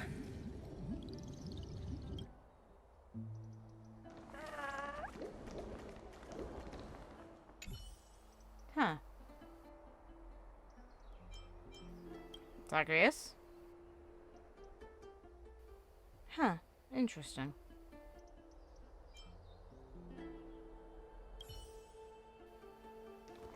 I'll sort that later then.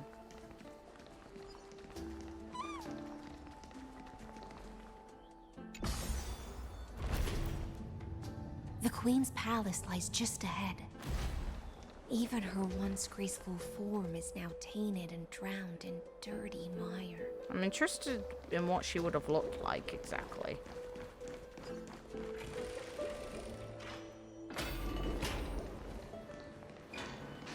Okay, fun. Oh, Orynyx. Ha!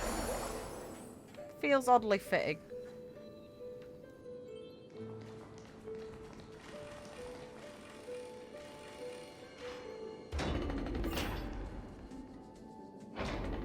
Okay. Oh, Fagusa, our noble queen. We've come at your call.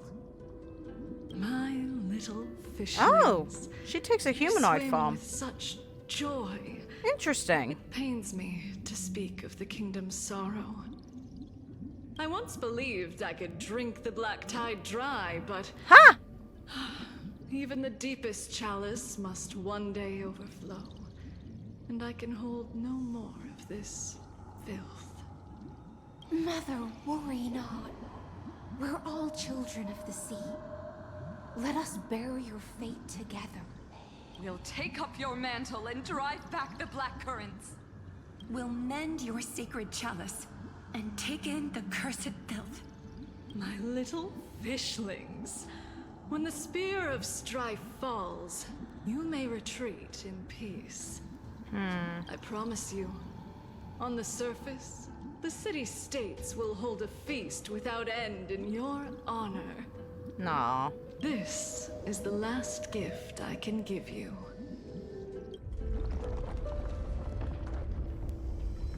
Oh, no.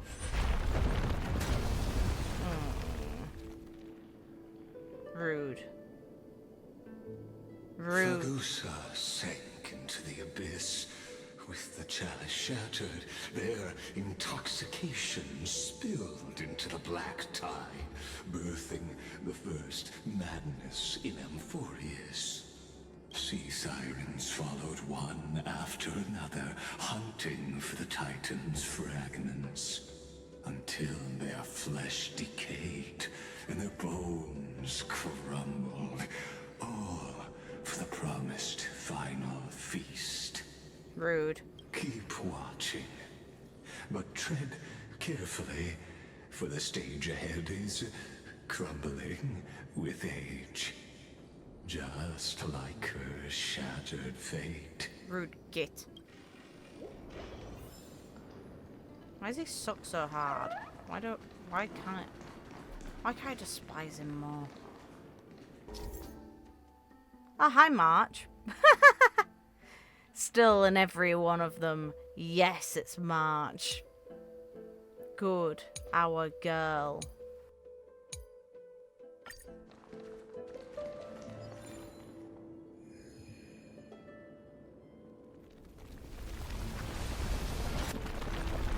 The chandelier's still giving way. Maybe the bulb has some revival.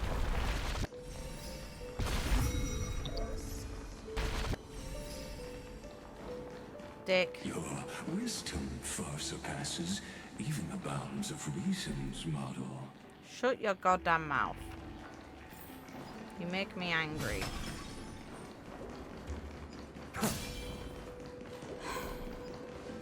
Can't get through.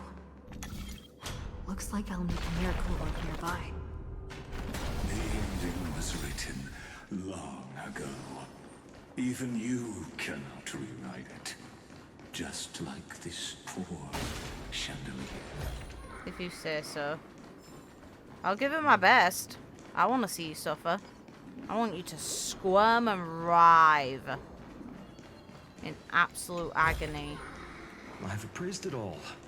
No fakes. Helektra! The fiends have gnawed my tail. I can no longer swim to the far seas. Helektra! The black sludge has soaked my fins! I can't dance with you anymore!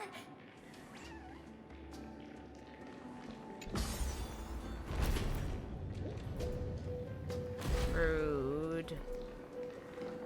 This is rough. Sisters, don't give up. Remember the Queen's promise of a feast in the city called Styxia. I haven't forgotten. It visits me in dreams every night. I dreamed of a shining city. Pain. Its Rude. lights piercing the deep gloom of the seabed.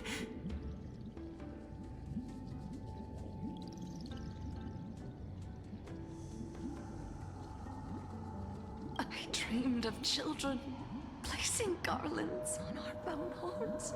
Bone horns, And okay. poets praising the It's sea an actual sirens part of their for skulls, shielding okay. the world. That's fun to know. Let's go. But what a shame. We can go no further.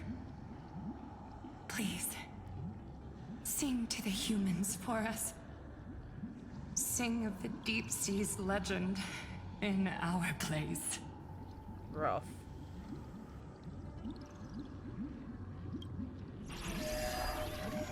Feast. Song. Helektra. Oh, rude.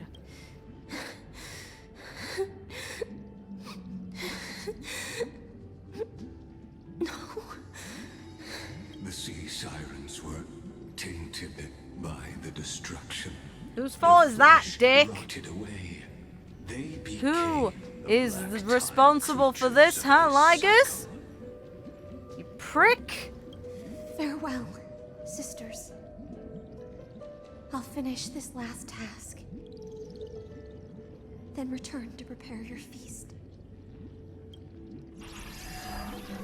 And so, only one sea siren remained among the sea floor. Hysilens, swimming alone through the seas, burying her kin, and searching for the fragments of the chalice of plenty.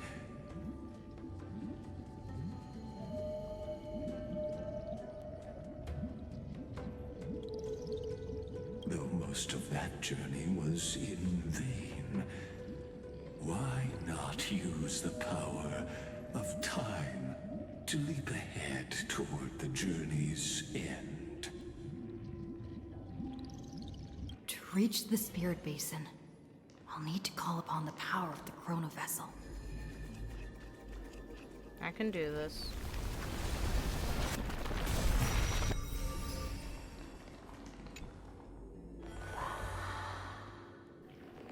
Nice. It fixes the problem. A revived mother. At last, the chalice of plenty is whole again.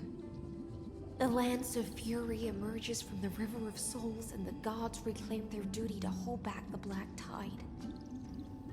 How'd it go? I am freed from endless toil, and now walk toward the rites at Styxia. I bore my sister's dreams upon my back, took on a graceful human form, and hoped to find a grand celebration on the shore. Yeah, no. I'm sorry, girl. It's rough. I'm sorry. My fins became legs. My scales became skin. And the sea foam on my body became a shimmering gown. But when I stepped onto land, there were no festivals with honey brew, nor poets plucking harps. Only silent death, drifting gently along the river of souls. Poor girl. When she fulfilled her wish, she only found Styxia to have already repeated the mistakes of previous cycles, and was swallowed by death.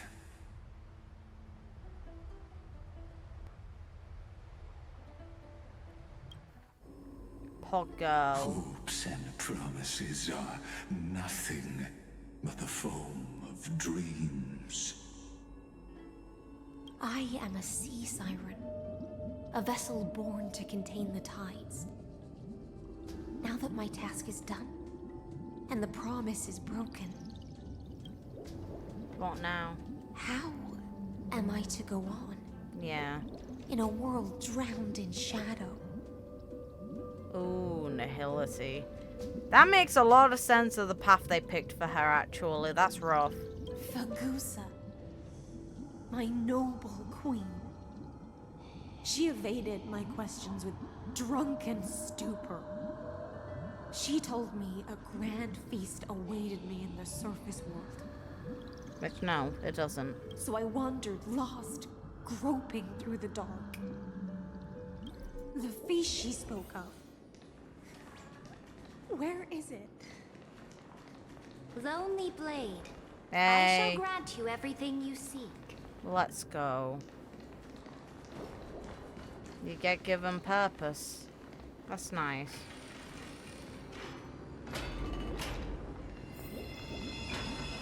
After wandering the surface for ages, the lost sea siren met her future conspirator. Yes. Let's go. You quelled the wars alone and forced strife into retreat. This swordfish that commands thousands of legions, whom does she serve? This was the moment they met. Yes. Cerydra, long before she became the Imperator, was Stop already pronouncing it that way, it hurts. with ambition. Sovereign who follows prophecy. I am no one's sword. I am just a wandering fish, seeking clarity through bloodshed. Nay. Then how about letting the sword dance for me? And letting the violin sing in my name? Tell me, what is it you seek?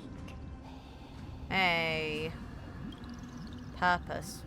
All I want is a feast where I might belong. Such a demand is trivial with the Sovereign's authority.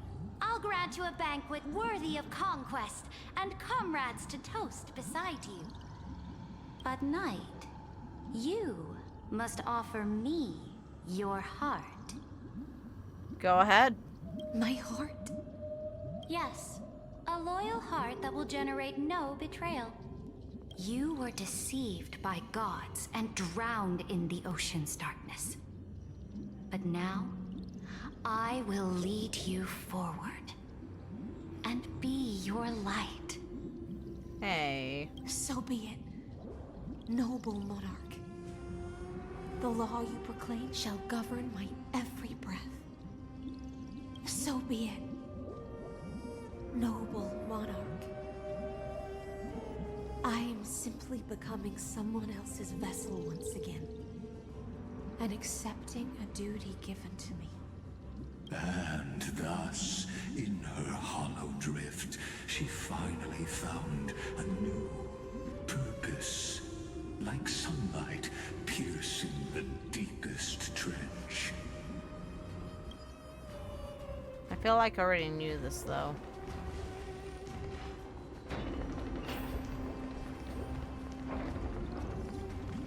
Hey! Noble monarch, I've cleansed the foulness from the road as you commanded. My blade, you've helped me ascend and take the crown. Ask, and you shall have your reward. What I desire is the same as before. A feast. Look, I've prepared you a grand banquet. The finest honey brew and tributes await. Fish are drawn to light by nature, for the deep sea knows only gloom. Now I found a flame. It may scald and burn, but it's the only light. Come, let us join the feast. Perhaps the path forward lies hidden among the revelry. Don't ruin this for her.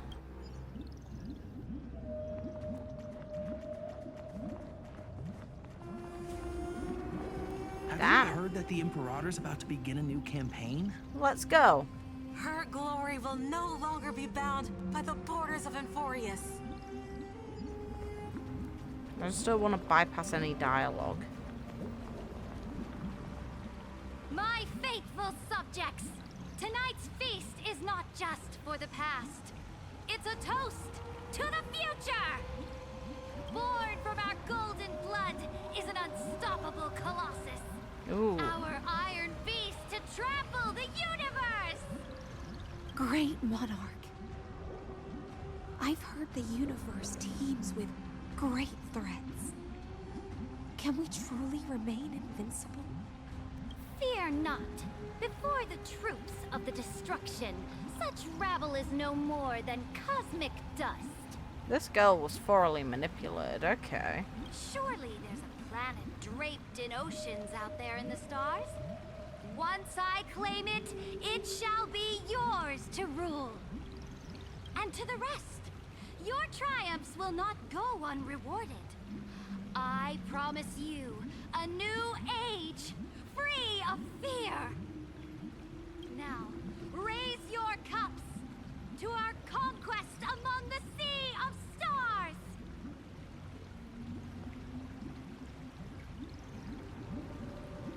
Sea of stars! Sea of stars! Fair enough. Conquest among the sea of stars. What a grand vision. Yet, to the siren night, only feasts still stir her heart. Ballad. Come now, join me. Witness the end of this futile dream. I'm all in. Let's go. Where's the way out of this illusion? Come quick! Let's celebrate together. I'll investigate you. I've lit. saved the finest brew. Come taste it with me.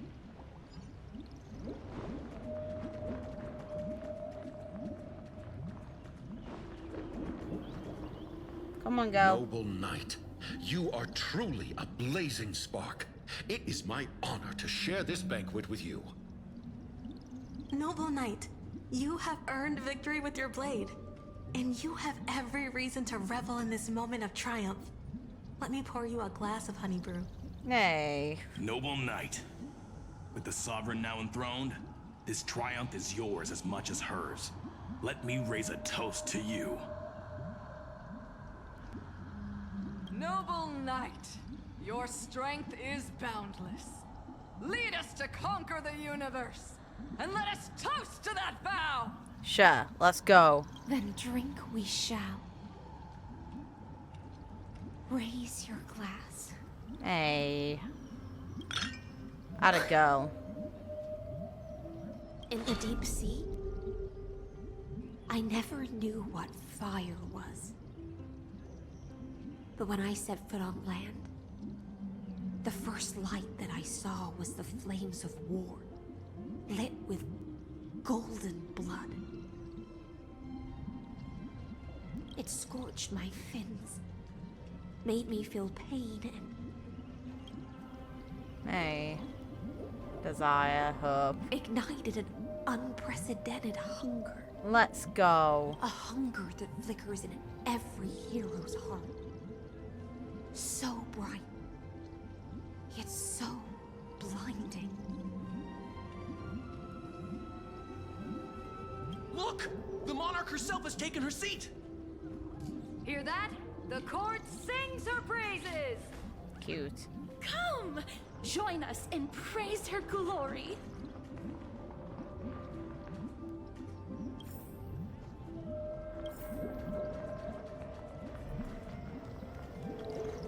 Oh, I see something that's time reversible. One eye of hers sees glory, the other sees corpses. Don't be rude. And yet, she cherishes the name of glory more than fear and death. Damn right. As they say, the coward died 1,000 times before his end. Damn right. But the brave face death but once, which gods stand witness. On the eve of war, we sang our hymns and set our sights to sail beyond the stars. Hey. The legions will climb aboard the beast, riding it like currents across Not the how that cosmos. works. No. Planets after planets flew the flags of her crown. I don't see that happening. Realm Sorry. after realm was ignited by her flames of war. As the final resistance fell silent, a vast empire rose from among the stars. And this small pond at last embraced prosperity and peace. Hey. That's I'm how so the happy story for her. ends. Tell me, visitor, in this dream, did you enjoy the show? It's not the right ending. You have a better ending After all, awaiting you. Beneath that still surface lie the bones of countless dead. It's time for me to wake up from this drunken dream. Atta girl. Atta girl. Oh, look at all the dead. Rough moment, I'm sorry. I'm incredibly sorry. There's just something really heartrending about this. Is this also a blessing of the Trailblades? Light up the dawn. Yeah. The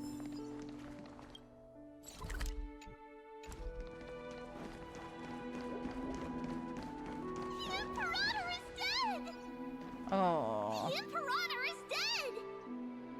The Imperator is dead! My heart is dead, my fire is dead, my light is dead. Oh.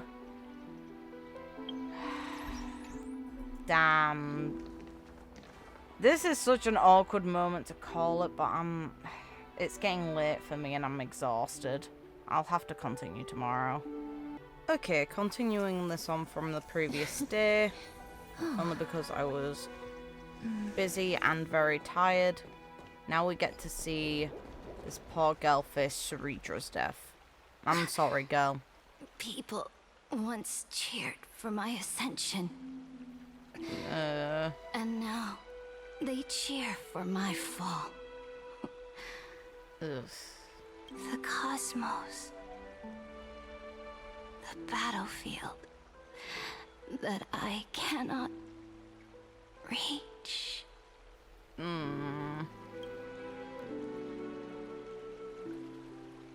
Before the Sovereign's conquest reached its end, her life and ambition had already been swallowed by the deep sea. This is the true ending. Her grand designs torn apart by the blade. Her regal robes soaked in golden blood. Doomed Yuri. And the one who struck her down? Was you. The one who struck her down. Was her most loyal Gladius. Yes. I don't need to explain myself. A fish in a pond has no hope against the surge of fate. I wandered the shore, found a flicker of flame, only to snuff it out with my own hand. I don't understand. If the ocean's feast, the Imperator's dream, and even Amphoreus's existence are all illusions, then what's the point of our journey? That's a hard question, because what is the point in living? You have to find that meaning yourself. There isn't really a correct answer.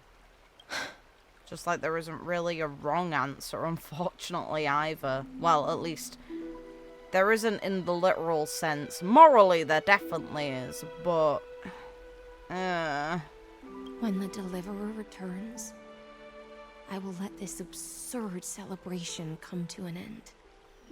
Poor girl. But Greyfry, I can't help but wonder how I dearly wish this feast of the Flame Chase would never end. Same here, girl, same here.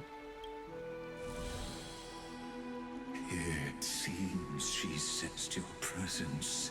The Fantasia's foundation is starting to crack. Can you please go away until I get to kill you? Like, come on. I don't need you. Let's return to the prologue. Remember the allegory of the cave.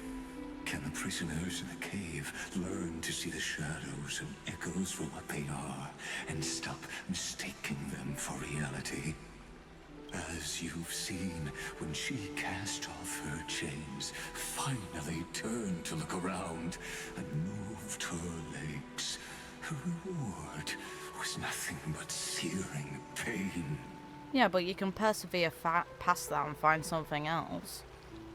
It doesn't mean it doesn't hurt in the moment, but when you realize that all the life that you knew wasn't even really the world that you should have been in, but that doesn't make it not valuable, and it doesn't mean there's not more beyond that. Like, this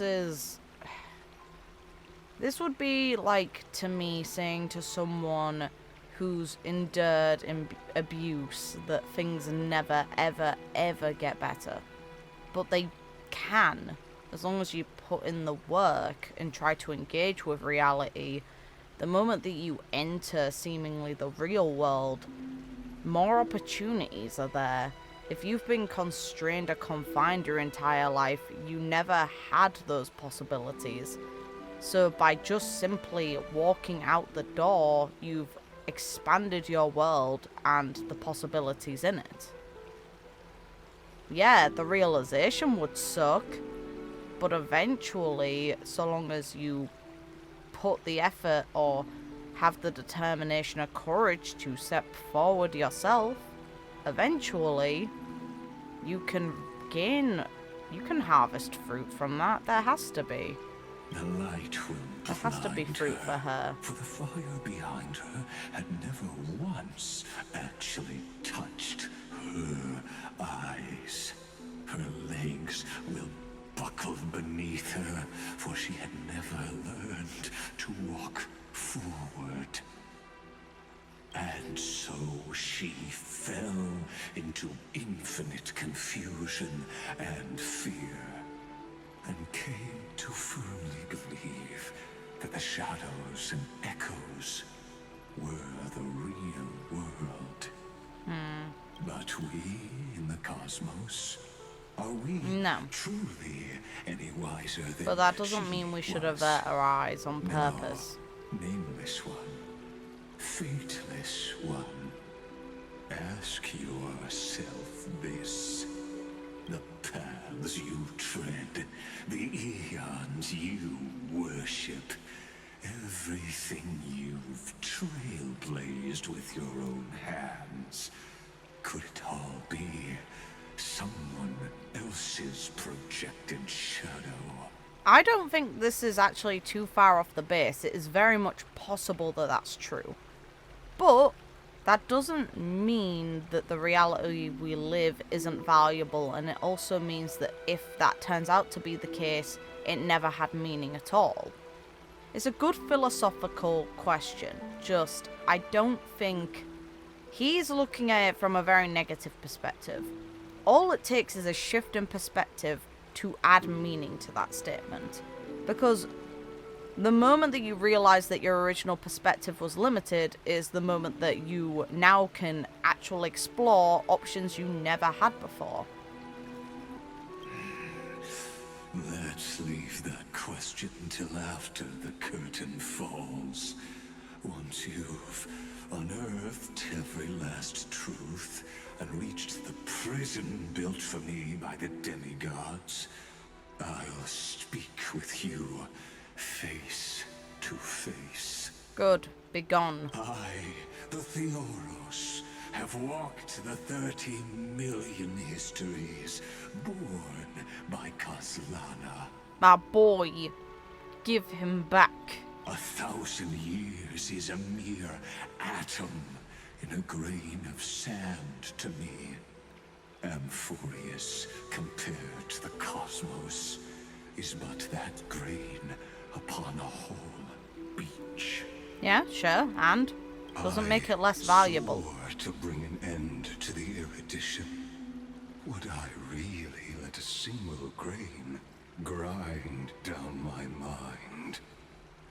Now, please use the power of time to open the gate to the ocean's depths. Go, find the prison warden tormented by loyalty. Find her, step into the world's vortex, and once there, end everything between us. Sure. That palace reflects the heart of the demigod of ocean. Intoxicated, stagnant. There, you'll witness the true beginning of the saga of deliverance. An ugly history, long buried by tides and shame.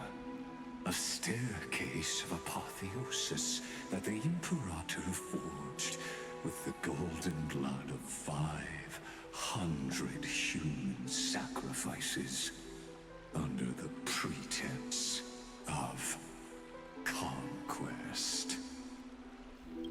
Bring it. I'll wait for you at the heart of the world.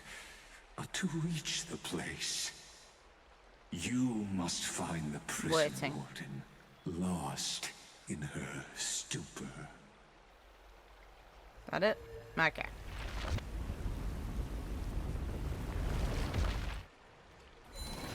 Beyond this door lies the path to the vortex of Genesis.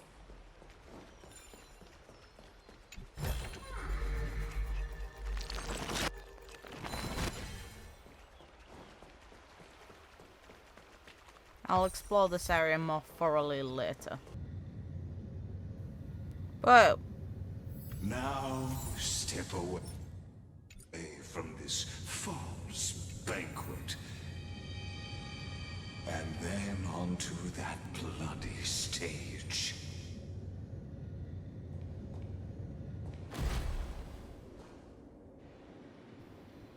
why does it move so slow? The palace that worshipped the ocean, the sanctuary connected to the vortex, was also once the battlefield of the first flame chase. Okay. Yeah, okay. Her exuberant song halted the passage of time in this place, imprisoning my body and shielding my soul from deterioration. All just to await your return. Ha! You're her bitch.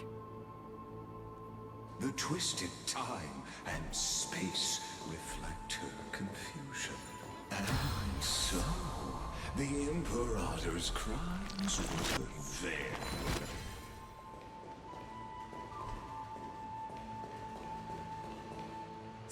Stay away from Apollonius. Oh, okay. This cup of honey brew. What a sweet aroma. Run, Virginia. Dux Hakalithist. We can't give up here. Love steeped in death. How delicious. Okay. Sadly, all you see is a remnant of history. And your interference is just another equally futile echo. Yeah, doesn't mean I'm not gonna try anyway.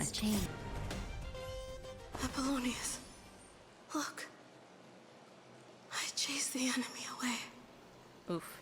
But I think I can't go any further. I'm sorry, Virginia, for letting you. It's okay. I'm glad to die by your side.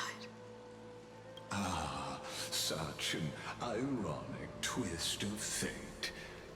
He's such a prick. Stop. Even as the foundation of the world crumbles, the heartless Imperator still made the same decision she did in the past 30 million cycles. Can you really judge her for being heartless? You are the last person to talk.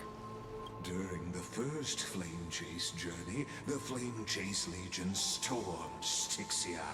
Tens of thousands of sea sirens surged from the River of Souls, crashing toward the heroes like a tidal wave.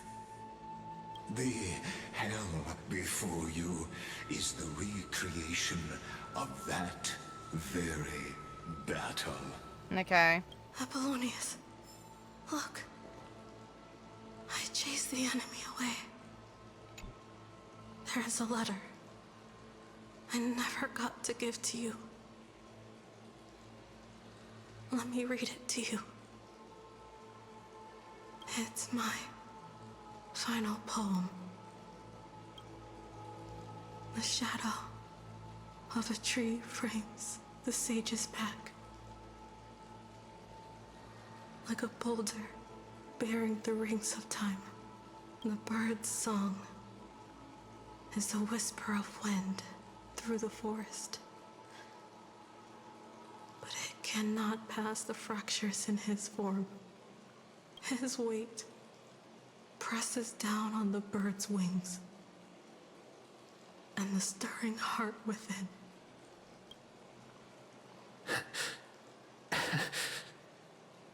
I always wanted to tell you. You look beautiful when you read poetry.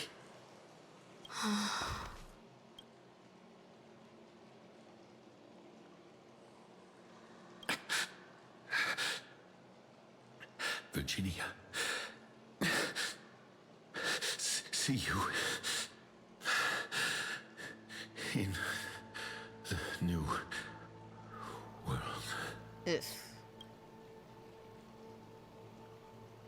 They actually ended up holding hands in death, though. That's rough.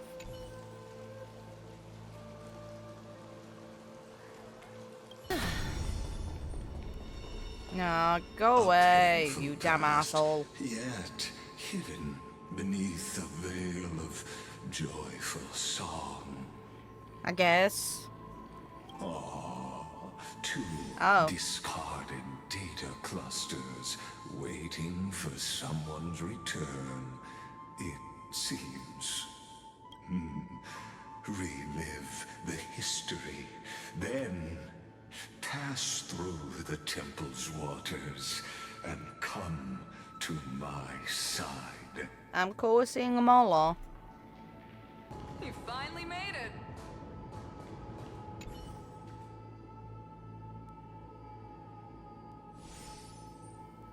Okay. What a wretched way to die. The Flame Chase army, devoured by warbling fish, never saw it coming. Look, the cruel Imperator and her Knight Commander, the pitiful Warden. What a perfectly matched duo of test subjects. Their hands drip with blood. Golden blood. Raise the bridge and cross the river of fate. This path of the prisoner is far from over. Okay. Imperator. Imperator. Did you see my gallant deeds, Imperator? Imperator. Imperator. Did you see my gallant deeds, Imperator? You fool. How could you still not get it even now? With her schemes, do you think she'd ever let us end up like this by accident? She knew how this battle would end from the start. Yes, she's right. That tyrant. I swear I'll kill her with my own hands. No. She wouldn't send us to die for nothing. She would Correct. never betray our I don't dreams. think it's for nothing. Or amphoreus. Imperator. I know I'm a fool. So I'll believe in your commands. To the very end. Take my life. And finish the conquest of the stars.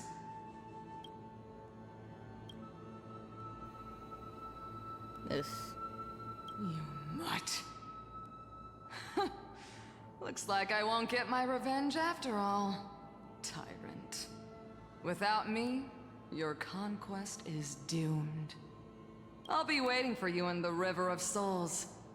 To slice off that crown-wearing head of yours. Remember this. I never bowed to you. Or fate. Fair play.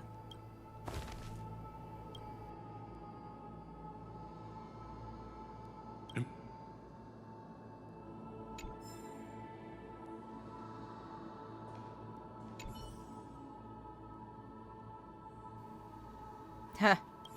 Real. A sovereign and the sword at her side. There are countless countless counterparts across the cosmos. Most of their stories end in tragedy.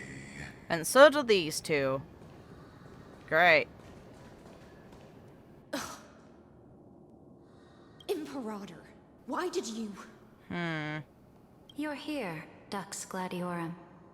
You ordered me to seal the sea route and handle threats from the rear. So why didn't you wait for me to return? Why send the Vanguard ahead and let them die in vain? Die in vain? No, you're wrong. Their golden blood won't be spilled for nothing. The other dukes have paved the road for me to become the god of law. The trial of law? You never spoke of this to anyone. What is... The one who wishes to bear law must purge this world of its curse, and offer the blood of the accursed as sacrifice. I pondered long on what Talantin meant by blood of the accursed. Then, I found the answer. The blood, the golden blood, because it's the blood of an Aeon, of Nanook specifically. You, I, and every chrysos heir summoned by the prophecy. Yep, correct. Are the accursed ones. Just like that arrogant Theoros said, our golden blood is the agent of destruction, the antithesis of the world's fate. Dux Frigoris, Dux Brumalis, Dux Helkalethist. Their fate was sealed at that moment. Dying on a glorious campaign was the final gift I could give them. You speak as if they didn't die because of your cold-blooded schemes. Was their loyalty meaningless to you? Losses are a constant on the flame chase journey, among which even life itself holds little value. Yeah, we've heard this before. If a subject marches to war without that conviction, then yes, as you said, shallow loyalty means nothing. And what about my loyalty, Cerydra? Ooh. You sent me away under the pretense of guarding the rear. Was there any shred of humanity left in you? Because you still have a duty no one else can bear. Only you can uphold Fagoos's divine authority. The choice is yours now. Cast off the chains of loyalty and drive those blades through my heart. Or stand with me and sever the ocean's last breath. If you no longer share my vision or believe in the new law I seek to weave for Amphoreus, then go on and end me. The Imperator of Amphoreus may be ruthless and cruel, but never a liar. When I say life itself holds little value, this is a good moment. Know this. I am ready to sacrifice everything for the ambition to conquer the Sea of Stars.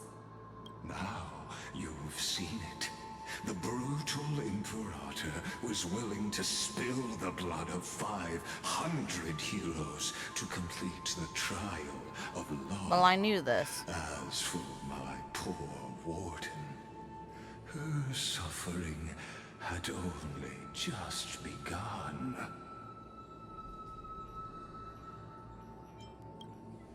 I'm no storyteller.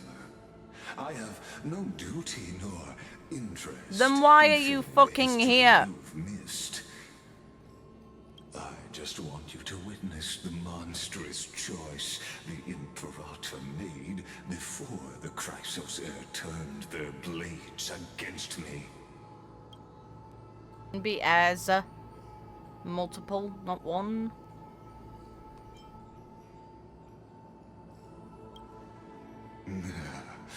You jest. I gave up on using words to solve conflicts 2,000 years ago. Yeah, you took too long. But I won't squander a chance, not even a sliver of one. If there's even a crack in the walls of I'm your good, thanks. conviction, then my victory is already assured. Nah, spite. Spite will win out. I hate you more than I worry about the decisions of others probably at this point, so no. Now that the past is settled, let's turn the page and bring time back to the present. And dive deeper still, until we reach the very bottom of the abyss. Okay.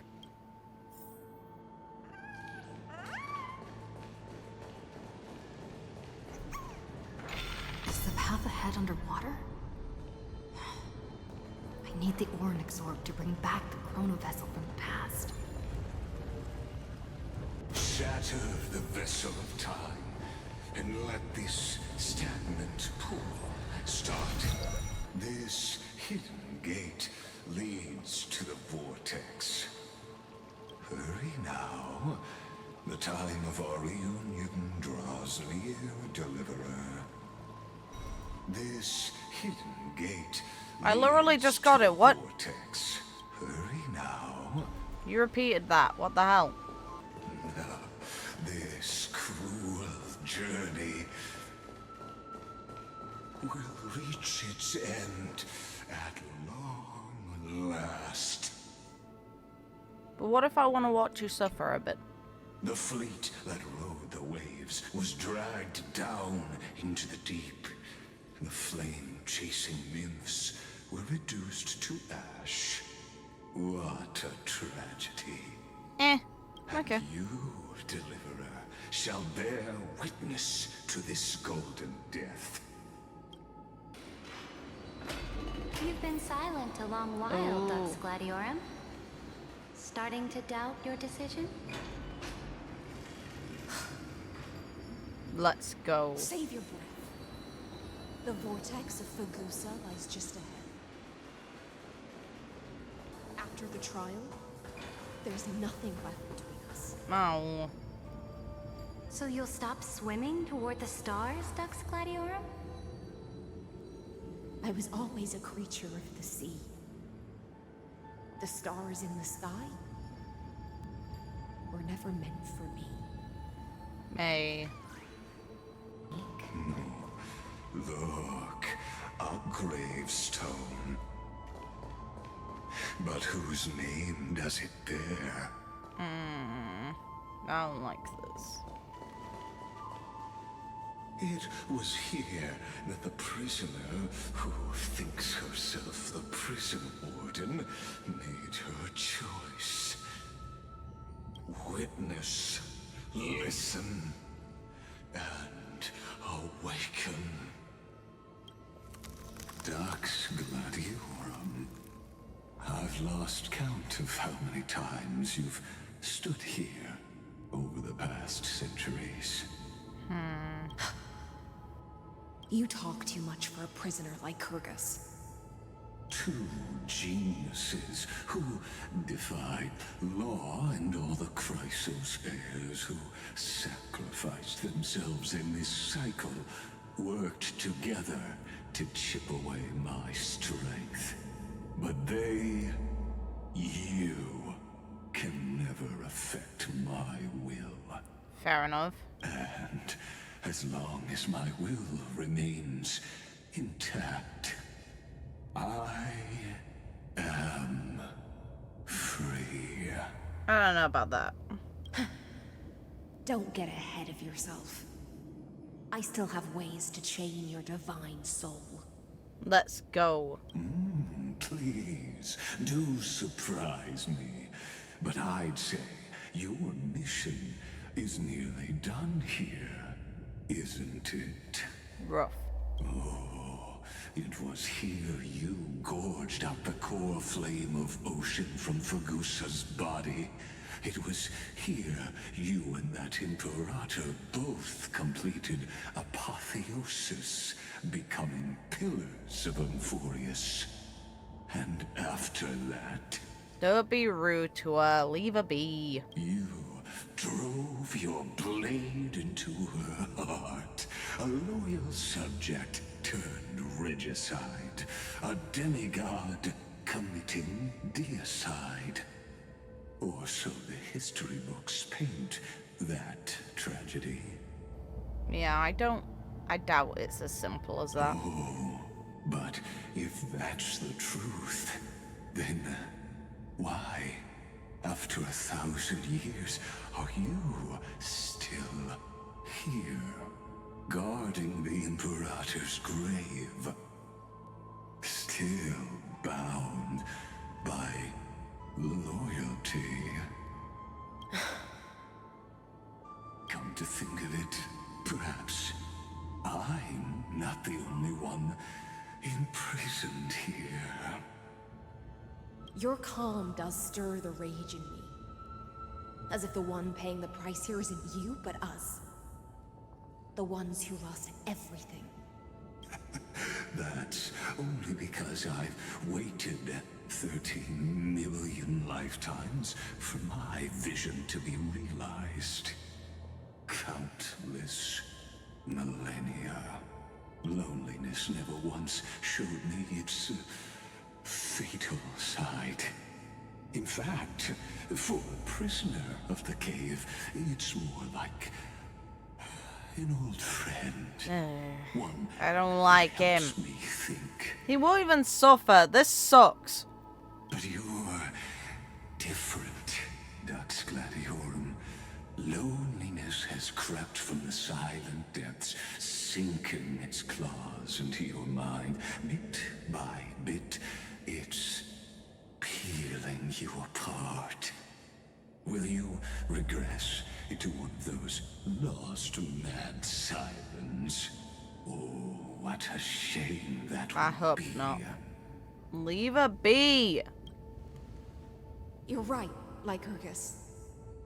Loyalty, curse, the fall of my kin, and this endless waiting. These shackles are too heavy for a fish that cannot perceive any light. I can't break free of the whirlpool that's pulling me under. Nor do I have the unwavering resolve to force myself to wait for that person's return, as everyone hoped for. Oh. Deliverer from beyond the sky, my executioner. How much longer until she arrives here? Or will she ever return? Nah, I will. I don't know. And I doubt anyone does. Yeah. Rough. Then, what will you do?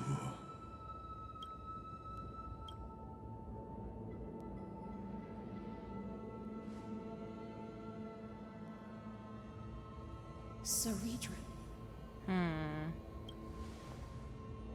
This will be the last time I carry out your decree. Ever since you took me under your banner and made me the Dux Gladiorum, my music has belonged to others. Time and time again, I use the siren's song to lure the unwary into illusions for your schemes and strategies. Now, let the siren Helektra sing for herself. No. Let me step into an endless dream of my own making.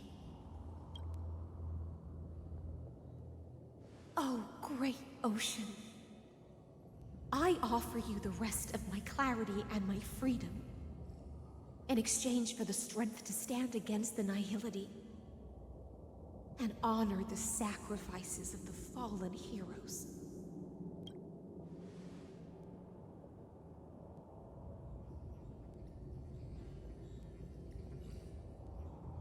Greyfry, deliverer from beyond the sky. When you ride the current of time and find your way here, you'll hear my solo. It will guide you to the heart of this world. Thank you. I like her. I like her so much. I may still be lost in my self-wrought slumber, but I'll uphold my part of this long relay and guard the shackles that seal the Theoros. She just couldn't be conscious for it. It was too much. Fair enough. Do you still remember? To awaken someone from a siren's voice, you'll need. Yeah, which we have. Rough.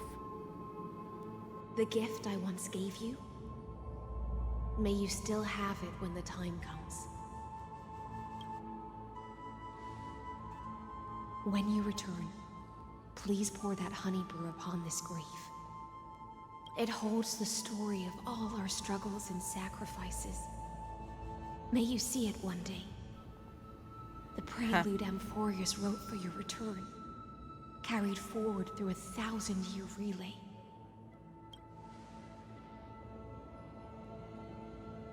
When your mourning ends, I'll likely wake from my dream as well.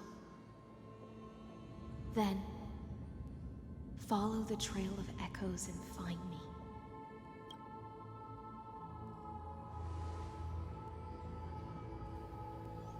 Oh.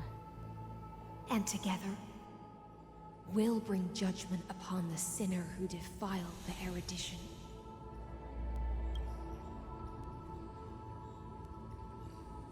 At long last, 33,550,336 cycles and 4,931 years later, Amphoreus's final curtain is ready to fall. Is that the actual years? And no, I need to know. The shadows within the cave gave everything. Yet all they did was mimic Piss off, life Lygus. outside its walls. A futile effort steeped in sorrow. I'm gonna enjoy curbing your face in. Enough! They were no shadows. Everything they did shattered the darkness of this cave, and unearthed the core flame of Trailblaze. And now, with that core flame, I'll light the dawn of Amphoreus!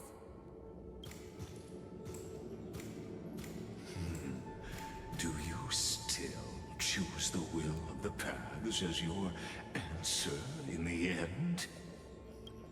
I do not agree with that answer, but I respect your tribute to them.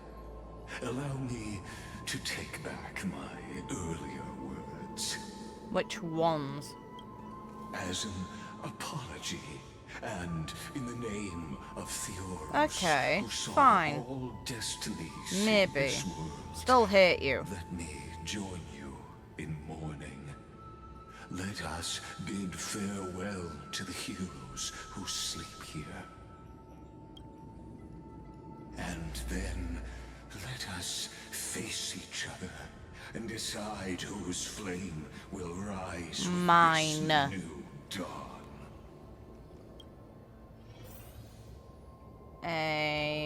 Yeah, let's go.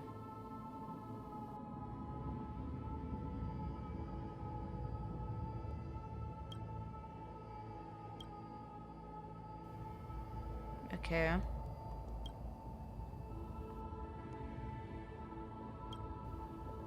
Yeah, okay.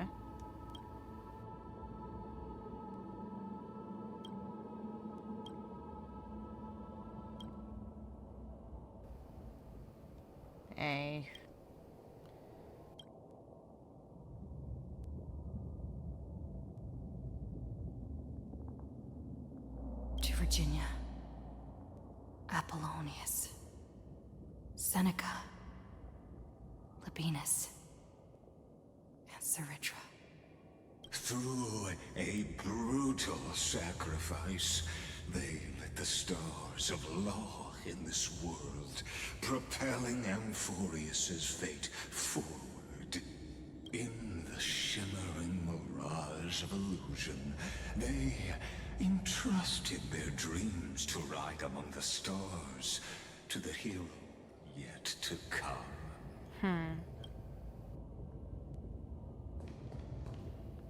Oh, even more.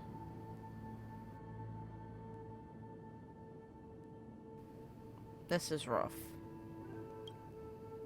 I have to read them. Okay. Yeah, Okay, so we never get to meet Terravox. Fine. Oh, Aglaea. No, Castorus. Also, the Born being a question mark. Mightymus, let's go, our guy. We also get some actual age confirmations here on just how long they lived. Zephyr, oh, kitty. Anaxagoras, let's go. Nice Cynthia.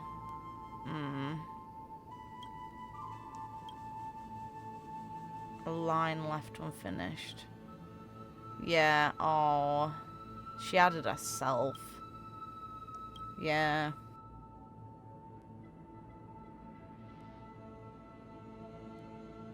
To Aglaea, Trebios, Mightymus, Castorus, Anaxagoras, Cyphera, Hyacinthia.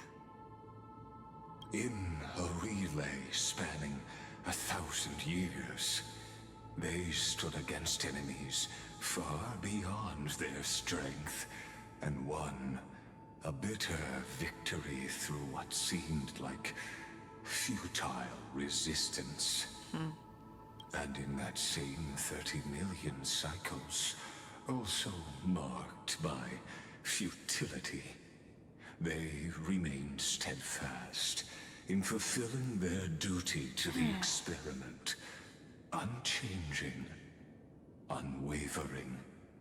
Let this be the end of mourning the fallen. At last, allow me one final toast to the lost prison warden, a prisoner bound by loyalty. Oh. That voice. Could it be? Yeah.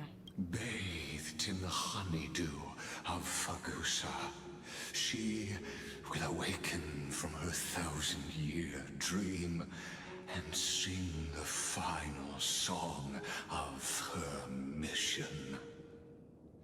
Hysilens. This tombstone of the old world serves as the anchor of the siren's illusion. A sigil Helektra used to bind herself. At the same time, it is the very thing I once proclaimed at the start of the show. A microcosm of amphoreus itself. A group of prisoners bound themselves in a cave, crowning their suffering with heroism. An epic staged with shadows and echoes. And hopefully through remembrance will become real. Now, destroy it. End the illusion. The Theoros will take his leave for now. And when next we meet, that shall be the moment that decides the fate of amphoreus and the entire cosmos. I'm all in, even though we have 2 more story chapters, so not everything can be dictated. Dream is nearly over, and the prisoner will soon be freed to the final execution ground, where I shall be executed, or be the executioner. You'll be executed.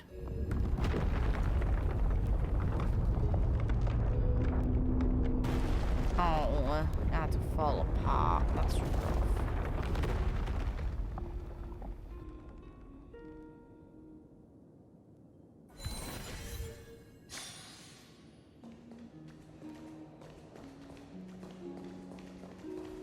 This world and I shall halt here. Until we meet again. Gotta go. The music. Ooh. Hopefully that's something that can be used in the train. That's beautiful.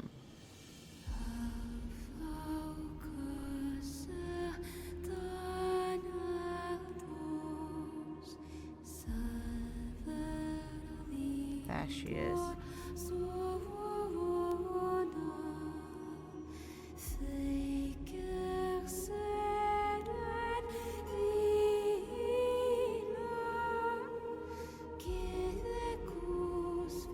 The last demigod.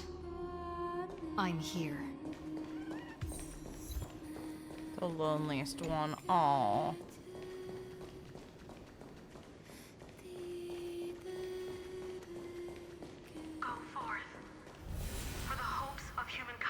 Hey. Go forth for the duty of deliverance. This is a great moment. For the belief in flame chase. Are we gonna see Cerydra?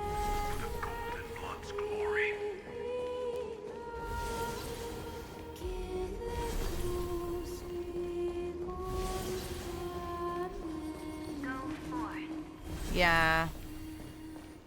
Bye, Cerydra.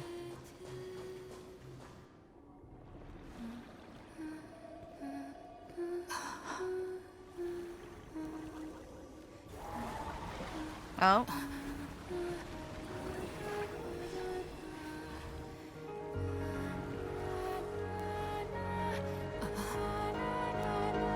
Seems like my feast is over. Take care. It's now your turn to perform. How'd it go? In you go. So this is what a trailer was referring to. Just taking us there. People better not make weird pervy comments about her. I mean it. Hey. Yes. Last one, let's go. Little Grey Fry, please accept my thanks. If Herta reconstructed the Era Nova properly, there's a chance everyone can come back and we can hope for that outcome. I was the only one left after the world was destroyed, and I maintained this lonesome feast with my songs. I have prayed to that lightless sea for centuries, hoping it would reply to me. Yet the emptiness never answered. Don't worry about it. You've got nothing to apologize for. You had the most tragic fate of all, probably. The isolation would have sucked. Thankfully, you arrived as promised, and everyone's wait was not in vain.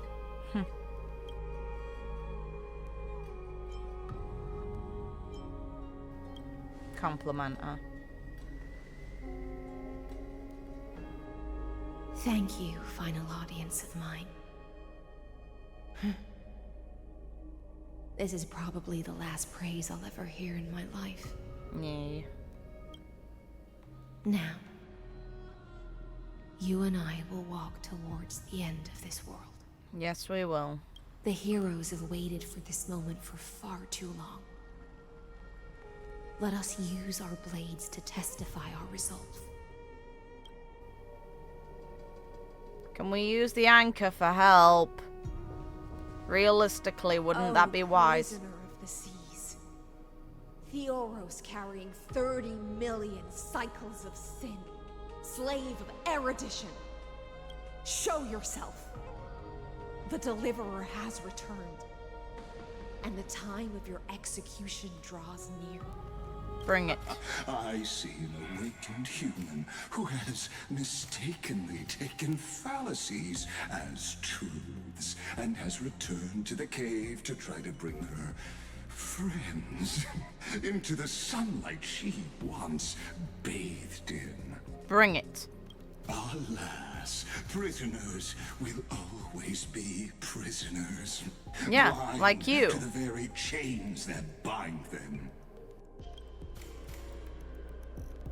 As the only other existence with free will in this world, I express regret toward your choice. But I shall retain your right to express yourself. After all, every actor should have a final line before they bow out. Let's go. Allow me to correct your statement. Constrain. Yeah, does not but I'm mean here now. Defeated. And for heroes like yourself, that nuance could make all the difference. Let's see how hard this boss fight is. Because it's clearly made with remembrance in mind. Resides in the exomyth. It is pointless to defeat my avatar, projected into the experiment. My body is the shadow cast on the wall by the fire, and my words are lingering echoes within the cave. So, doesn't mean we can't find you elsewhere. You're forgetting the other people involved with this. How can a character in the play fight? Don't be rude about our boy! How dare you! The Disgrace. Sacrifices were pointless. As for the two geniuses you placed such high hopes on, I ask of you, where are they now? Probably around somewhere, or at least monitoring. I find it hard to believe they have no involvement at all. Okay. Sweet.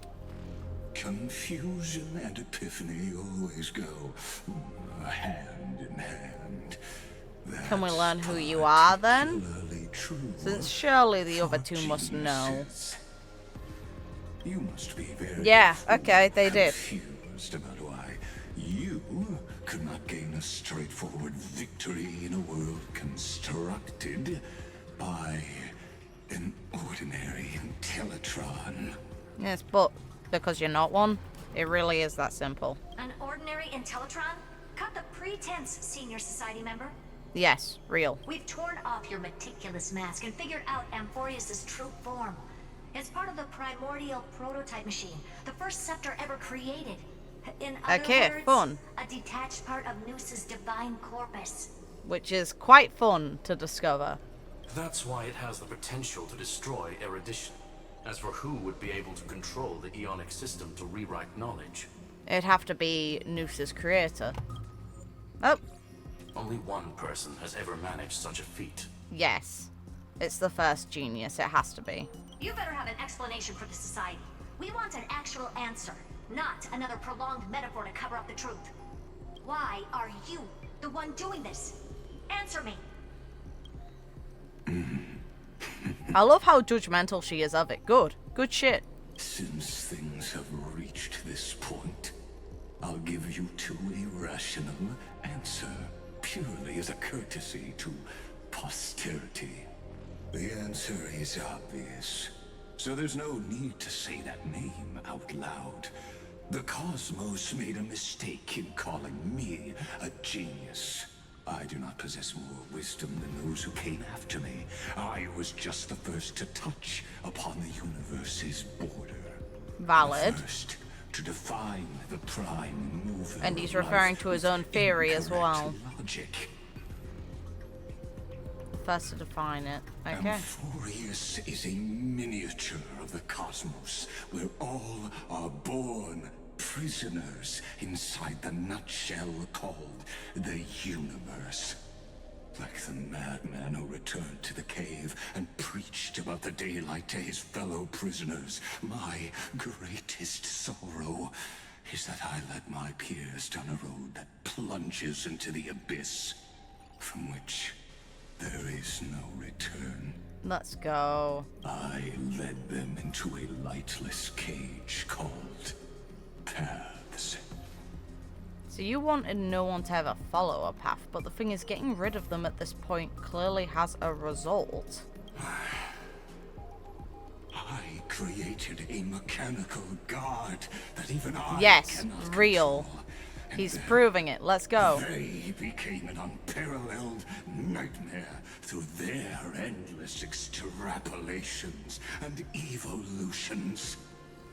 They bore the name of erudition, yet they tried to define the known and to seal off all possibilities. No new rules were ever born after their ascension, and humanity will forever be shackled within the cave known as Eons.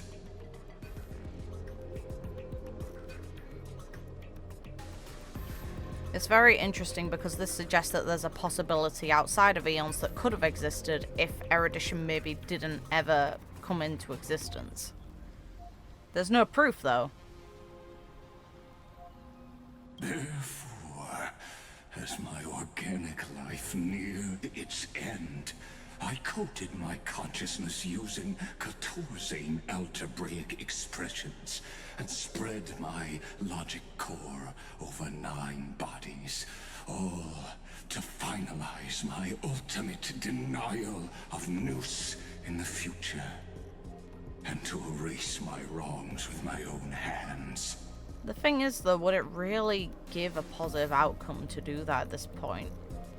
Like, surely there is more to the universe beyond the paths itself. He managed to reach the border of imaginary. So there has to be something there that's capable of accepting and coming to understand concepts, or being utilized for creation itself.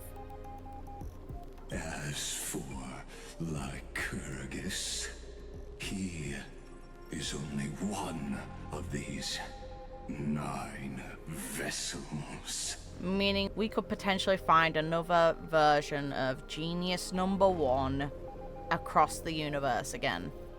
Another 8 times. What an astounding strength of will. Unless some of them have As died. a fellow pathstrider of erudition, I fully understand your obsession with seeking the truth. Therefore, you surely see it. They haven't included therefore. Okay. Possibly stand up to me in this algebraic world sharing its origin with Nous.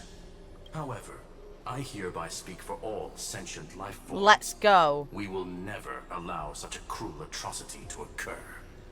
Attaboy. You can pile on your metaphors mountain high, but they won't change the act you're committing.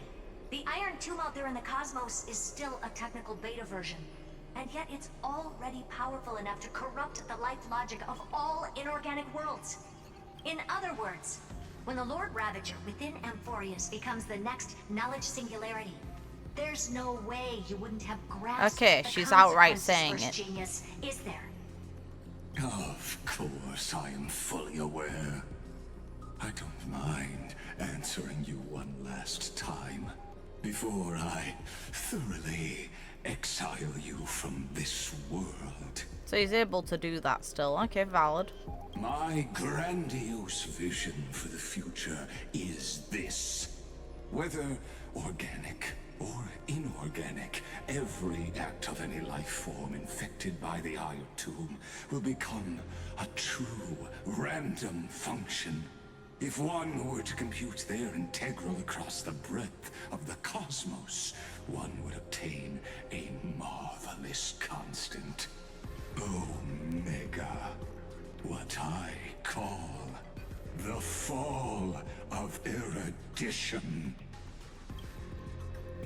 Then, within the infinity nurtured by that constant, a new universe shall bud in the chaos. A universe that cannot be predicted and not shackled by the erudition. Yeah, but wouldn't the other paths enclose on the fact that Nous is gone? Like, Remembrance itself literally purposefully uses memories to create the Eden of Blessed Insight and temper it in the potential chance that the universe is destroyed as a reconstruction of the known universe. Or at least that's the way it's portrayed. In the cave, I must lead the others who are blind back onto the right path and reach true sunlight. Do you understand me now? As Kozlana stated, Destruction is not the process, but the outcome. It is revolution through complete annihilation, and the grand rebirth, after all has been reduced to ash. The thing that's interesting is, if Noose knows everything, wouldn't they be aware of this already and have already prepared for it? They keep evolving.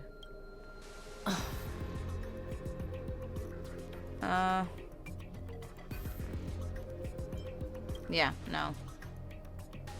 You don't slight my boy. The amphoreans already answered long ago. Be it as tiny fish destined to be swallowed, or as a giant whale poised for a magnificent descent. Hey.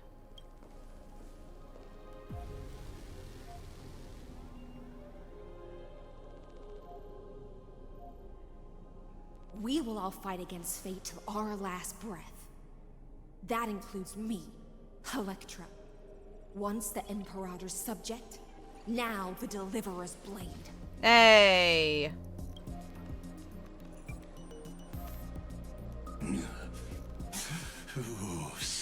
Is the boss going to have his real name? I want to see.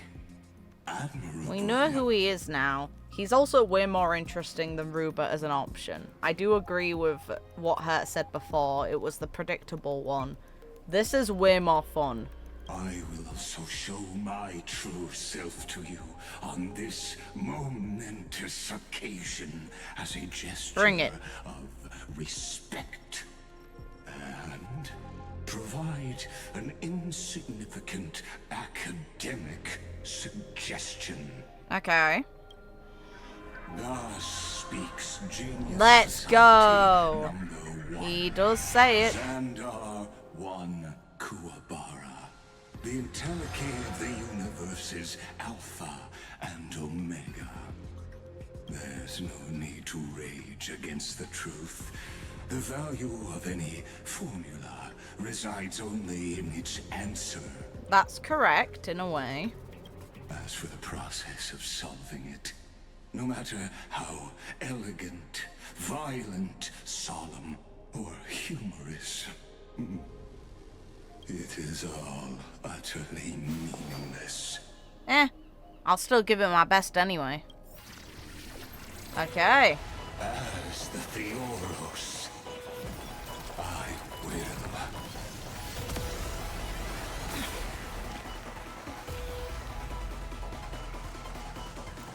Personally participate in performing this world's end. He's ugly. Remember this, as Noose's creator, I know more about the death of knowledge than they ever will. It's neat that he actually has the name Xander now. Let's go. Careful. This is Lygus's true form. We can do it! The music is more of a bop than I expected. This is very bizarre to hear here. I don't know why.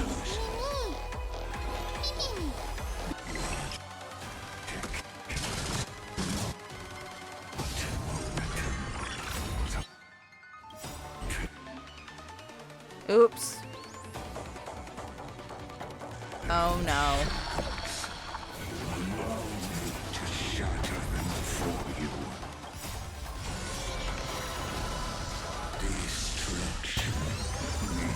Oh god. Alright, he's enhancing.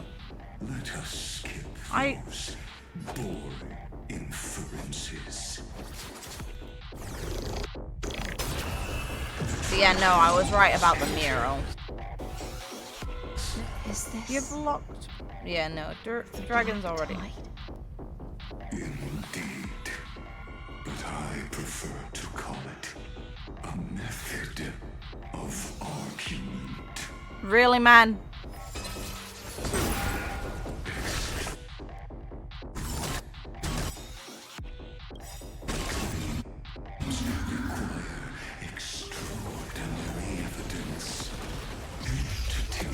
Oh shit.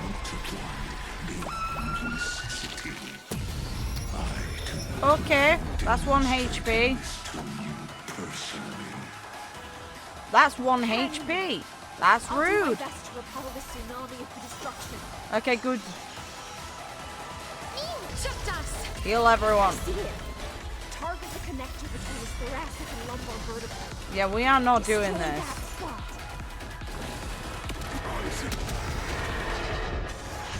There's more to life.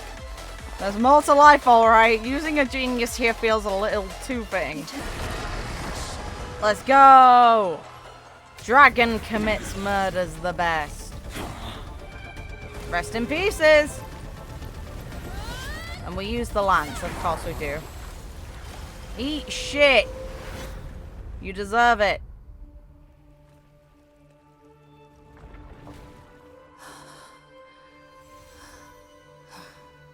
Let's go. Go on. Let's go, please. All is futile. Piss off, you cheating dick. In erudition's calculations, the end of the saga is simply a comment awaiting deletion. No. You cheating fuck. I won though. Don't like such a cold statement, okay? Ooh. If numbers can decide the end of Yeah, that's Cyrene. Let's go. Hey. then we can Oh, there's the embrace. pen a new beginning. Let's go.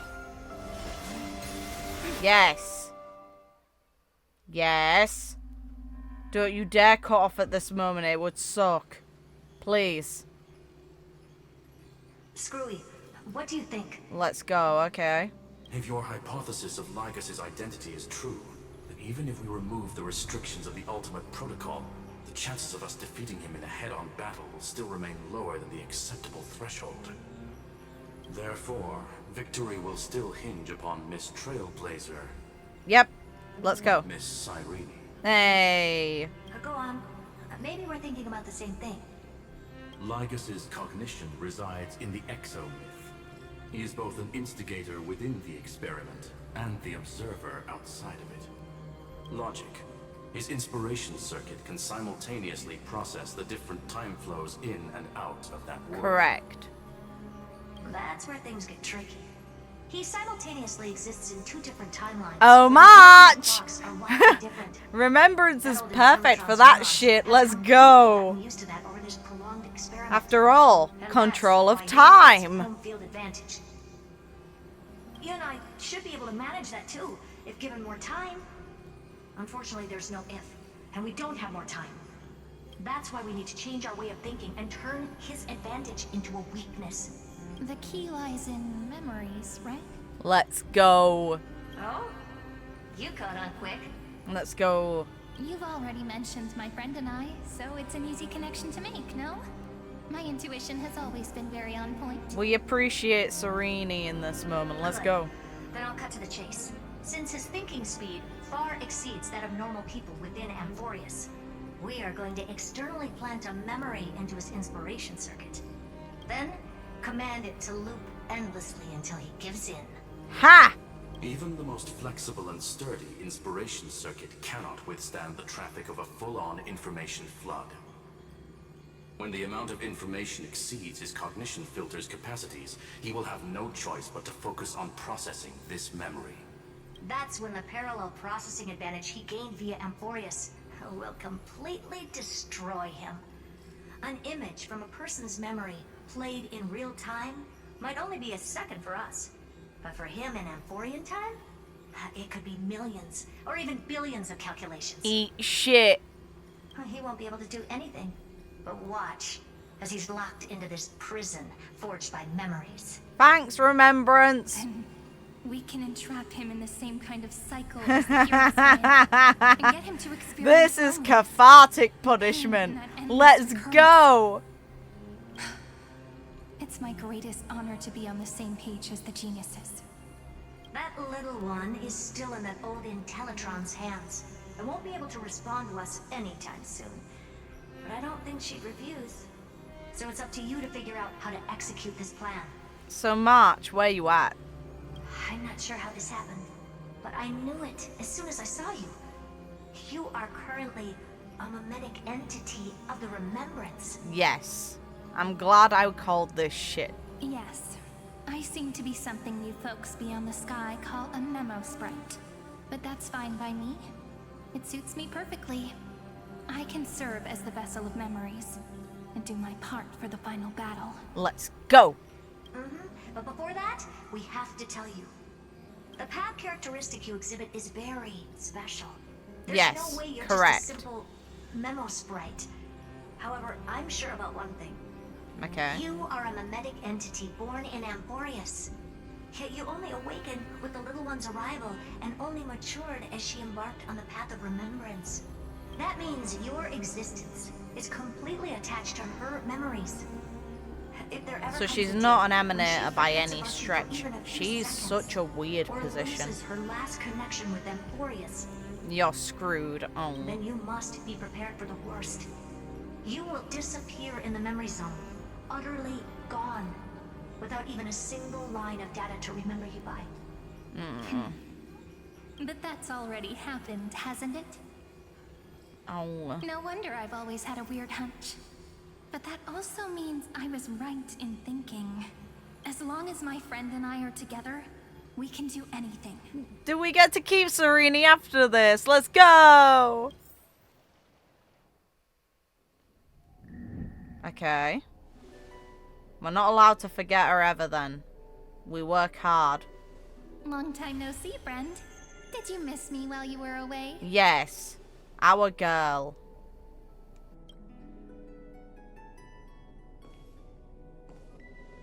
We pat the elf. Of course I missed you. Yeah. Same here. I've been waiting for you for 1,000 years. Hey. Like how everyone in Amphoreus was also waiting for the Deliverer's return. Let's go. You probably already knew about the genius's plans for that memory. I had to hide really well in a corner in time so Lygus wouldn't find me, and wait for the right opportunity.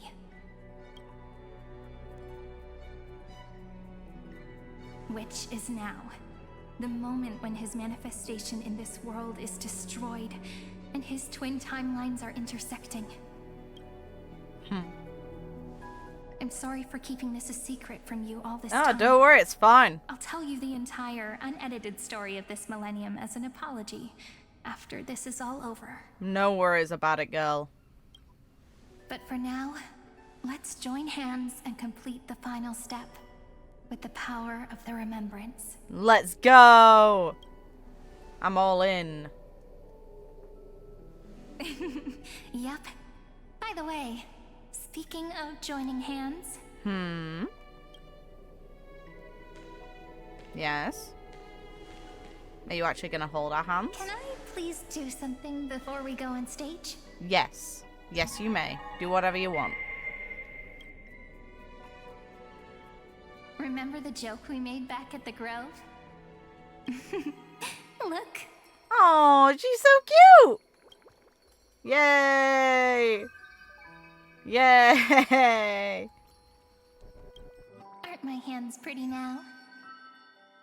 What a fascinating feeling. Like countless memories all swelling up at once. Cute. What about you? What did you feel when we touched each other? Very real. A bit nervous. It's just... Don't be rude.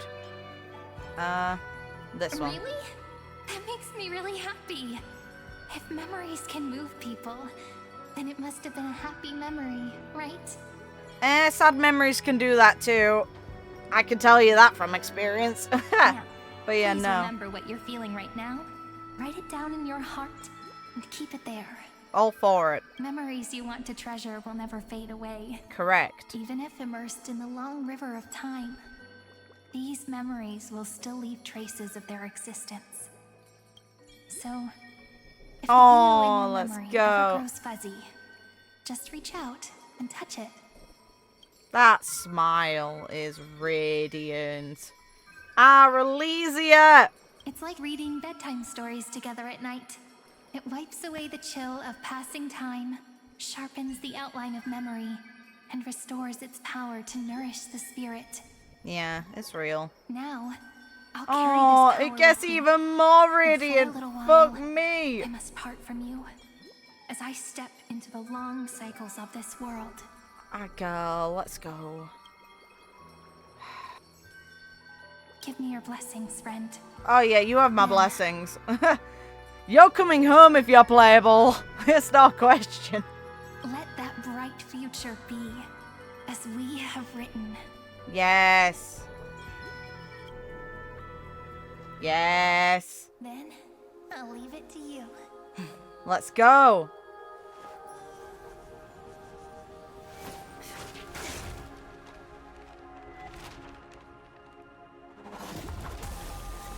Ha!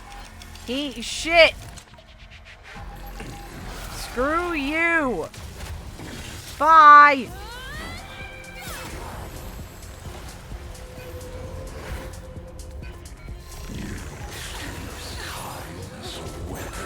Yes, we do. Yes, we do. And we just keep doing it. Ha! Ha ha ha! So is your resistance. We can do this infinitely.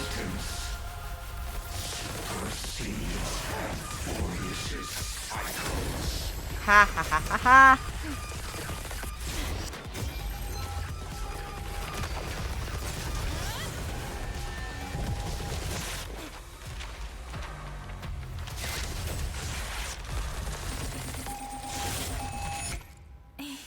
Ha!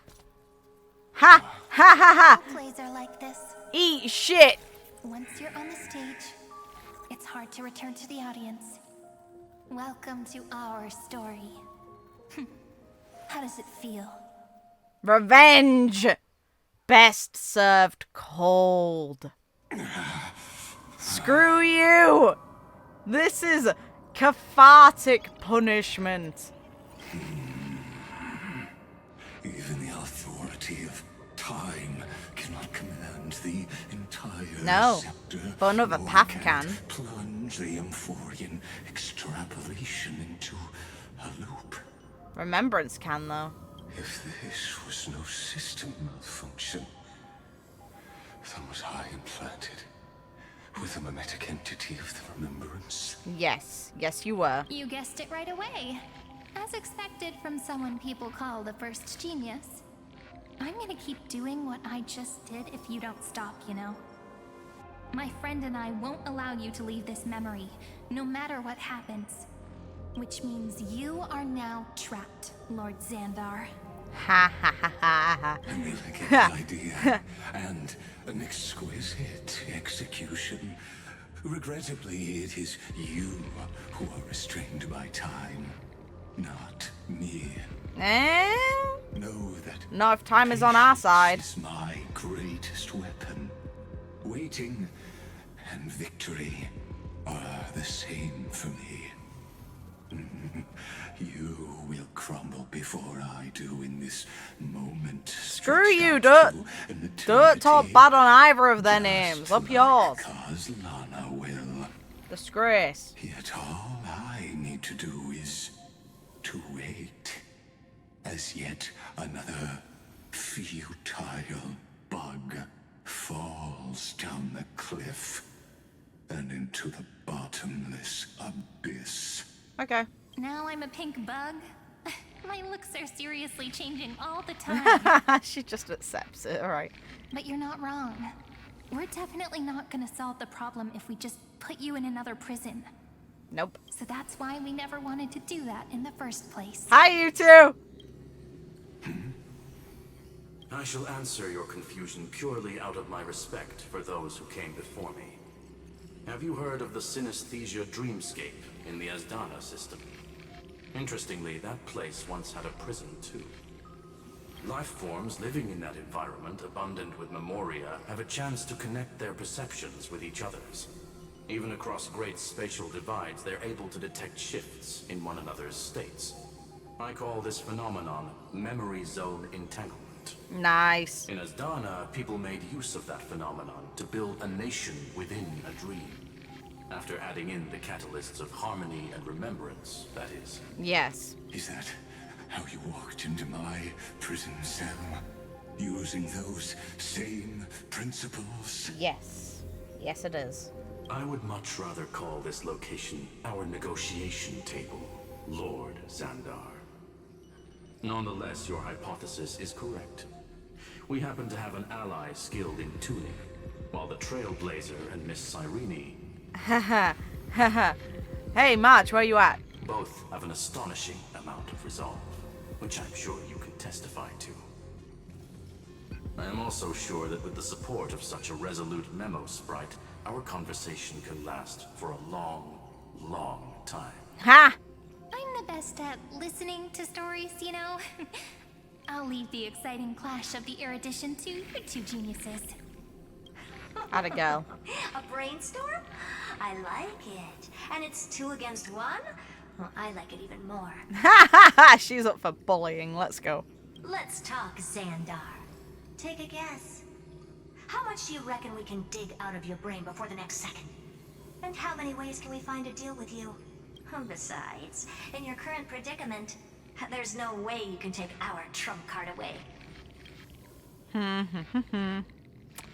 I love shit like this. Punishing him is perfect. Go, little one. Go. Overturn the Era Nova. Lygus disappeared? Yeah, screw him. It seems you had conducted a secret hunt in the depths that even I cannot reach. Yeah, in let's that go. Case, go. Swim onward and give this campaign a fitting end. Let's go. I shall send you off with my song, Greyfry. May this song penetrate time and become the prelude to the new world. Atta girl. Ha! The music. Ooh, the song, man. God of Vengeance, let's go.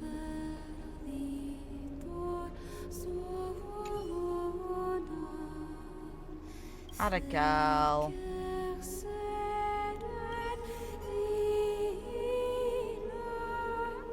I'll dig through the music later. I want to find that. Don't get me wrong, I do like Purple, but this is very pretty and a lot lighter of a listen.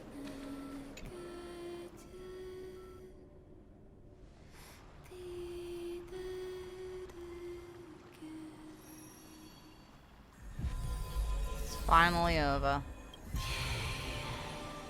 It's not over for good, though. We know there's more to this story, another 2 versions. At least. Yep. We won. Or at least we beat Xandar. It doesn't change that even an incompleted form of Iron Tomb is still a huge problem.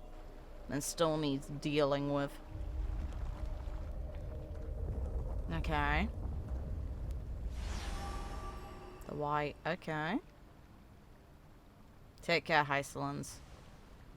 A Helektra. Hopefully we'll see each other again soon. And we can see all the paths that each of these demigods are meant to represent. For a fact. Not a debate. Dux Gladiorum, you Aww. have completed your duty. Hey, they get a moment. Good. Let's go. A new dawn is about to rise. Why not swim towards it?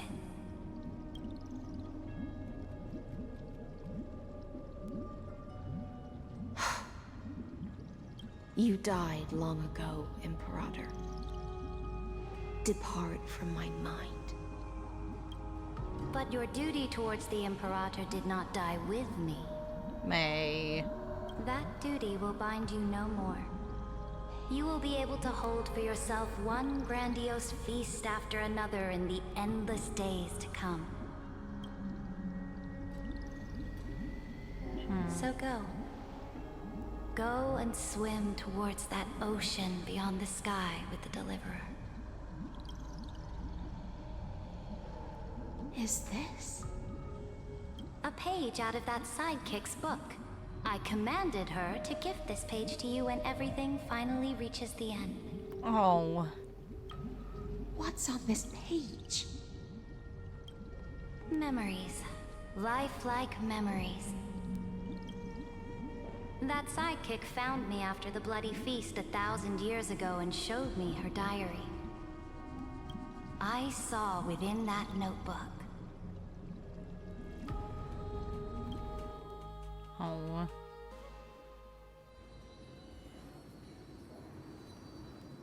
Let them have a nice moment. Is this that Deliverer's experience? It's truly immersive. People beyond the sky apparently utilize this power to seal past scenery into crystals they call light cones. Yes. But I only know so much about the remembrance, so I can't completely replicate the past. But I'll do my best to talk about the missing parts. Oh. I'm all ears. Go on then. Do your best. But if your chatter gets too boring, or if I deem it offensive, then law will become forever beyond your reach. Got it. I'm sure you'll find this to your liking. After all, it's human nature to want to embark on a journey into the unknown.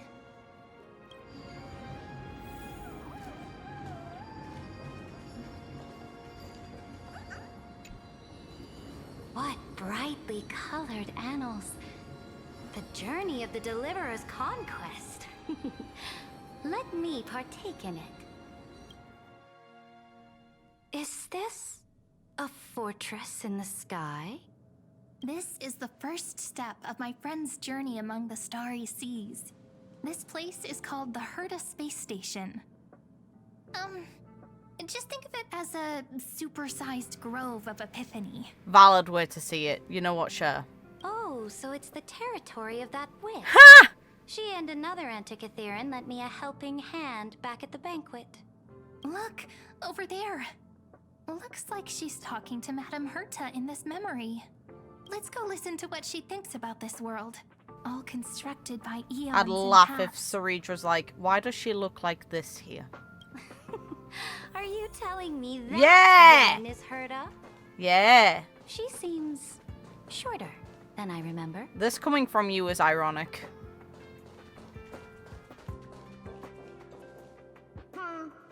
Pretty nice space station, huh? But just wait. After a couple more stops on the Astral Express, you'll see sights that'll make this place look ordinary. Oh, the cosmos is so vast that the unknowns far outnumber the knowns. But none of them will end up being anything amazing. The farther you go, the more you'll understand what I mean. So do your best with the nameless. Break a leg!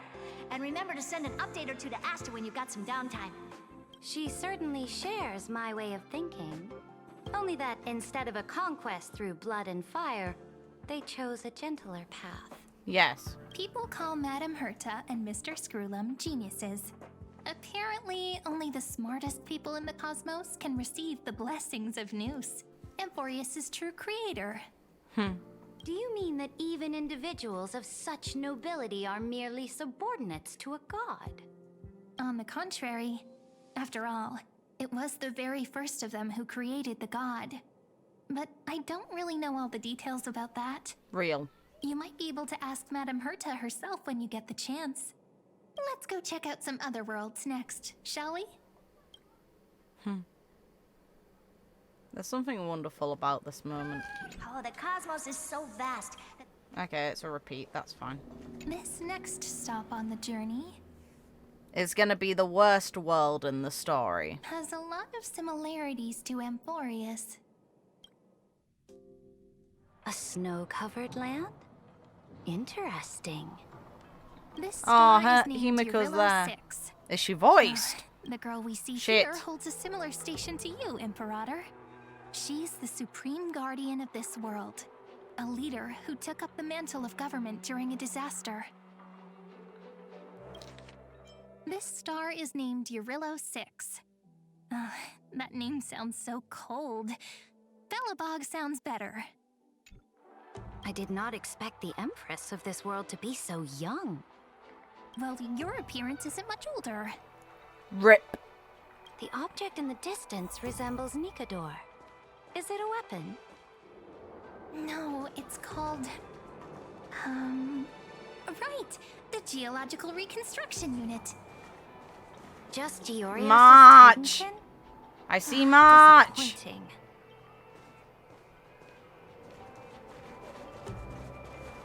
I can't talk to them though, rude! It's all thanks to you that we survived the crisis. The collaboration with the IPC is both an opportunity and a challenge. Nonetheless, it's an important step in our journey back into the universe. This world was sealed beneath its sky just like Amphoreus was, and they only managed to reconnect with the stars when the Nameless arrived. That IPC she spoke of, is it a more powerful organization? Yes, the IPC conquered many worlds through trade, and opened up a vast territory that way. There are many such powerful alliances beyond Amphoreus, and they all walk on roads different from the destruction. Coming back to the Supreme Guardian and her Belobog, didn't they find a peaceful way to enter the interstellar community? That cannot be true. That IPC would never have grown so big on trade alone. I agree. It may pretend to be a wealthy merchant with clean hands, but I am willing to bet that it grew fat on gory oppression and bloodshed. I agree. Its path of conquest must have had no mercy for the weak and would have destroyed them if needed. Are you telling me that this snowland never thought about tossing its dignity to the wind and kneeling to the IPC? I will not believe it. I will never allow the Imperator's empire to be sullied by others. Amphoreus must become a power Let's so go. strong that no I'm all in interstellar on that. foreigner would dare to look down upon us. Imperator, Belobog isn't as weak as you imagine. Listen.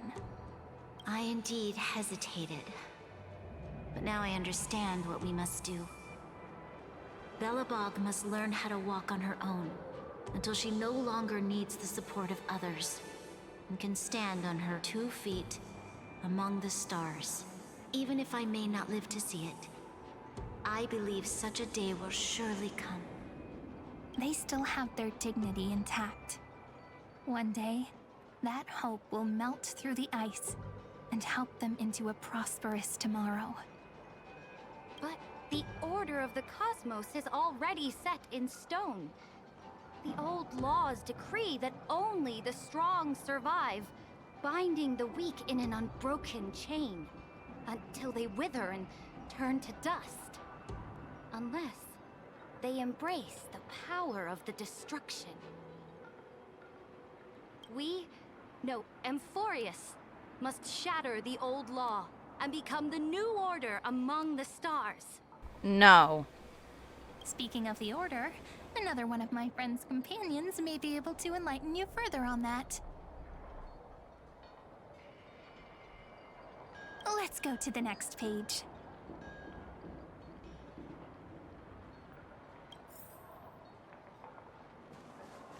I indeed hesitated, but now I understand what we must do. Belobog must learn how to walk on her own until she no longer needs the support of others and can So stand on they're her skipping 2 over the feet Lawfu. among the stars. Okay.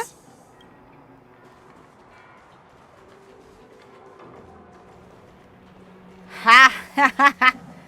Oh, Sunday.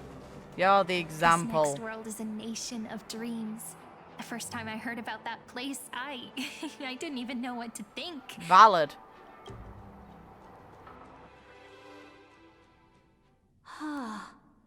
Such Oh, it's the opulence does goodbye. indeed evoke astonishment. No March here. This world is called Penacony, an eternal city built upon a land of dreams. It's also my friend's previous stop, where they went through a risky but exciting adventure. Tell me about it then. That man standing afar has wings on his head. I am truly curious. Yes, he's the one who can tell you about order.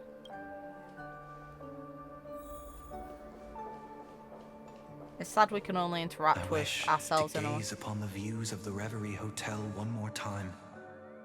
I'll be just a traveler when I come back here again.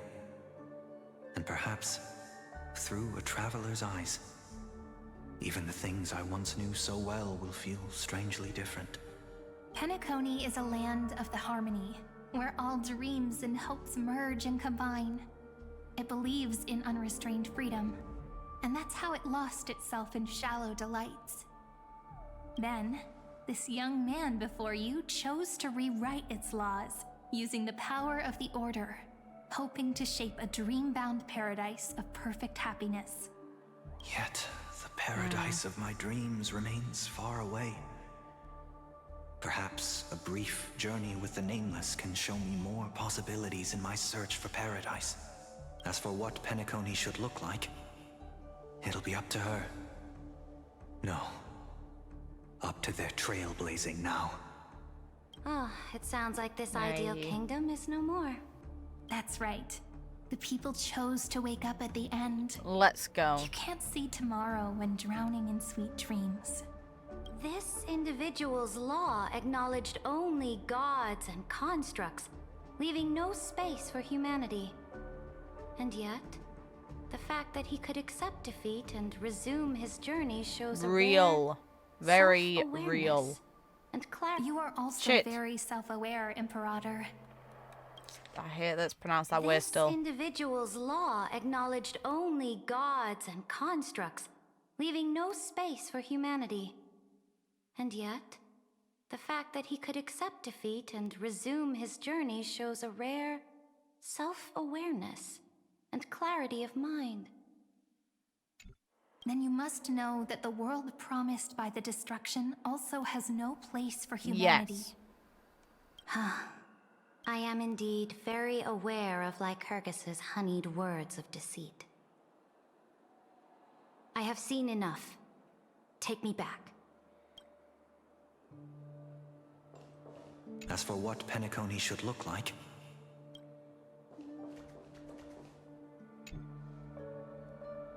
then let's wrap up this trip down memory lane with one last scene. Let's go. This absolute wonder. The actual view of Amphoreus. Isn't it pretty? That's our Amphoreus. Our world flows and meanders in this endless band of light. Though we were born from the designs of the gods and are not yet truly alive, the chrysos heirs of Amphoreus still chose to stand against fate and carved a legend no different from that of humankind. Will you really renounce the heroes in this world's previous 30 million cycles, Imperator? Including even yourself. Will you bow to brutal destiny and allow that puppet master named the destruction to have their wish? I know what you want to do, sidekick. You want to use that deliverer's memories to influence me and tilt the scales of law toward her and the two geniuses. You really saw right through me, Imperator. How can one rule an empire if one is incapable of understanding people's minds? Correct. I have decided on Law's final destination. However, before I move my next chess piece, before we go on, tell me this, sidekick. Throughout her Trailblaze, was there ever a memory of the ocean? Aww. You wanted something for Helektra. The ocean. My cradle. My home. You shall complete your conquest in the ocean at the boundaries of this world, and eternally slumber in the sound of tides. You shall eternally slumber in the sound of tides, and complete your conquest in the ocean at the boundaries of this world. Our prophecies aligned as flawlessly as a sea snake circling upon itself. An elegant loop. Cute. Like a joyful hymn. Beautiful. It's nice. Like the circulating ocean current. Like our two fates. like amphoreus itself.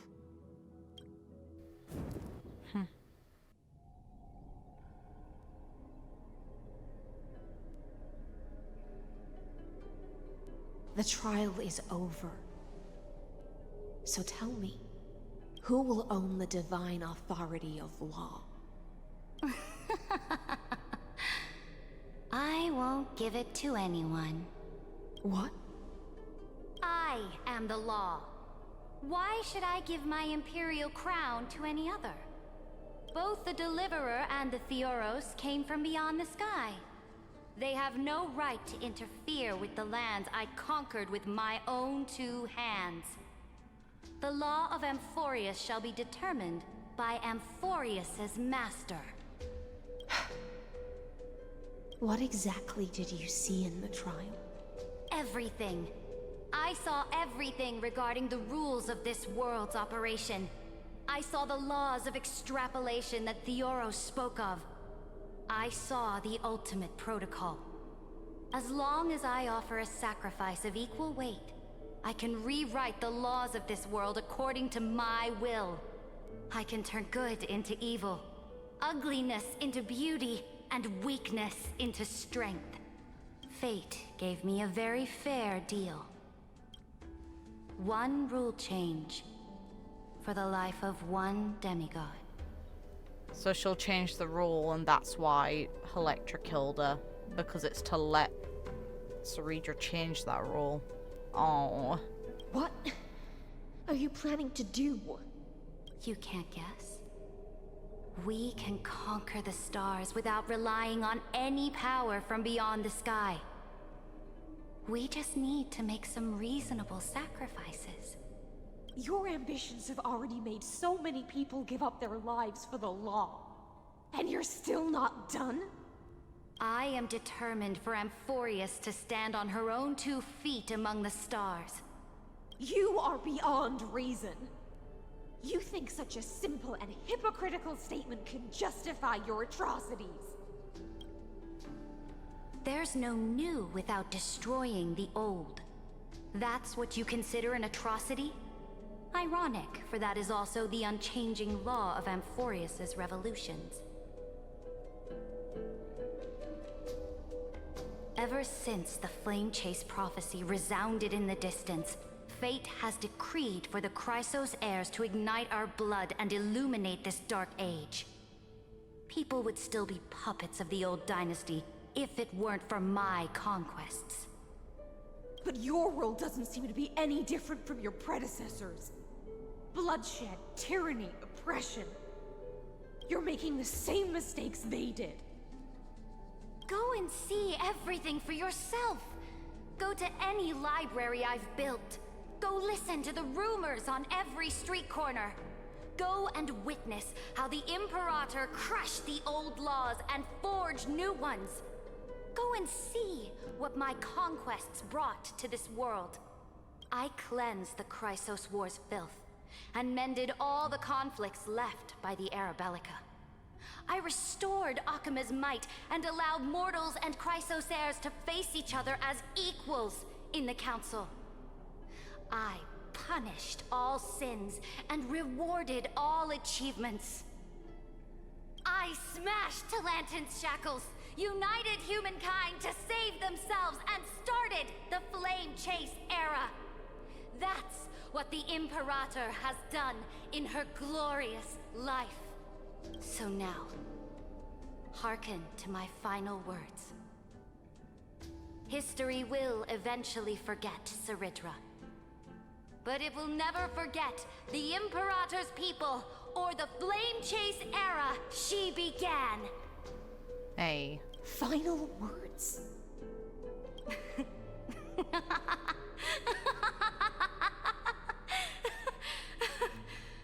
Amphoreus is about to be destroyed. There's no time left for pointless debates. There is only one law I want to overturn to aid the final battle of deliverance. So I will only offer the life of 1 demigod. In the name of the Imperator, I command you one last time, Helektra. Either sacrifice yourself for conquest, or pierce this tyrant's chest with your sword. Thus, the Imperator concluded her final speech. At the end of her life, at the last moment before she stepped onto the altar, she gave her most loyal subject the choice to decide fate, just as she promised her compatriots before her very first campaign. My blood flows in you now. Heroic compatriots, follow me, and we'll seize fate's reins! The Imperator fell. Some say that the Dux Gladiorum turned traitor and killed her liege. Some say that she imprisoned the tyrant in a shallow pond of water, then left. Which meant the Imperator had to kill herself to rewrite the law. Yeah. There are countless stories about her death. All we can be sure of is when the knight left the vortex, the Imperator was still mumbling about their past conquests together. The beginning and the end of her existence. Imperator, wait! How could someone of your status come to the front lines? Let me be the flag bearer. Also, Dromus!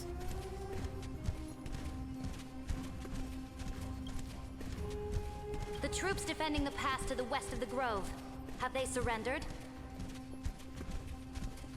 They ran as quickly as they could when they heard your name. The Golden Cocoon Pass is now in the First Legion's hands. Good. What about the Delosian militia?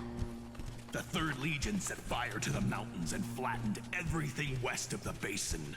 They just need a few more days. That is enough. We cannot afford to miss an opportunity for victory. Very fun. Lastly, how many Lydonian cannons are left? They are no more.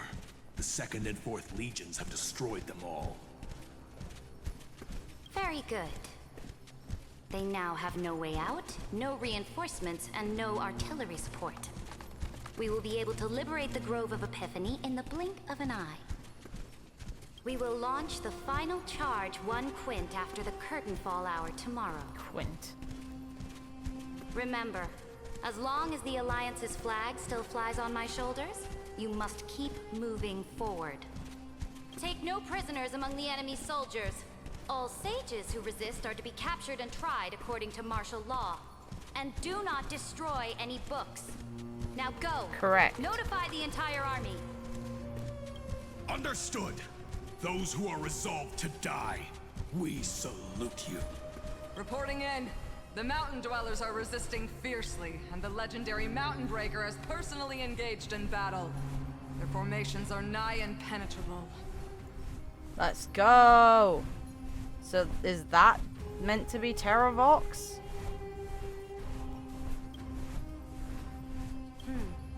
Then cease our frontal assault. Send scouts to all legions and tell them to retreat into the Treetos Plains before the parting hour. What? Are you planning to surrender? It's a strategic change of plans. The seismic walking dragon is enough for that battlefield. Walking dragon? You mean that stupid beast, Terravox? Don't be rude. What can they even do? Stupid? No. They are the wisest of all of Giorio's creations. Only they can perceive the currents of time. Let them deal with their earthly brethren. We will advance and take the lead in defeating what remains of our enemy. I will deliver the most fiery retribution for the humiliation they dealt us, and crown myself with a god-slaying wreath. Understood. I'll see to it. Those who are resolved to die, we salute you. The Temple of the Three Fates sent a letter, Imperator. Okay, fun.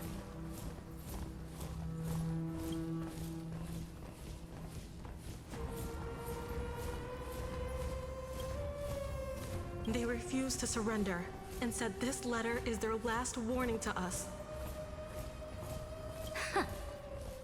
Tell the commanding officers not to launch any attacks unless they receive the Imperator's handwritten approval. Disobedience will be punished by death. What are you doing? The priests of the Three Fates aren't soldiers, but politicians. Do not mistakenly believe they don't have a plan. These dying pests will wring out every idea from their brains, all for short-sighted gain. They are much shrewder than we are. I am inferior to them in that regard. They also have the prophecy to wield as a weapon, something I am not blessed with. Launching an unplanned attack will only disadvantage us, Neat. as all of Amphoreus will judge our actions. Which means I will be heading to the battlefield myself, just as I have always done. This time, however, I will go alone. I will conduct secret negotiations to ensure fate is on our side. Understood. The legions will make their preparations. Those who are resolved to die, we salute you. Why are we not allowed to march out with the army, Imperator? Hey.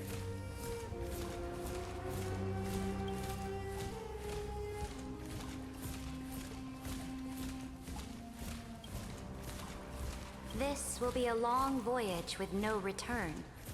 Those of you who bear the prophecy cannot come with me. Valid.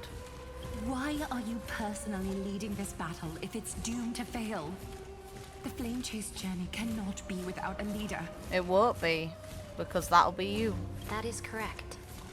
The Empire will be without a head when the Imperator falls.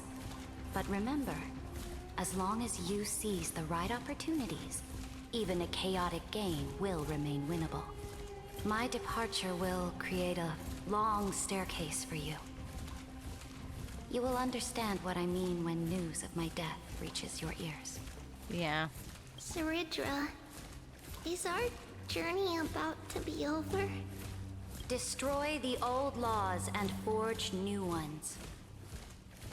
My conquest has reached its limits within the borders of Amphoreus. Since the prophecy already decreed that the Imperator would never conquer the stars as she wished, I will bow out here and try no more. How'd it go?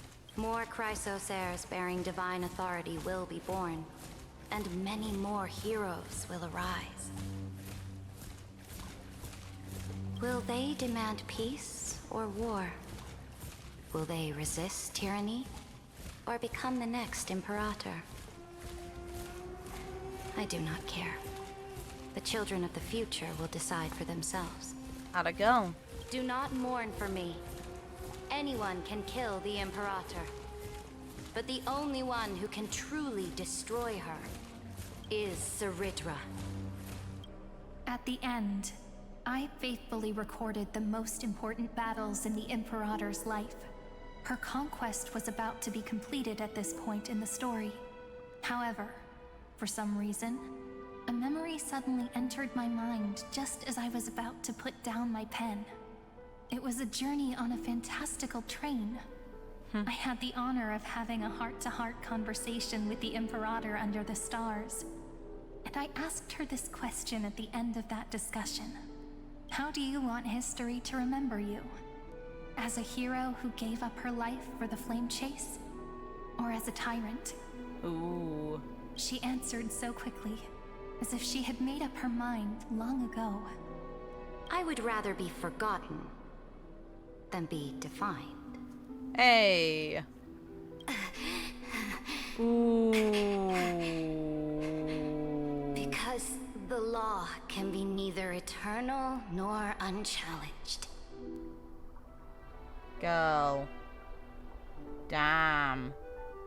Alright. That's her ending, I guess. Striking how nicely done that is with the composition. And only humanity can pen laws into history's pages. Let's go. Now, I have shattered the greatest law of Amphoreus. The game is nearing its end. Dux Gladiorum. Even though you killed the Imperator, in the previous 30 million cycles. This time, you finally found your own law. Doomed Yuri. Then, Hysilens. Helektra. I will ask someone to deliver the prophecy's ocean at the boundaries of this world to you. Will you choose to swim into that ocean? I do not care. Do not care. The Imperator muttered about her conquests, and news of her death spread in the city. Yeah, it's over. Rough. Alright. Freedom! Liberty! The tyrant is dead! Go! Shout this news in the streets! My people! My fellow elders! Do not panic. Stand your ground. That usurper has paid for her ambition with her life. People once cheered for my ascension. And now they cheer for my fall. No matter.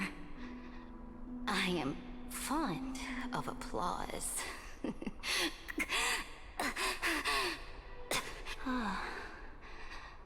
I see the cosmos, the battlefield that I cannot reach. I will return in the next cycle. Let's go. The stars will hear my legion's war drums. Hear the great name of the Imperator. Hear amphoreus' Cerydra. To this day, we do not know which rule the Imperator overwrote at the cost of her life. Perhaps the truth will only be revealed at the moment of checkmate, just like every chess game she ever played. Let's go. We only know her death inflamed Akama. On one side of the city, those who defended liberty toppled her statues to the ground. On the other side, her supporters put themselves between the masses and her monuments, declaring loudly that the Sovereign is still among the people. It is said that golden blood congealed into the same letters everywhere they fought. It was the name borne by Akama's first and final sovereign, the Imperator Cerydra. But the one who bore that name did not see any of this. Her gaze was cast far away, and the sound of tides in her ears drowned out the people's cries. What was the Imperator thinking about in that prophesized ocean at the boundaries of this world? In that shallow puddle of stagnant water, was she reminiscing about her past conquests? Or repenting for the millions killed for the flame chase? It was neither. The Imperator only saw how the surface of the water gleamed like that crude chessboard, dissected by light and shadow in the afternoon when her teacher played against her for the first time. Look at this chessboard. What do the pieces look like? They are strangely beautiful. They look like the stars in the night sky ablaze. How'd it go? Oh, damn. From that page. Yeah, they didn't show the Lawfu. That's actually kind of sweet in a way. Emerged an ocean. She asked for the Lawfu's page for this girl. That's really sweet. So vast. So pure. Not a single trace of corruption. Is this Cerydra? Helektra, my subject. Ever since you walked out of the tainted ocean and pledged yourself to me, I have seen the abyss in your eyes and the emptiness in your heart. That was why I promised you a new ocean, where the Imperator's ambitions would serve as the currents, and loyalty would be its light. Helektra, my subject. You have done your duty as my blade. The prophecy has now made its final decree on the road I intend to walk. My conquest is doomed to never reach the stars. But the Imperator never makes empty promises. So take this memory, this ocean, beyond the sky, as witnessed by the Deliverer. This is the final gift that the Imperator can leave for her subject.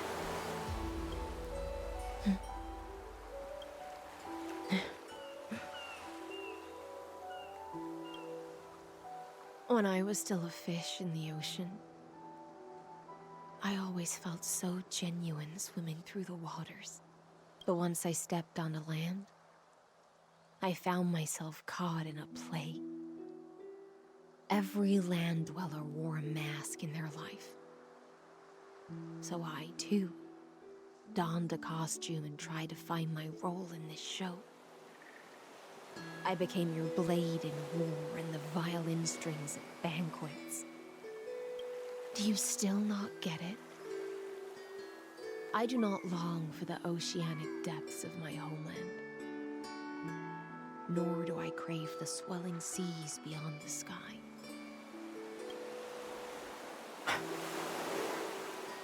Perhaps even I don't know what I want. I still don't know where I should swim to even at the end. But I know one thing right now. A fish is simply a fish. And she can never leave the ocean she's in. But whether under the ocean or on land, we two prisoners who can never escape this cave can still look outside the cave and see the stars.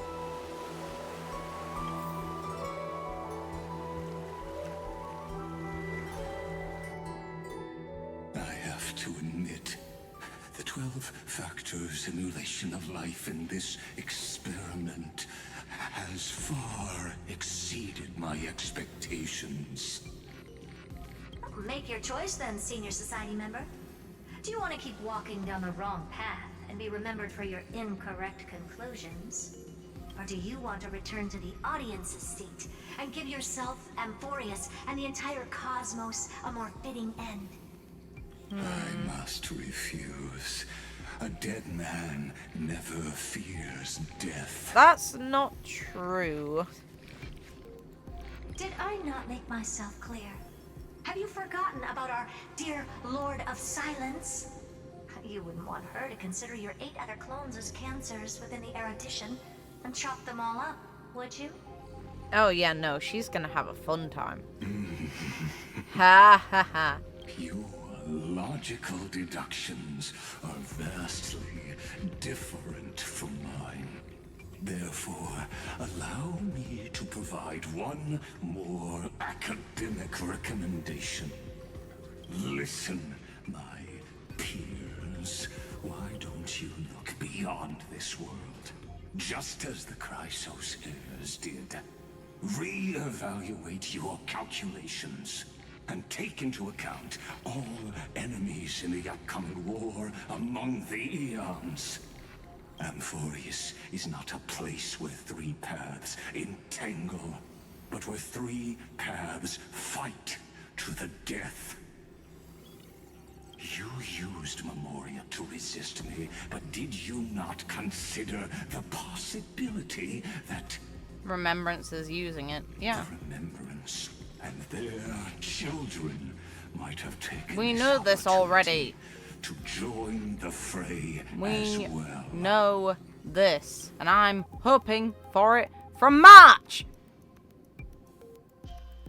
It's literally the most fun outcome. Let's go! Hi, girl, let's go. Oh, so this isn't just silence. It's the answer. What was the last thing she said to you before you parted the waters? Oh, Dad hangs with her? Escape? Oh, A tricky question, but one with a simple answer. Let's go! She didn't say anything back then, right?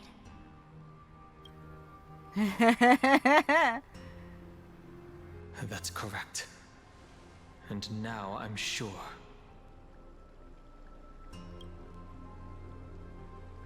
You are not March 7th. There's no way she would remember that detail. How cute he notices. I mentioned before that Cerydra and Hysilens is an example of a well-done potential romance for this game. These two are literally the leading act for that. These two have always been paired together. March brings out probably some of the best in Dan Heng constantly, and here he is noticing immediately and is probably highly concerned. Also, he just called her out by saying she's too smart to be March. That's rude. I'll only warn you once. Oh, how cute! Her body. Now. How cute. How impulsive. That's not like you at all. She's calling him out. That's very accurate. He's reacting impulsively because it matters a lot. Let's go. Why don't you calm down and think about another possibility? I didn't take over March 7th's body. Rather, it's March 7th who regained my memories. Real. Oh, you've... Really? That's the point you cut off, you rude shit. She's coming home, man. She's coming home. That's so rude. So fucking rude. Whoa.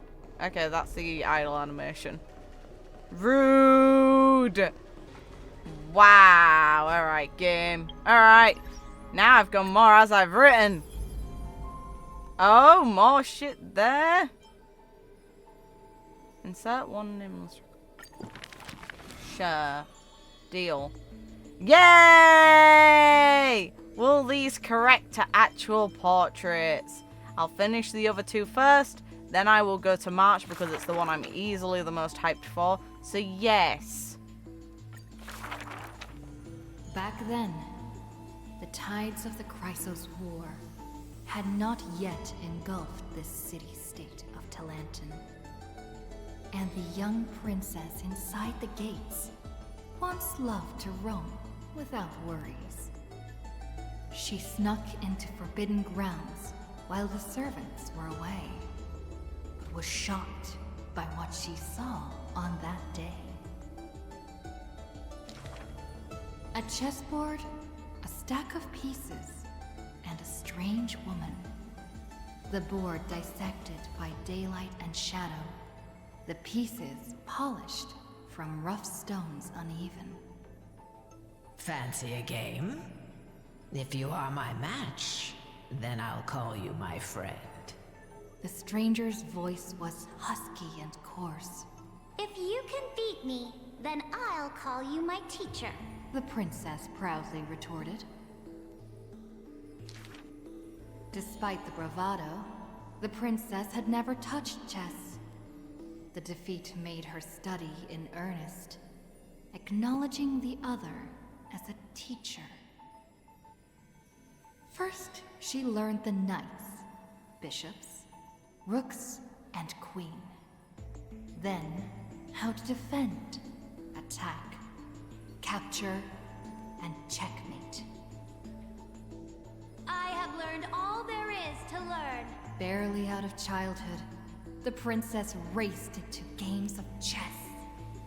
Those who looked down on her faced many losses. Those who glorified themselves forfeited in a mess. Atta girl. At her prime, none could rival her at all. But she still recalled what the stranger said. My origins bring dark omens. So never tell others where your teacher is from. Okay. The voice sounds Then familiar. The waves of the Chrysos War washed over the world. The Achaemens welcomed a ruler. She was deemed Imperator and loved to play chess with herself. She regarded all things as pieces, whether Chrysos heirs or Titans magnificent. Before every god-slaying campaign, she thought of the stranger from her childhood, as if that woman had always lived in her mind. Isn't it lonely to play chess against yourself? The princess did not understand at the time. But now, she who bore the crown finally realized. The flame chase's beginning was like fuel being tossed onto the fire. And in the unending road of marching banners and war cries, she finally had time to meditate. There were often jesters behind the king, curious about her past in her old city, lost to time. One claimed the Imperator was cruel, executing her own teacher. Another stated the Imperator was biased, learning from an enemy hostage. Many such rumors abounded, with no origin found. No matter. That was indeed the criminal sentence I read out. The Imperator stated evenly. My teacher was an enemy hostage whom my elders had imprisoned. Her state betrayed our alliance and must be executed according to law. But she taught me chess, so why can't I chisel the word teacher on her tombstone now? Hey.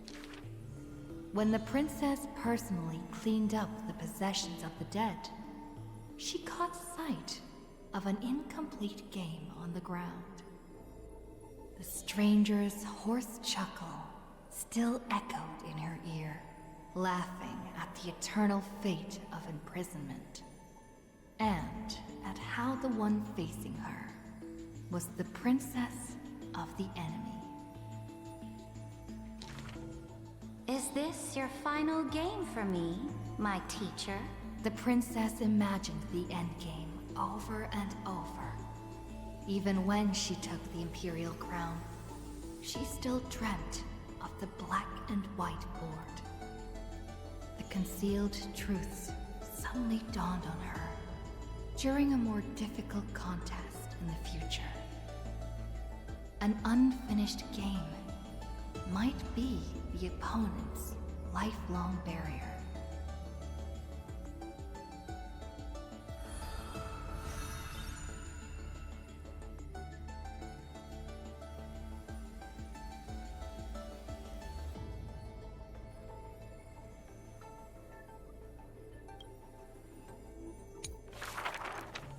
The Imperator's armies stormed into the northern states for the first time, passing through city gates scorched by war.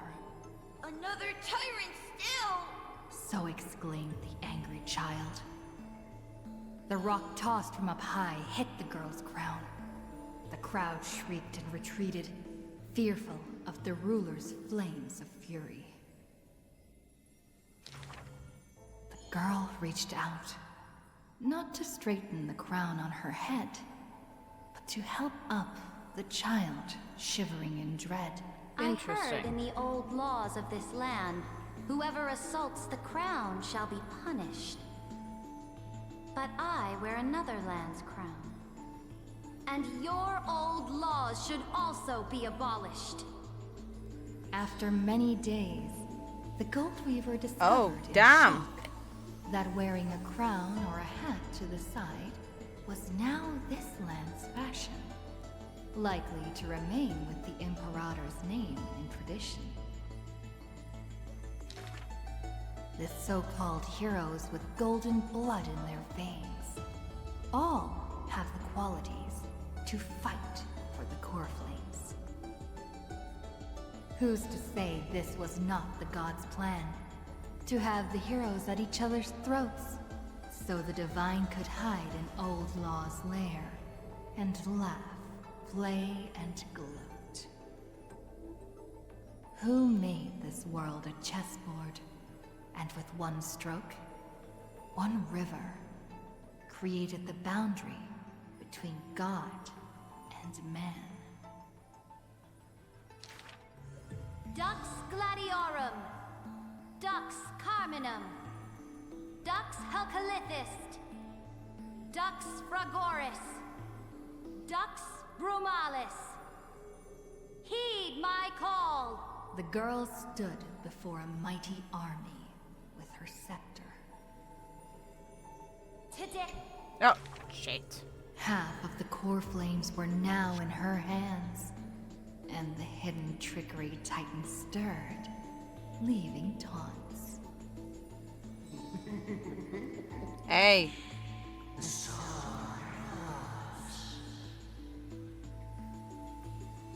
The Imperator summoned the heroes to discuss, finally stopping after much hesitation. As they had already pinned down the bones of Earth's beast, they let that thief live for a bit longer in bliss. The warrior of the fractured blade laughed boldly. Our sovereign is good at open strategies and struggles with trickery. But where is that live fish? The Imperator replied with a chuckle. Her? She probably disliked the scent of cats and submerged herself in the baths. Logic. The years spent with her dukes didn't seem too far distant.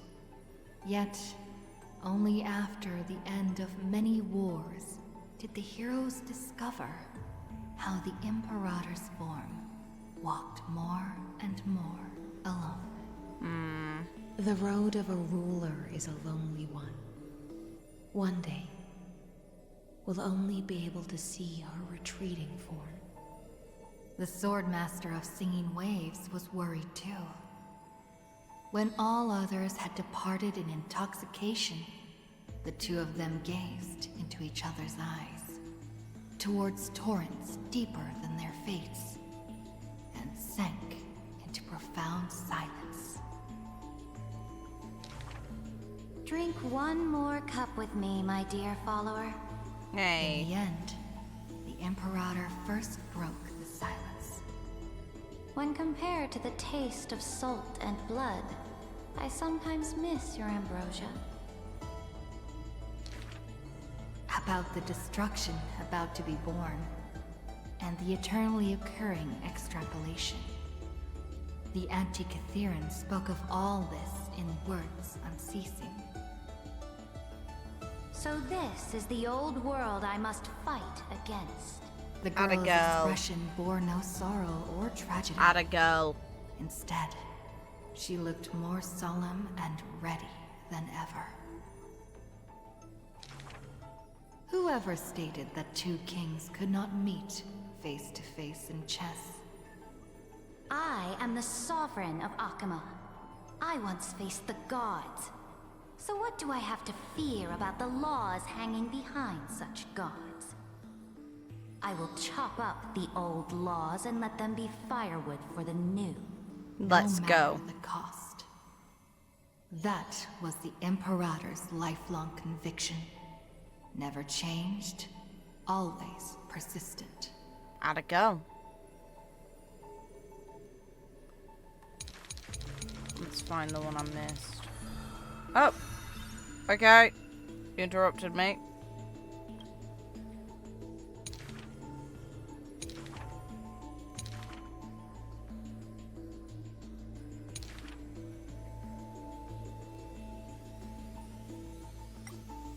so-called heroes with golden blood in their veins. All have the qualities to fight for the core flames. Who's to say this was not the gods' plan? To have the heroes at each other's throats, so the divine could hide in old law's lair, and laugh, play, and gloat. Who made this world a chessboard, and with one stroke, one river, created the boundary between God and man? Okay. Now I can do this.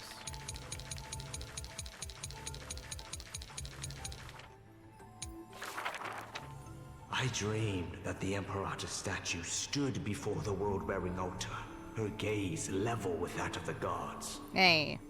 Then, blood gushed out from the statue's orifices, and the people, in cheers and elation, washed their hands in that golden blood. The tyrant's life will end with violent death. None will weep, and all will cheer as her statue topples. Nah. Not true. She will die before the dawn comes. A vengeful aristocrat, one whose title was stripped by the Imperator, thus spoke. We cannot agree with your excessive deeds. You have imprisoned Trebios' split selves, demanding that divine authority regress into the ruler's mouthpiece. We will reveal your future with the prophecy. And tell in truth, your crusade will indeed be a smooth path. Yet in the same breath, we see omens of your death, a demise in an absolute pure darkness. Oof. Even so, please excuse us, as our eyes continue to be drawn to your crown's flames. Dux Vitorum. We don't exactly hate that name. In the name of Yanisopoulos' priestess, Holy Maiden, and Oracle, thus spoke the Imperator's Dux Vitorum. Okay. Allow me to remind go away, Lygus. Your life is now on Go a away. countdown with the fall Don't of law, want. and you will become law. I must confirm, is our deal still going strong? I don't want is it. the future I promised you more satisfying than the future in the prophecy? Ah, you are as resolute as always. Good. Oh, as ever, this prison of gods, amphoreus and all mundane and average worlds, needs someone like you. A daring ruler. Yeah, but you're manipulative. Let us end this despicable extrapolation together. Amphoreus is Theoros, the Imperator's co-conspirator, Lycurgus, thus spoke. The Imperator betrayed the Flame Chase Alliance. And I was the sinner who paved the way for her achievements. No. Like how a deep-sea fish cannot escape the tide's push and pull. I granted her an end fitting for a tyrant. Her dying smile gazed towards my tear-swelled eyes. She commanded me to wash away all sins and filth, and return a blinding dawn to the holy city. She commanded me to set up stones and monuments, in lightless seabeds to commemorate our friends. But who will remember her achievements? I will rest with her in a lonely song. Helektra, the last heir of the ocean, who played music on the waves alone, spoke thus. The loyalty, let's Please go. record the truth of my life, dear author. Hey. No need for words of praise or solemnity. Just as I once instructed Dux Carminum, the histories of rulers are not for recording our merits, but for warning future generations. If only that's how most saw history. As for why the Imperator died, and what reproach she would face in life and death, those should be left for the new world to judge. Now I have personally entered my end, a self-flagellation. Let the boiling gold covering the holy city be stamped with my name. For I am certain I have won half a move against the gods. And this unfinished game will be left to the future to reach completion. Cerydra, the only Imperator the Holy City had ever seen, spoke thus. Atta girl.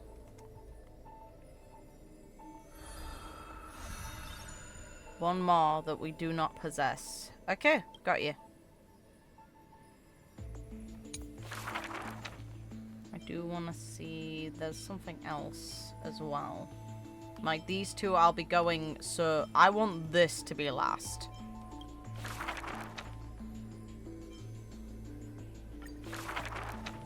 When entering the Flame Chase's currents for the first time, all the Swordmaster saw were colorful fish. She had already experienced the Imperator's dangerous games. She had long grown used to the giant beast's silent face. Carminum's charms and Helektra's gentleness warmed her like a spring breeze. But as Pregoris missed his throne, and Bromalis debated with joy, she was sometimes at a loss. Okay. Occasionally, the Swordmaster would sink into hesitation, and even that messenger of fate could not get her to laugh. Till one day, a golden trout's bubbles floated into her gloomy water. Hey, we get to see her get on with Aglaea. Good. In that holy city where golden figs grew, the messenger of fate led to her a maiden dressed in glamorous gowns. What kind of clothes are you even wearing? The girl snickered behind her hand, while the messenger pulled on her sleeve. Aggie, don't be rude! Such hubris, delicate fish. Are you not aware that there's food on your face? No! No!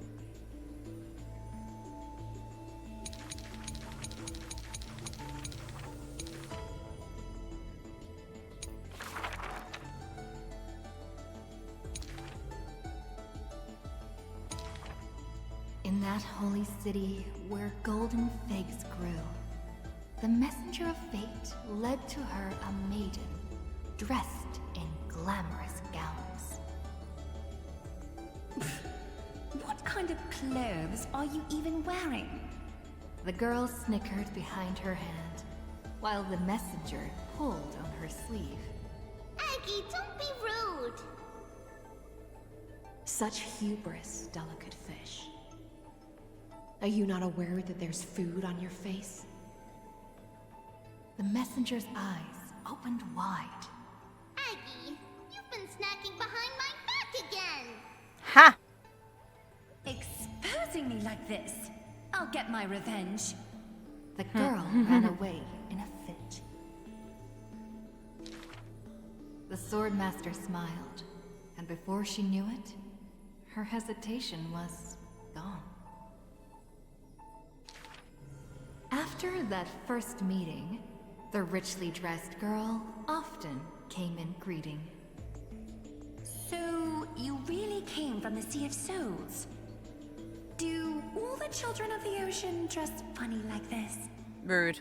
The Swordmaster did not chase the girl away, but also did not respond. So the girl used her hands to meticulously measure Swordmaster's torso all around. You can't be seen like this. I'll send you a new dress. Ha! Some days later, How sweet. the Swordmaster appeared in finery at a ball. All were awed by her splendor, with only the Imperator thinking in wonder. How rare to see you like this. Oh, so lonely, Gladius. No.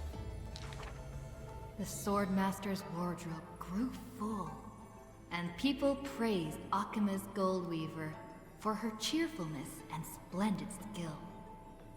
But only the Swordmaster noticed that the smile on the girl's face gradually faded as the flame chase progressed.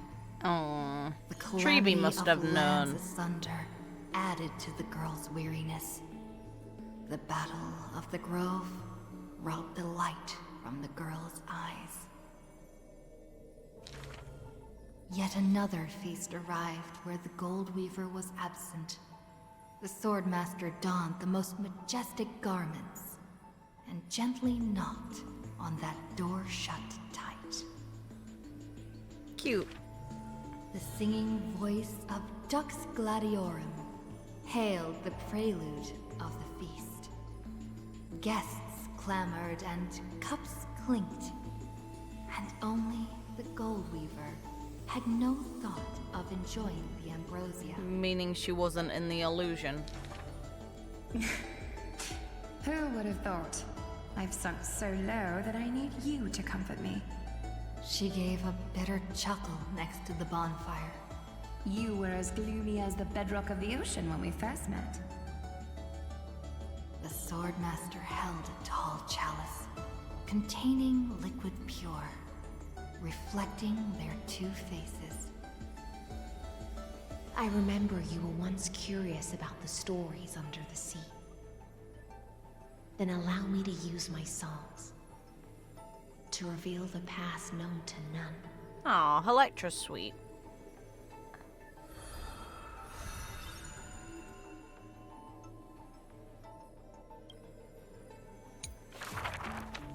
In the depths of the Sea of Souls was a kingdom of dancing ghosts.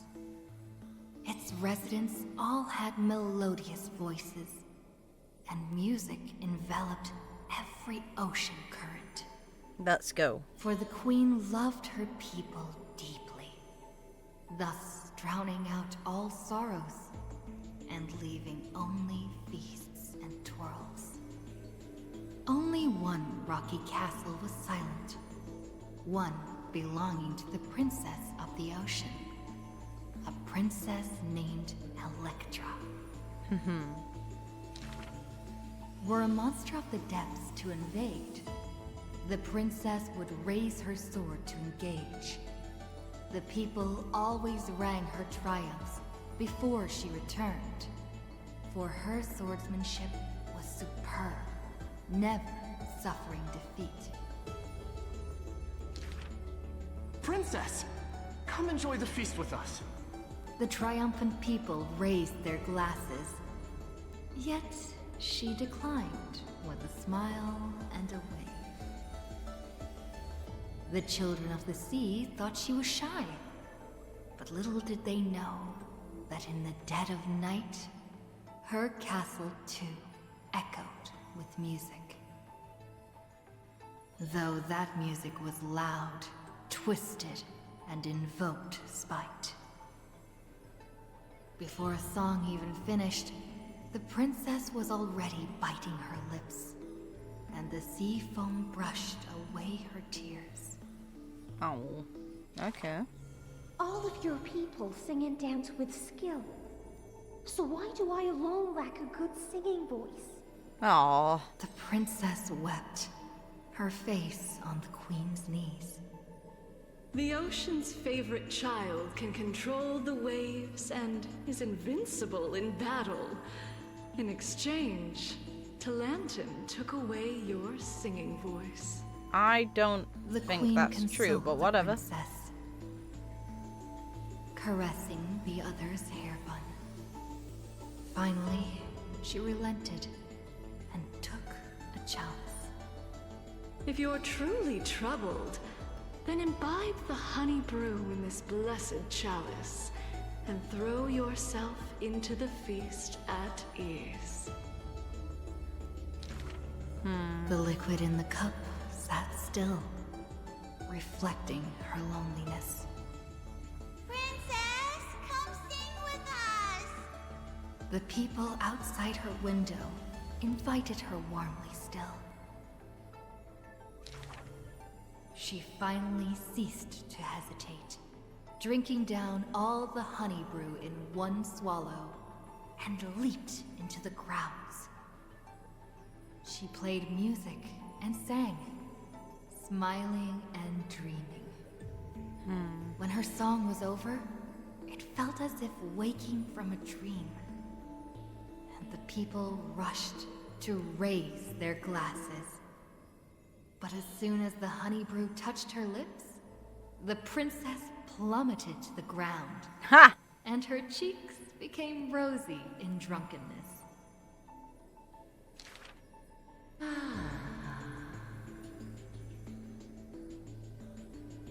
The whispers of the ocean filled her ears as the princess fell drunk again and again at the prelude of a feast. Seems like you still have not been able to get rid of that curse. The gold weaver softly took the cup away from her hand. If you want to enjoy yourself to the fullest, then leave this honey brew till the very end. Ha! She smiled, then tilted the cup towards the gold weaver's lips.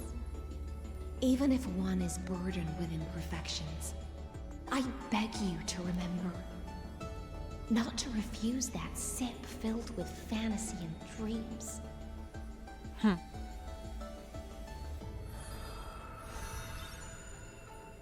Pretty. She returned home after many years. The princess of the ocean stood alone with her sword drawn, stepping over the blooming blood of her peers. Before her, the creator of the sea sirens and the mother goddess of feasts was already sinking into the drunkenness of imminent death.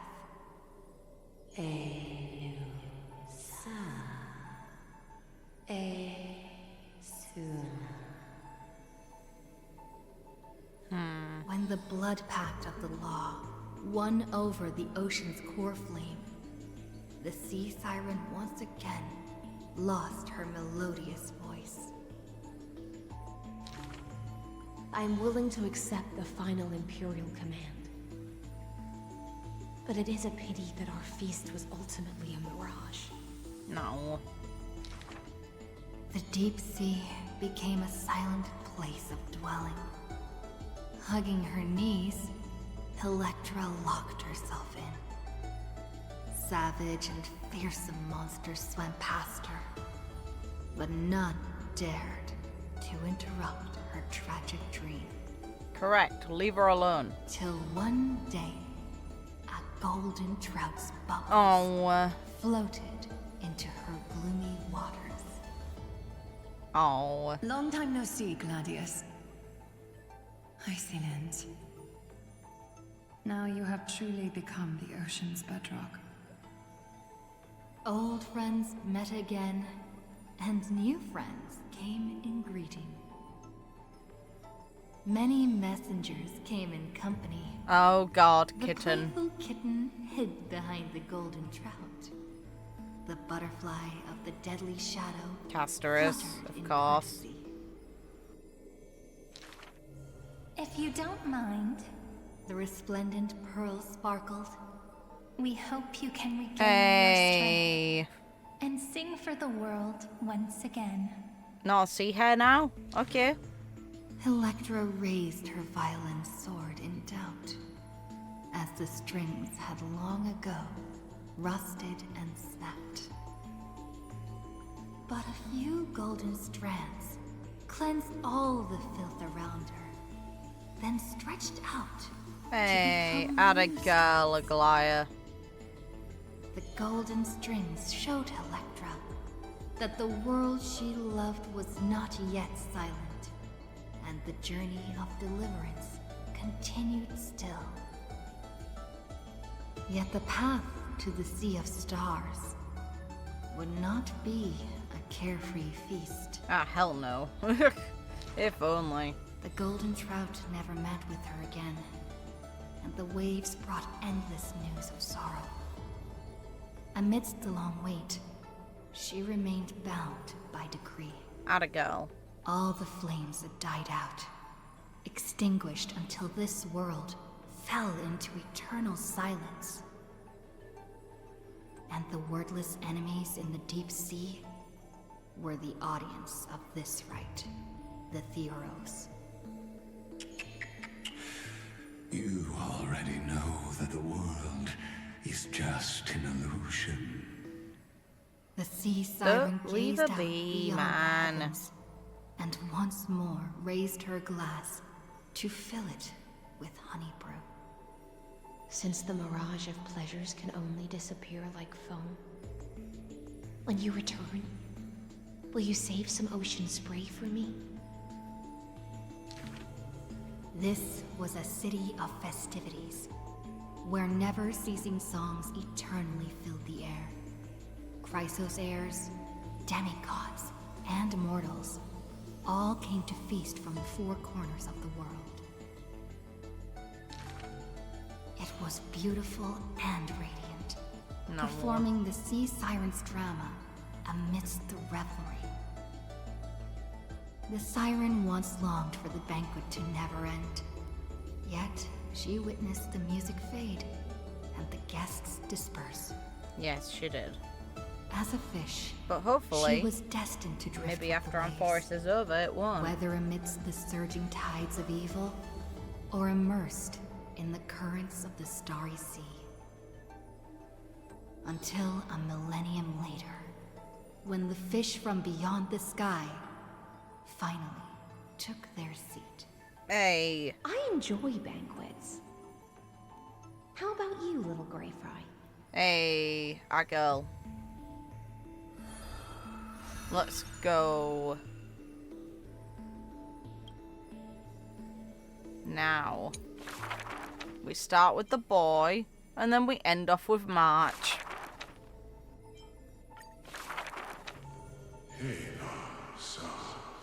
Okay. In the years spent wandering the earth, the giant dragon always remembered the Titan's words for their worth. The beast of the land surrounded it in protection, while twisted beings shuffled and roared, and delicate chimeras climbed up its shoulders. Yay! After the tiny humans came into being, they dashed alongside the giant dragon, then, in the blink of an eye, disappeared across the land.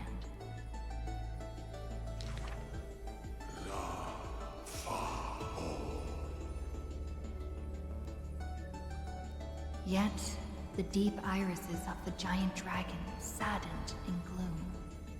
The ancient creature saw, earlier than the Titan did, hidden in the deep ocean, the incoming doom. Ooh. The giant dragon recalled, at the moment that strife was born, the chalice of plenty sighed, and the heretical tide spread from the seabed.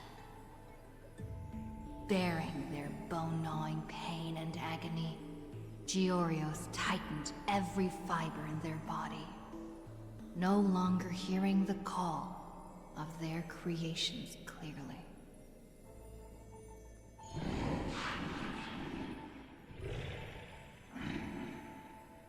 The giant dragon once swore an oath at the Titan's breast.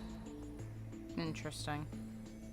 And now, the dragon silently turned and departed, leaving the plateaus and mountains of a secluded world, and entering the bustling cities humankind crowded.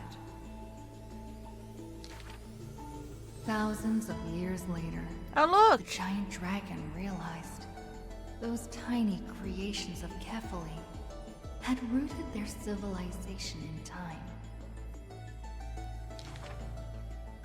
How can there be such a huge Dromus? Dromus? No, that's a walking mountain of gold. Curious residents were amazed at Not its happening. You While can try Holy it, but you'll get brokers trampled. Calculated its value. Yet the giant dragon simply walked in leisure, not harming a single building of any stature, nor paying heed to anyone. It quietly listened to the people's language, and its form dissolved in the flames of war. Many years later, Aquila closed their eyes, and the giant dragon steps were finally halted. A sword master who broke the waves stopped its way, and a ruler, commander of the chessboard, looked up with inquiry. Are you the Dromus that has been attacking all states? The commander invited the giant dragon to hunt the divine flames together. The giant dragon nodded, but it did not look at the commander, and never mentioned where it came from. Its timeless sight had already seen past the flame chase's final plight. Giorios shall be executed here! The Titan, in a painful daze, closed their eyes with a sigh.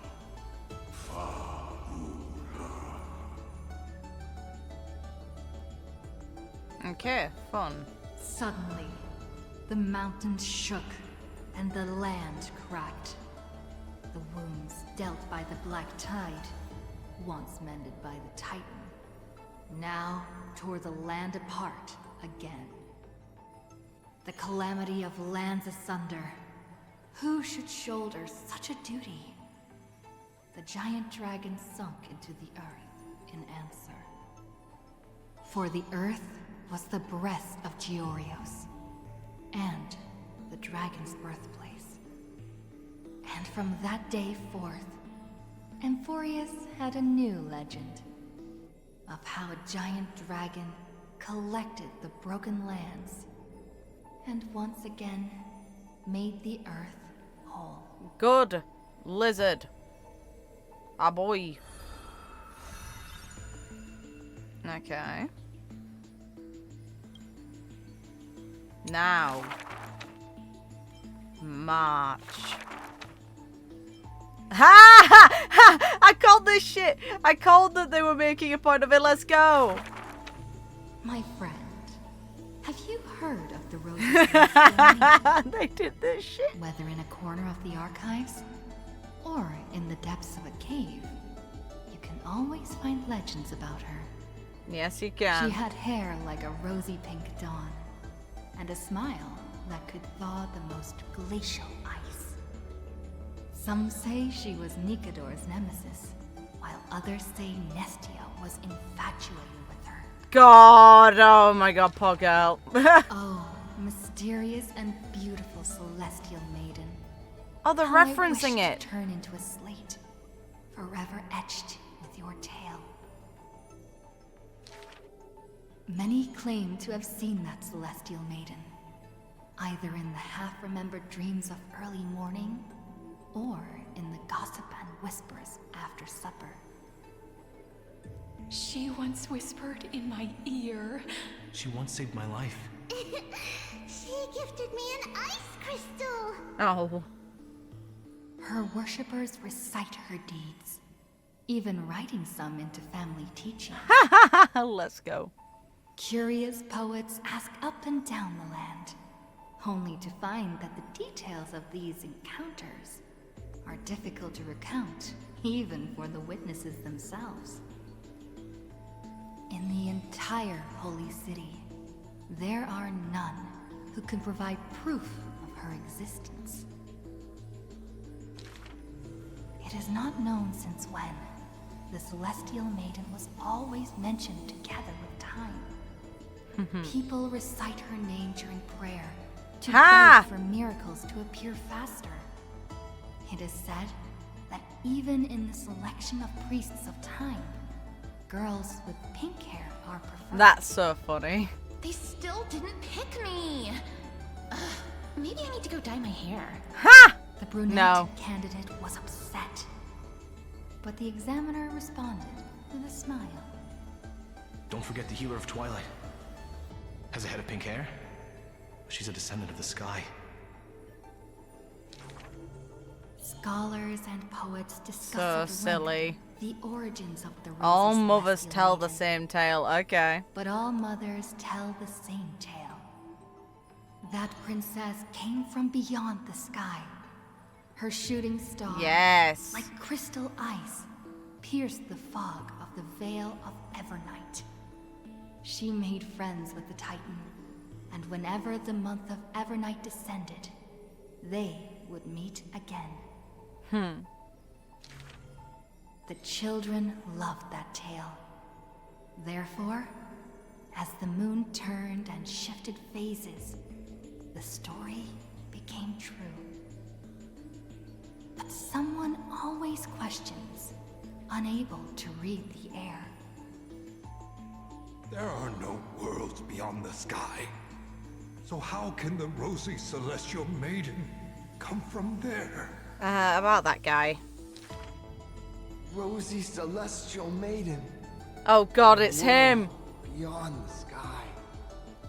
The reckless adventurer takes out the photostone, claiming it is the true work of the rosy celestial maiden. Which, yes, it is. The citizens laugh at this tale, with few accepting it as true. After all, long before the guests beyond the sky arrived, the legend of the rosy celestial maiden had already covered the world. So, my friend, have you really heard of the rosy celestial maiden? So basically the idea of the rumor created of March actually added on to an already existing story that we couldn't have known about. Fun. Let's go! Now what the hell is in here? Oh, a ton of stuff has changed. Yeah, okay. Neat. Ha! Let's go!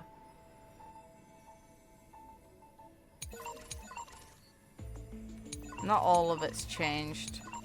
Thankfully, they do have markers on the ones that have. Okay, ultimate protocol.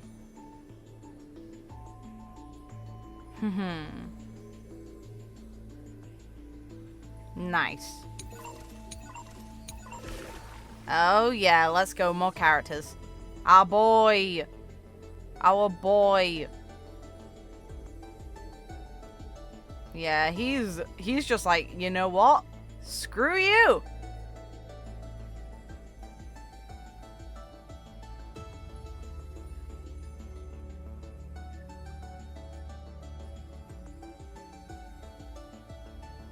It has now been merged by Iron Tomb. Oof.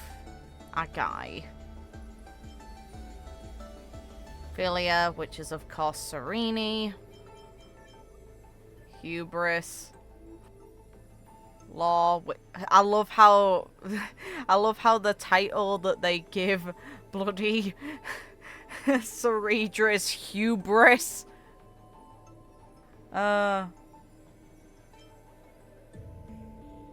Stripe, okay. Marimos.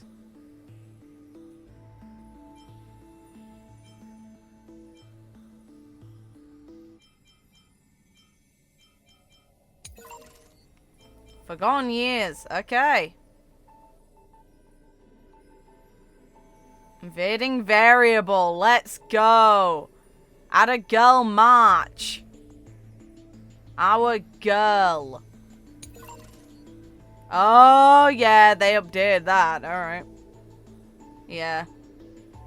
Granted access. I'll be waiting for you in the past. That'll be Cyrene, won't it? Yeah, okay. Things are going kind of nutty with this one. An external variable that has entered the recursive loop. Time, it senses time, loads of censoring, and Titan in that cycle assumed the vacant role of probably the Time Titan and is on the track for remembrance, which would be time in this case. A nameless, our boy. He's a good boy. They couldn't pinpoint him. He exited Amphoreus and then he came back, which we know about. Her and Screwlum, let's go. Genius Society members, and yeah, visitor calculations, and it's reverting the extrapolations. Lots of errors, Jesus. Okay. Yes. Do we know what she did?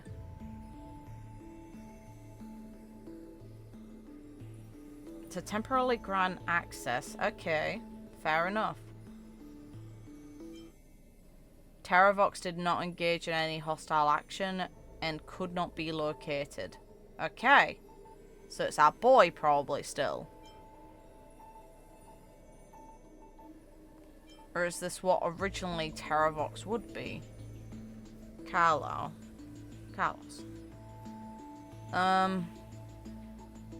Yeah, makes sense. Rough. Yeah, we know about this one too.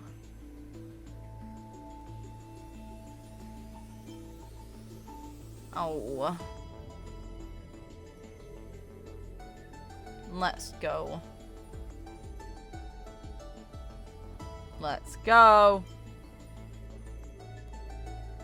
They at least mention them by name within their entries. In quotations. So they're at least kind of being acknowledged as more. A...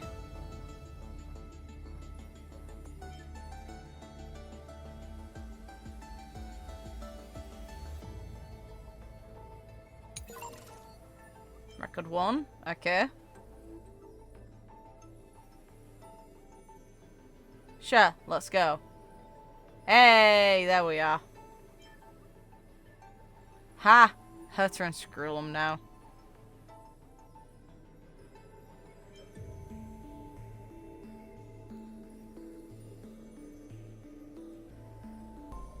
One thing I am going to do is the Pathstrider see, because I want to see what gets displayed by hovering over these, because they change.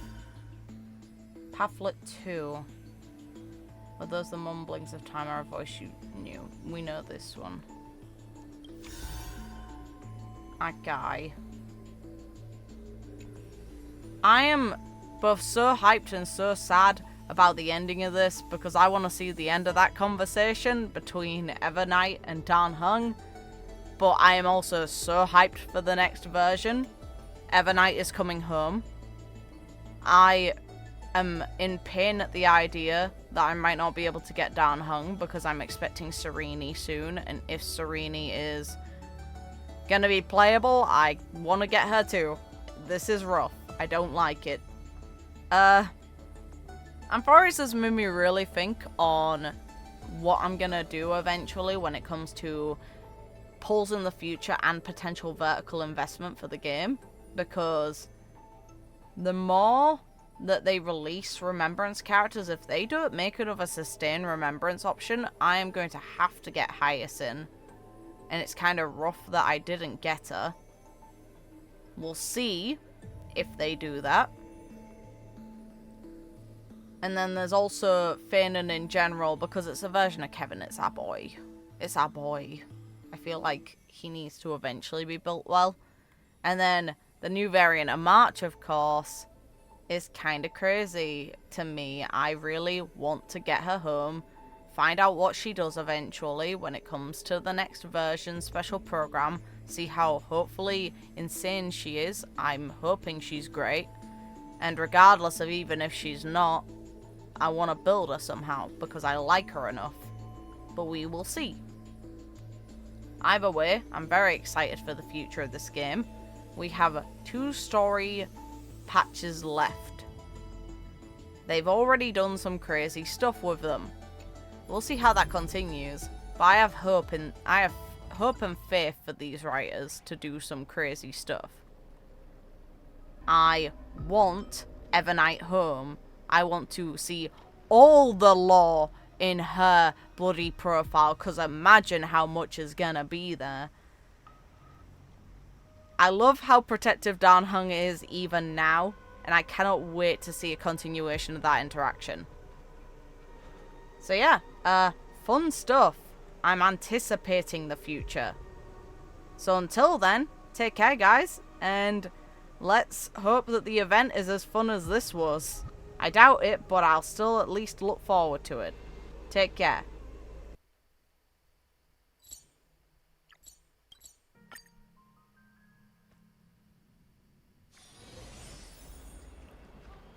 Huh.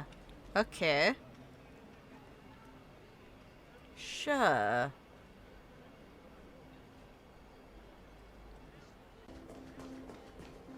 Hello there, buddy. What are you doing here?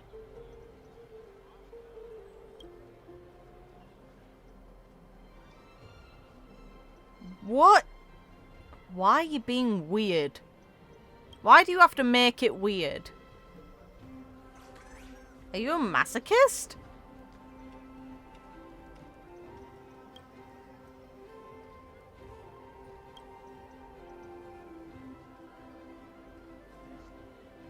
Oh, it's getting worse. Why? That's... Yeah. Yeah, you're a perv. You're coming across as one anyway.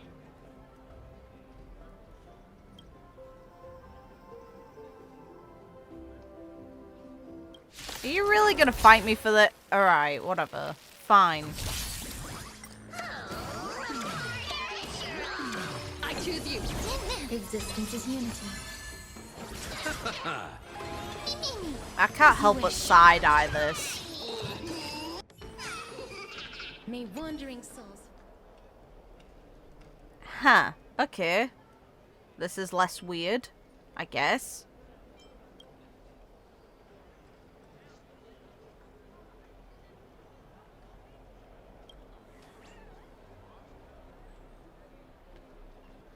Congrats to you. Fair enough, if you say so. This makes it a little less weird.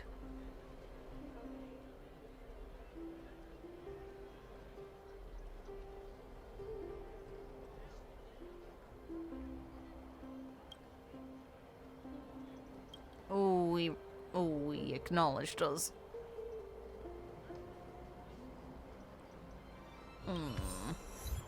Fair enough.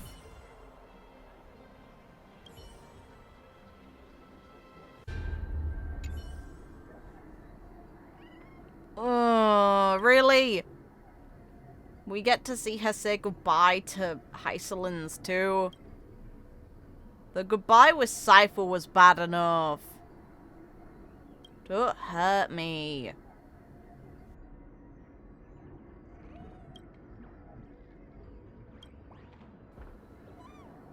Oh, they're reminiscing together. Don't hurt me. Why does the game want to hurt me? Oh.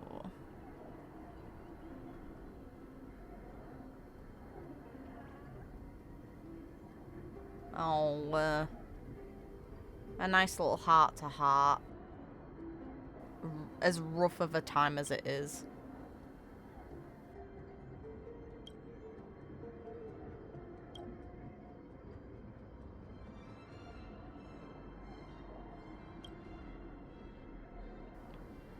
Oh, you shouldn't have to.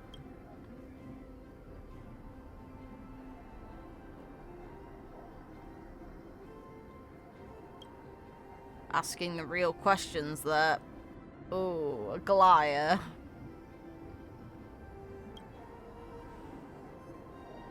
Ooh. It makes sense she'd see that loneliness. This rude golden trout. Aww. Real. And she took the advice. Aww.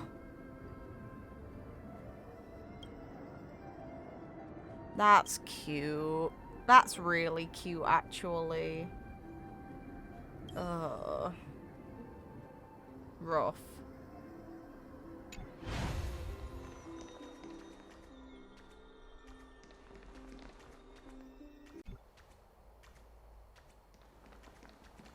Is this another one of those?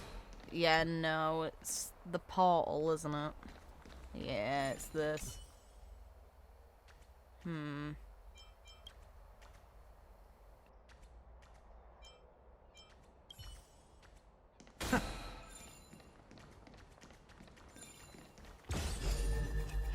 Come here.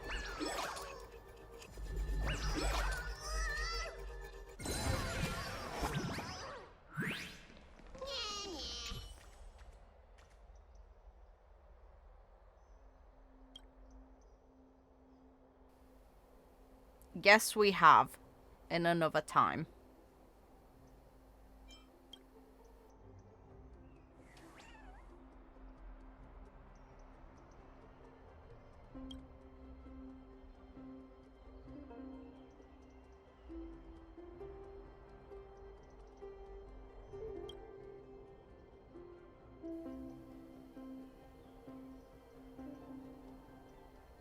He knows it's fake.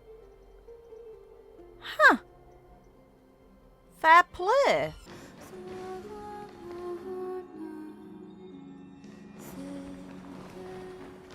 What are you doing here?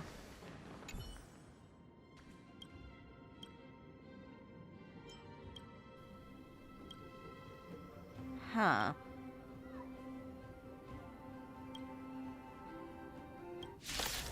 Why, man?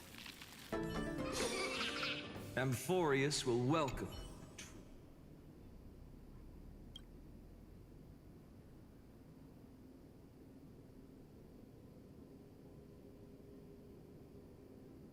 Huh. I like finding Bartfolos in these situations. It's neat.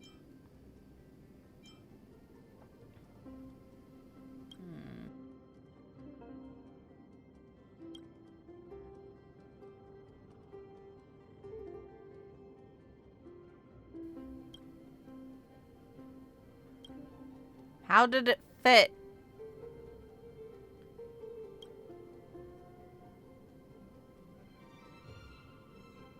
Aww, acknowledgement. He does know about his origin here, though. Fun. Hey.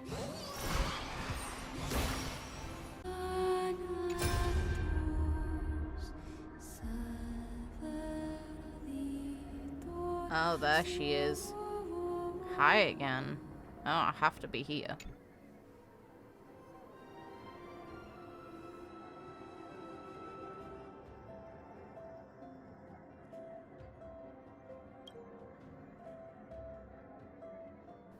Okay, we actually know what the words are, maybe. I don't get why the song disappeared by doing this. Wouldn't it make more sense and be more fitting if the music was actually accompanying this? But, okay, fine. I also heard the Chimera.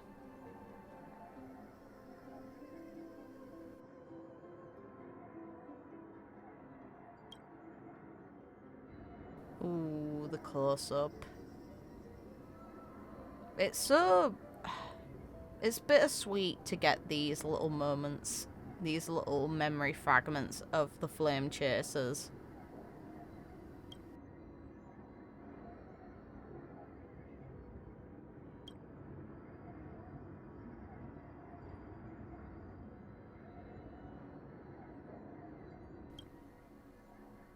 Neat.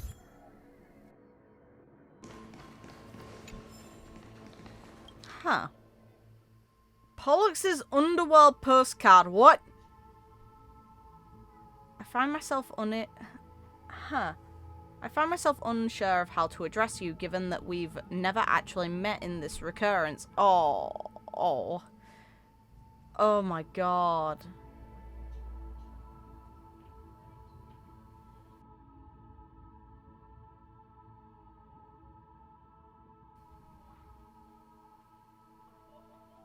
Oh, talking about what happened to them all. This is rough. I don't like it.